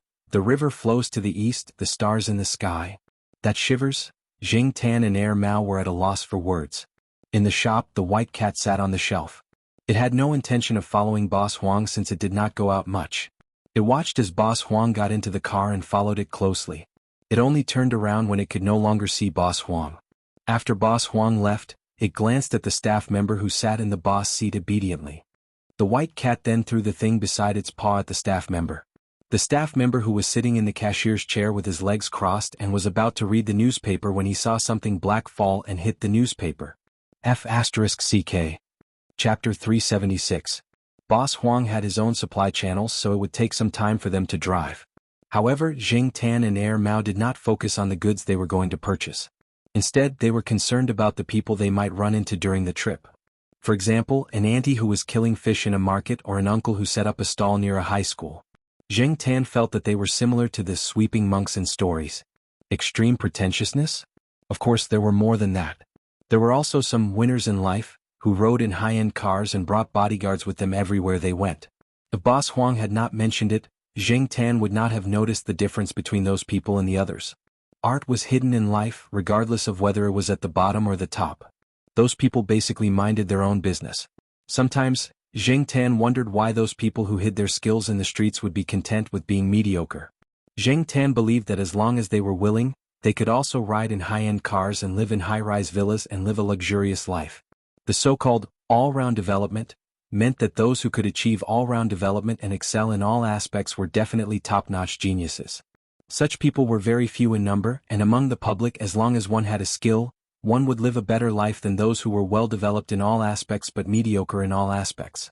Therefore, those people could definitely make a name for themselves with their skills. However, the difference in their living standards was too big. You are not a fish. How can you know the happiness of a fish? Boss Huang understood those people's choice. Jing Tan thought about it and agreed. How could Boss Huang know that others were not living well? Who knew if they had a different kind of life in the human world? Jing Tan did not have to lament about other people's lives. He was also a different kind of person. Humans had their own lives and cats had their own ways. Even though Jing Tan was a fake cat, he had to follow some of the ways of a cat. If he behaved like a human, he would be courting death.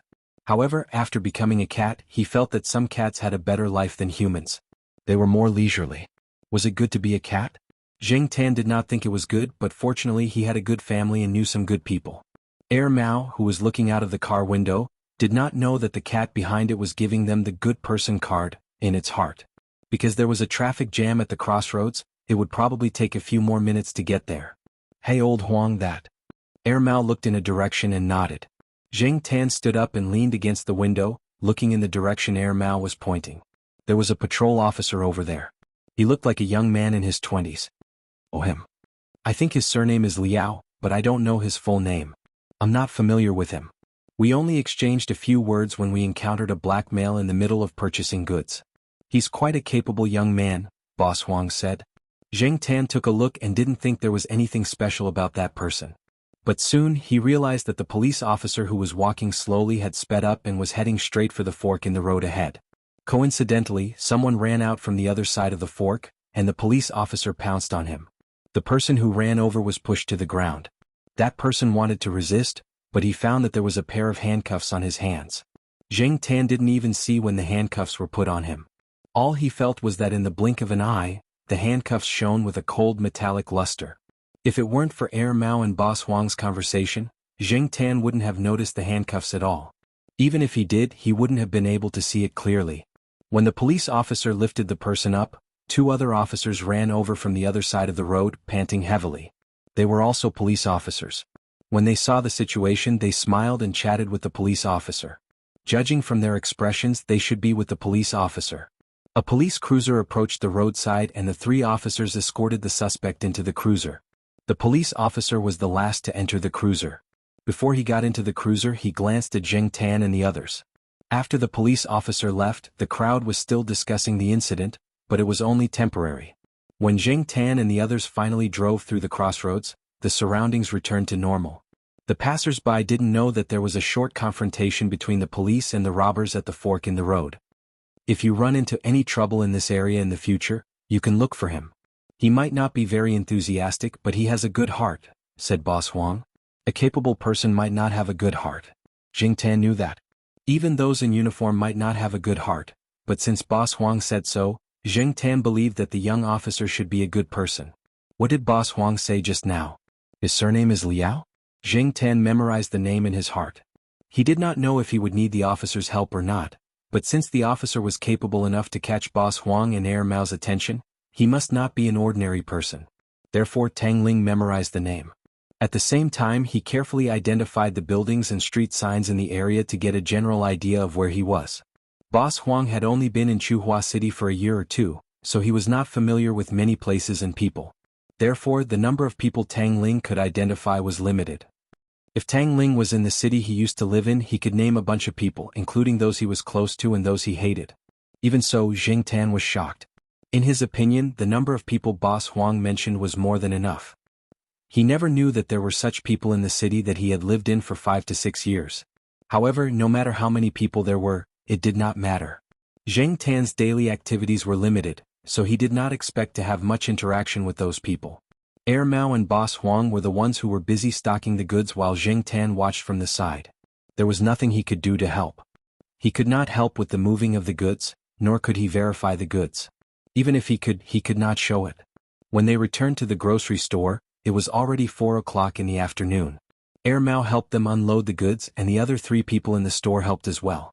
The shop assistant checked the goods and complained to Boss Huang, "White cat threw rats and bugs everywhere today and it even threw them at me. You have to change your habit." Jing Tan glanced at the white cat, who still had a stern face and a sharp gaze. He secretly pouted. Every cat more or less had a bad taste in them. Initially, Boss Huang planned to unload the goods and organize them before looking for a restaurant to have a meal together. He also included Jing Tan, but Jing Tan did not want to stay there. He had been in the truck for a long time today, and he did not even move when they were moving the goods. His daily activities were limited. Even when it was raining, he still had to walk around the house or visit people in the building. Other than that, when they returned home after unloading the goods, the back seat of the pickup truck was filled with a lot of stuff, and Jing Tan's space of movement was even smaller. Even stretching was difficult for him. Jing Tan's obsessive-compulsive disorder made him feel uncomfortable if he did not exercise to a certain extent. Therefore, Jing Tan wanted to walk around more, so he went straight home. It was still early and there was no one at home, so Jing Tan wandered around the campus. School was about to start and there were a lot of new young faces in the campus. They were obviously freshmen, and only freshmen would be so fresh that they would want to take a few pictures of everything they saw. Jing Tan was wondering if he should tease the freshmen during the freshmen's military training when he saw Old Man Lon walking with his hands behind his back, humming an opera tune. Perhaps he was in a good mood, but the old man walked with a light head. He must have gone to one of his old friends to brag. Jing Tan did not plan to go over, but when Old Man Lon saw Jing Tan, he smiled widely, and Jing Tan shook his beard. "Where's Black Charcoal? Out for a walk again?" As he spoke, Old Man Lon waved at Jing Tan, gesturing for Jing Tan to go over. So enthusiastic. Jing Tan had not seen Old Man Lon for a few days. Sometimes, when Jing Tan came out in the morning, Old Man Lon would go out before him. In the afternoon, Jing Tan rarely went home, and when he came back in the afternoon, Old Man Lon had already gone home. Jing Tan hesitated and slowly walked over to Old Man Lon. Looking at Old Man Lon's clothes, he should have been to the small garden. There was still mud on his shoes, so it was from the small garden. The mud in the small garden was different from the one in school, and Jing Tan could tell. "Black Charcoal, the treasure you gave me is going to bloom," Old Man Lon said excitedly as Jing Tan walked over. "Treasure?" Jing Tan tried hard to recall when he had given the old man any treasure, but the person who spoke was Old Man Lon. To Old Man Lon, the treasure was naturally the orchids. After thinking for a few seconds, Jing Tan remembered that he had given Old Man Lon 2 orchids 3 years ago. It was only the beginning of September, and the orchids were going to bloom? Jing Tan remembered that when he went to Chi Da's house to find the orchids, it was after the National Day holiday. Of course, the blooming period might not have been that time. Jing Tan did not know much about it, but seeing Old Man Lon so happy and knowing that the orchids were going to bloom, it was not a waste for him to bring them back from so far away. If Old Man Lon did not mention it today, Jing Tan would have forgotten about the orchids he brought back 3 years ago. Old Man Lon was still talking about the orchids he raised. Jing Tan did not care about them anymore, but since Old Man Lon mentioned it, Jing Tan recalled the situation when he first found the orchids, and his curiosity was piqued. He did not know if the orchids raised by Old Man Lon were the same as the orchids Jing Tan found in the mountains. If the orchids were no different from the usual iron bone, then it would be boring. However, to make Old Man Lon so excited, it must be different from the usual iron bone. Back then, Jing Tan could stare at the orchids in a daze, and he did not know if he would do the same now. Jing Tan followed Old Man Lon to the small garden. Jing Tan looked at the 5 flower buds, and according to Old Man Lon, they would bloom in 2 or 3 days. Jing Tan sniffed the scent. It was familiar, and the scent was similar to when he first encountered the orchids in the mountains, so it should be right. Old Man Lon was afraid that Jing Tan would eat the flowers like the sheriff, so he wanted to say something, but when he saw Jing Tan backing away, he did not say anything. After all, Jing Tan did not have a record of wasting flowers like the sheriff, and the flowers were brought back by Jing Tan, so Old Man Lon's attitude towards Jing Tan was much better. If it was the sheriff who appeared here, Old Man Lon would have chased him away. Old Man Lon protected the flowers well. There was a flower shed and barbed wire here, so it would not be a problem to keep the sheriff away. There were no longer 2 pitiful sprouts in the flower pot. Jing Tan did not count how many there were, but there were at least 10 or 20. "Black Charcoal, is this flower good?" Old Man Lon looked at the orchids and became excited again. "The flower buds look like jade, and it will be extraordinary when it blooms. Let me tell you." Jing Tan turned and ran as soon as he heard those words. When Old Man Lon finished speaking, he looked around and found that Jing Tan was long gone.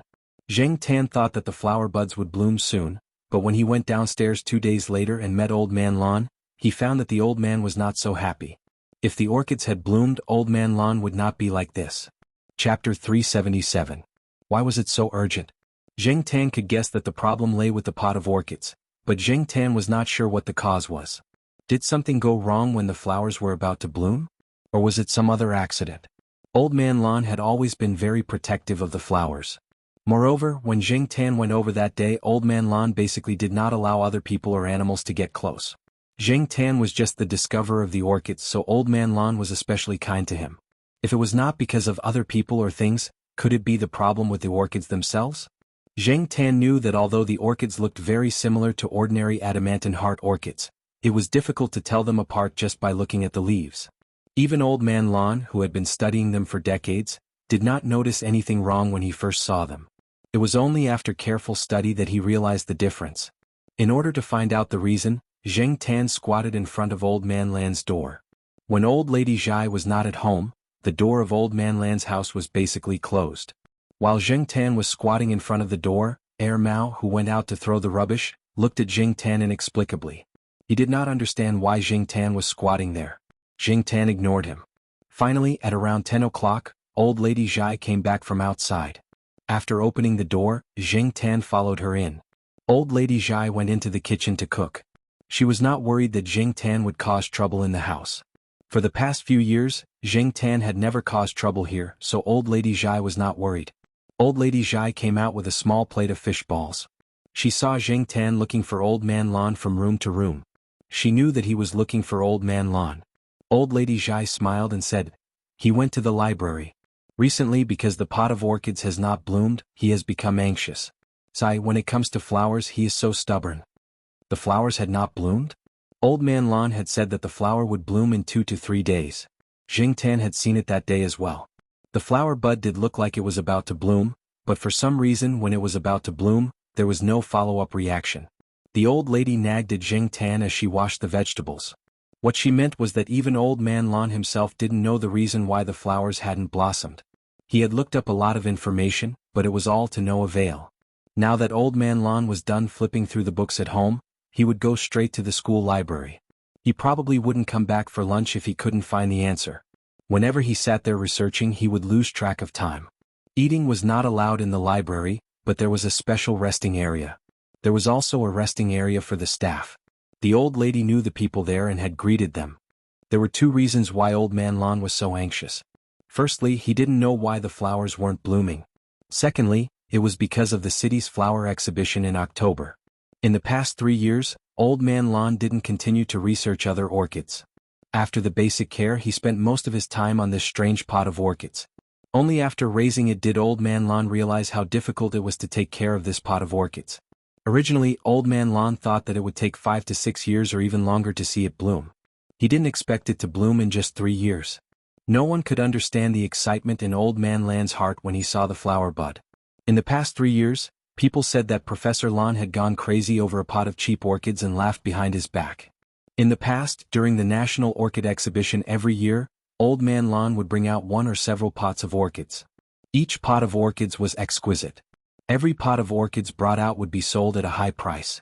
It was normal for the price to be around $1 million. Many people in the orchid industry knew Old Man Lan's name. Because of this, everyone also knew that Old Man Lan didn't attend the Rambo exhibition for 3 years because of a pot of cheap orchids.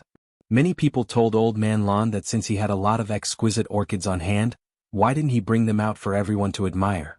Even if he had already rewarded them before, he could still reward them again. Didn't they know that the price of orchids in his hands would increase every time he was rewarded? Unfortunately, Old Man Lan was stubborn. His thoughts were all on the pot of orchids that Jing Tan brought back. He wanted to take care of this pot of orchids and see what was different about its flowers. As for other things, he didn't want to bring out an orchid that had already won an award for exhibition. He didn't have the habit of doing so. In the past few years, he didn't raise any new varieties, so he didn't participate in the Rambo exhibition. Old Man Lan didn't really care whether this pot of orchids was exquisite or not. He just wanted to know the difference between this pot of orchids and ordinary iron bone. Once he got into this alley, Old Man Lan wouldn't come out. No one could persuade him otherwise. A few days ago, Old Man Lan promised the organizer of the flower exhibition that he would bring out a few pots of orchids to participate in the flower exhibition. In addition to the pots of exquisite orchids that Old Man Lan currently had, this pot of orchids was also part of Old Man Lan's plan. He wanted to let more people see this pot of orchids that seemed to have mutated naturally. But now there were obviously buts. It looked like it would bloom soon, but it didn't. Although it was still September, if it didn't bloom until October, Old Man Lan would feel that it was a pity to miss the flower exhibition. Listening to old Madame Zhai's nagging, Jing Tan thought in his heart. Was it not time for it to bloom yet? 3 years ago when Jing Tan found it, it was already October. It was after the National Day holiday. Could it be that this flower had to wait for a while longer? Different orchids had different flowering periods. When there were many varieties, the flowering period was also very different. Even the Jianlan Sushin had different flowering periods. Old Man Lan walked back and forth between his home, the small flower garden, and the library every day. He took photos every day and made a detailed record. He didn't find the answer, so he recorded it first and looked for the answer when the time came. At the same time, Old Man Lan also looked for like-minded people in the school who had studied orchids to come over and help. Unfortunately, they didn't have a solution and didn't dare to try it easily. The only thing that made Old Man Lan feel better was that those who saw the pot of orchids buds would praise it endlessly. After all, the point of view of the expert's appreciation was different from Jing Tan's point of view. Therefore, for a period of time, every time Jing Tan passed by the small flower garden and jumped over the wall to look inside, he would find that the pot of orchids was placed in the place where several old men were gathered. Sometimes they would quarrel for a long time because of a few opinions. They thought the same as Old Man Lan. They felt that this pot of orchids was probably a naturally mutated variety of iron bone and was worth studying.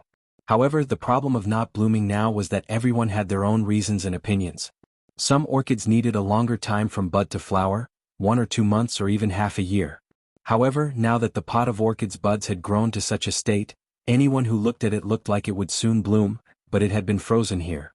In short, no matter what the reason is, as long as the flower bud is healthy and normal, it's a good phenomenon, said an old man. They couldn't find a solution, but the orchids were still healthy now. It was just that the bud didn't bloom. It was better than having a disease. If that was the case, there was really no way. It was rare for everyone to be so hopeful this time. Under everyone's anticipation, September quietly passed, and the freshmen's military training also ended. The weather was no longer as hot as before, and there was already a hint of autumn. However, the weather in Chuhua City was always unpredictable.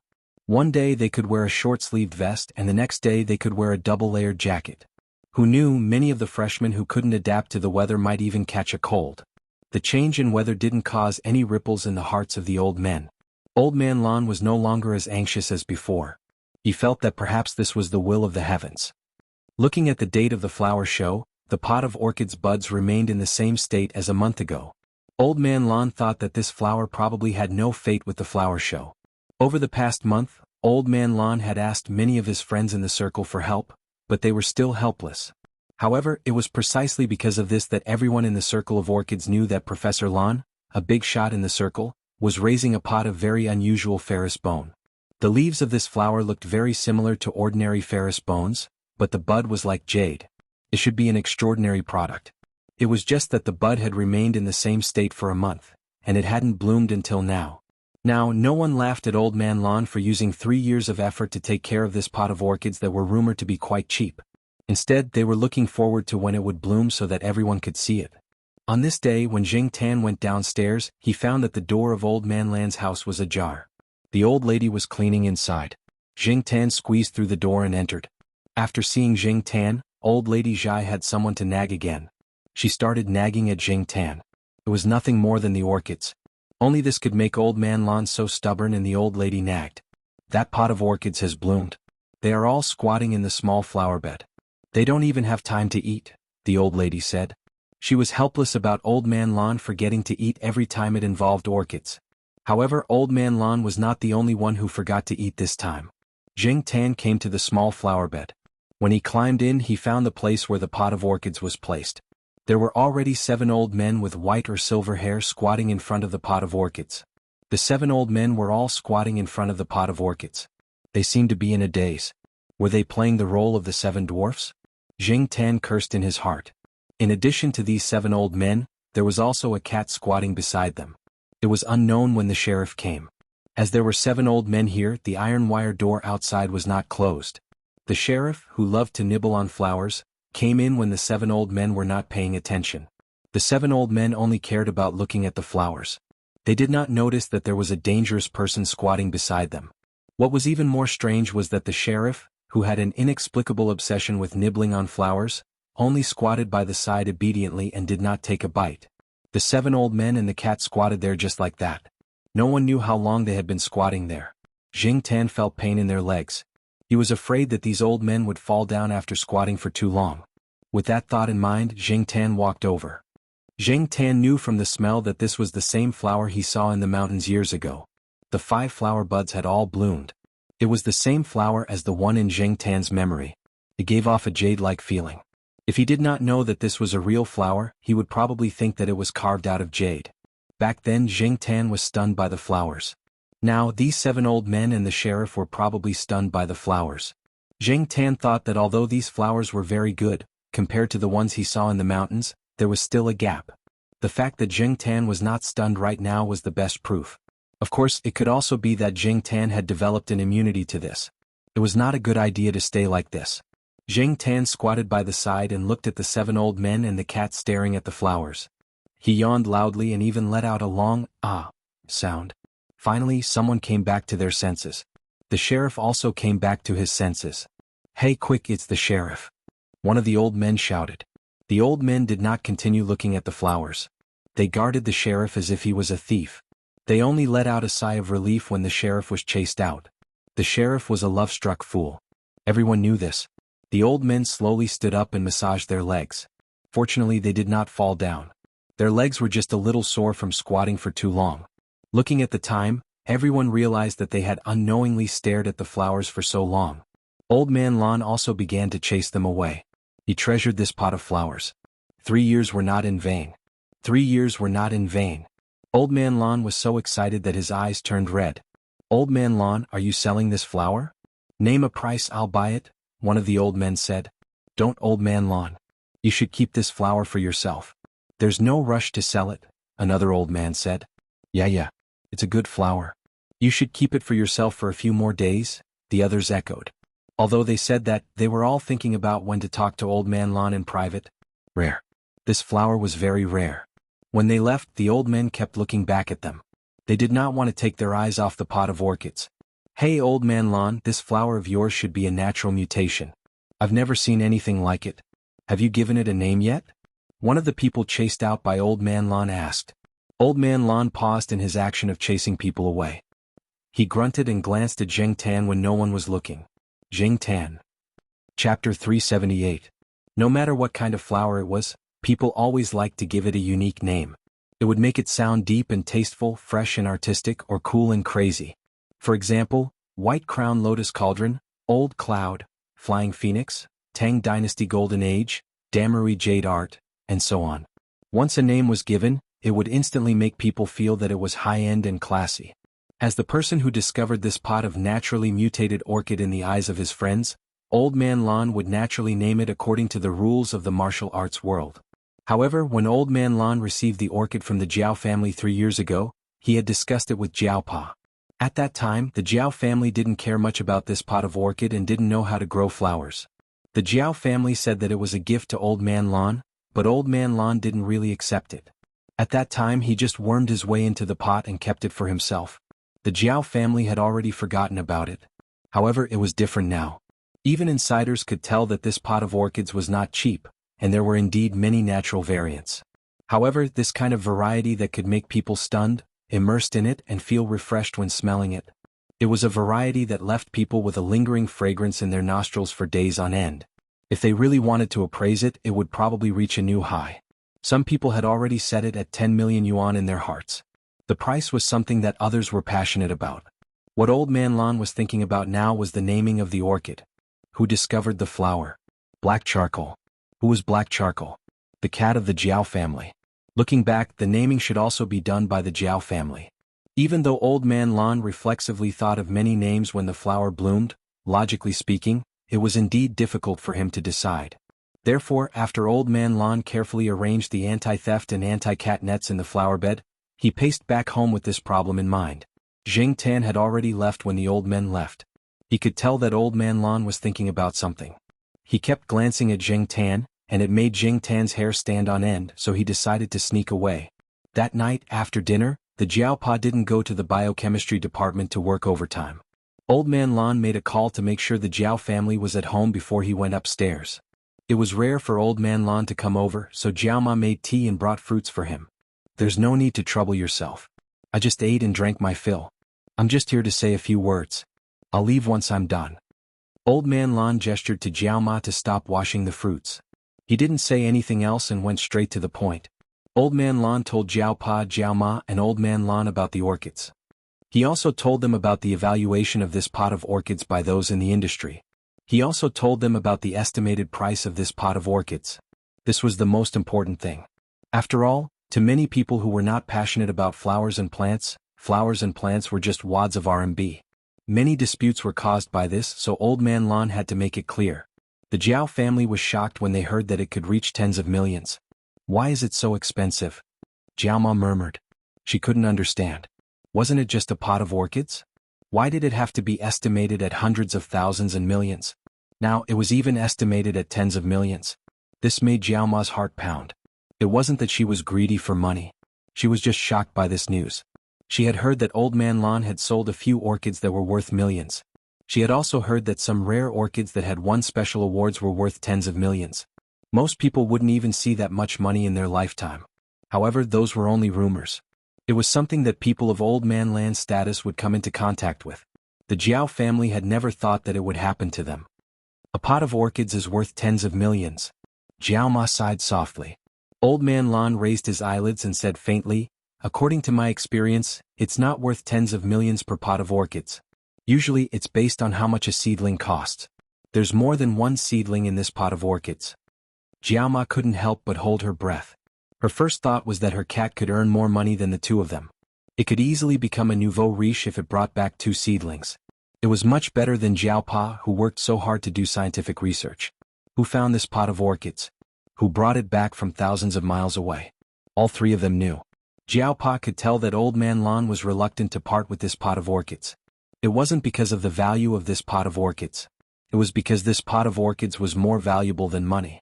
Since this pot of orchids was so valuable, even if the Jiao family gave it to him, Old Man Lan wouldn't be so thick-skinned as to accept it. This old man had a stubborn temper. After thinking for a while, Jiao Pa said, Professor Lan, can I trouble you to take care of this pot of orchids? You know that no one in my family knows about orchids. If we bring it back, it might be ruined in a few days. Old Man Lan understood this as well. Old Man Lan was more than happy to have him stay with him for a while longer. If it was ruined, he would cry until he fainted in the flower bed. Okay, I'll take care of it for you. When you want it back, just let me know. Also, other than talking to you about this, I also want to ask you how to name this flower. It has to be written clearly on the flower show. Before Old Man Lan agreed to participate in the flower show, he had already called Jiao Pa to ask about it. Naturally, Jiao Pa didn't have any objections. Jiao Ma wasn't good at naming things and Jiao Pa wasn't sure about flowers either. Therefore, the couple looked at each other. Should they let Old Man Lan, the professional, come up with a name? They looked at the black cat lying lazily on the sofa. It didn't seem to have any objections. After thinking about it, Jiao Pa made a decision. You see, we don't know much about this either. Let's leave it to you to decide. You're the one who took care of this flower. Professor Lan, you played a big part in this flower's success. We didn't do anything at all. We even forgot about it. Thinking back to the two flower sprouts that weren't very good looking when they were brought back, and hearing what Professor Lan said now, the couple felt that they had nothing to do with this. Zheng Tan had been paying attention to Old Man Lan's expression. When Jiao Pa asked Old Man Lan to name the flower, Old Man Lan couldn't help but grin. He must have spent a lot of effort to maintain his dignified image. If he wasn't afraid of losing face here, Old Man Lan would have jumped up in excitement. Naming a treasure was a very important matter to many people. It would be recorded in the history books if it could become famous in the current era. Thousands of years later, when people opened up related records or started research, they would naturally mention the treasure's name. They might also mention the person who discovered it and named it. But even if their names weren't mentioned, they would be more than happy. They were the ones who named it. Jiao Pa and Jiao Ma pretended not to see the uncontrollable expression on Old Man Lan's face. Then, Professor Lan, have you thought of a name for the flower pot? Jiao Pa asked. Cough, I haven't thought about it yet. I have to think about it carefully. Old Man Lan straightened his face and said. Not to mention Zheng Tan, even Jiao Pa didn't believe him. Old Man Lan looked like he had already made up his mind. Why was he still pretending? However, Jiao Pa didn't point it out. Old Man Lan cared a lot about his reputation. He couldn't go against the old man's wishes. Old Man Lan was in a good mood now that he could get the right to name the flower. Jiao Ma instantly felt the atmosphere lighten. Old Man Lan looked at the time and said, "How about this? Find some time tomorrow and I'll take you to see the flowers. I'll make the arrangements then." And so, the next day the Jiao family, Zheng Tan, and little Pomelo followed Old Man Lan to the flower garden. After seeing the flowers, the three of them were stunned for a while. If it weren't for Old Man Lan and Zheng Tan, the three of them would have continued to stare at the flowers. "It's so beautiful," Jiao Ma exclaimed. Compared to gold and silver, she preferred jade. Although the pattern was simple, it was pleasing to the eye no matter how she looked at it. When Mama Jiao came back to her senses, she even wanted to reach out and touch it to see if it was really a flower and not carved from jade. Before Jiao Ma could touch the flowers, Old Man Lan stopped her. Old Man Lan treasured the flowers so much that he didn't want Jiao Ma to damage them. However, he still asked Jiao Ma to touch them carefully. Jiao Ma was also nervous when she touched them. She only touched them lightly and didn't feel anything. She quickly pulled her hand back. This was a treasure worth tens of millions. She was afraid that her hand would shake and destroy the flowers. If this is really carved from jade, it would be of the highest quality or even the highest quality. The flowers in front of us are like living jade. Jiao Ma sighed. No wonder Professor Lan was so confident in his estimate. Zheng Tan had always felt that the orchids were evil. However, nature was good at creating miracles. Since it was a natural mutation, Zheng Tan didn't think too much about it. Of course, for many people, orchids had always been a symbol of positivity. To Zheng Tan it was evil. To Old Man Lan it was like a fairy. Like jade. Like a fairy. Like a god. After seeing the flowers, Jiao Pa was even more determined. He left the flowers with Old Man Lan. As for when he would ask for them back, Jiao Pa didn't say. Moreover, Father Jiao asked Old Man Lan to include his own name in the introduction of the exhibitor, or information about the owner of the flower when he participated in the exhibition or other exchange meetings. Old Man Lan felt that the Jiao family was at a disadvantage. He got serious and prepared an agreement for Jiao Pa to sign. After all, the flowers weren't ordinary. Old Man Lan didn't want to blur the ownership of the flowers. After everything was explained and signed, he could send the flowers to the exhibition without any worries. The flowers were a hot potato for the Jiao family. Once those people got wind of the flowers, they would come knocking on Old Man Lan's door the next morning. The Jiao family had seen Old Man Lan being stopped by people at his house and begging him to sell the orchids. Jiao Pa didn't want to sell the orchids and Old Man Lan didn't disagree. The flowers weren't famous yet, so the price would be lower. But in terms of price, it wasn't worth it. Old Man Lan felt that it was beneath him to negotiate the price of the flowers. To Old Man Lan, the flowers were priceless. Many flowers are so expensive because they are hyped up. Maybe in a few years they will fall into the ranks of ordinary flowers. Some people become rich overnight by hyping up orchids, while others go bankrupt. Old Man Lan said. But this flower is different. It doesn't even need to be hypnotized. Even after a few years, people will still be fascinated by it. The next day, Old Man Lan came to visit the Jiao family again. He even brought an ink painting that he had drawn himself. It was the pot of orchids, and beside it were the words Iron Bone Celestial Cat, written in semi-cursive. Therefore, Jade Cat Celestial was the name Old Man Lan gave to the flowers. When the time came, no matter if it was exhibited or brought to the exchange meeting, the name Jade Cat Fairy would be marked in the inscription name column of the flower's information. In the future, when people mentioned this flower, they would call it Jade Cat Fairy. The members of the Jiao family naturally knew the meaning of this name, but the other old men were puzzled after hearing it. Jade Cat Celestial was one thing. They admitted that the flowers looked quite divine. But why was there a cat?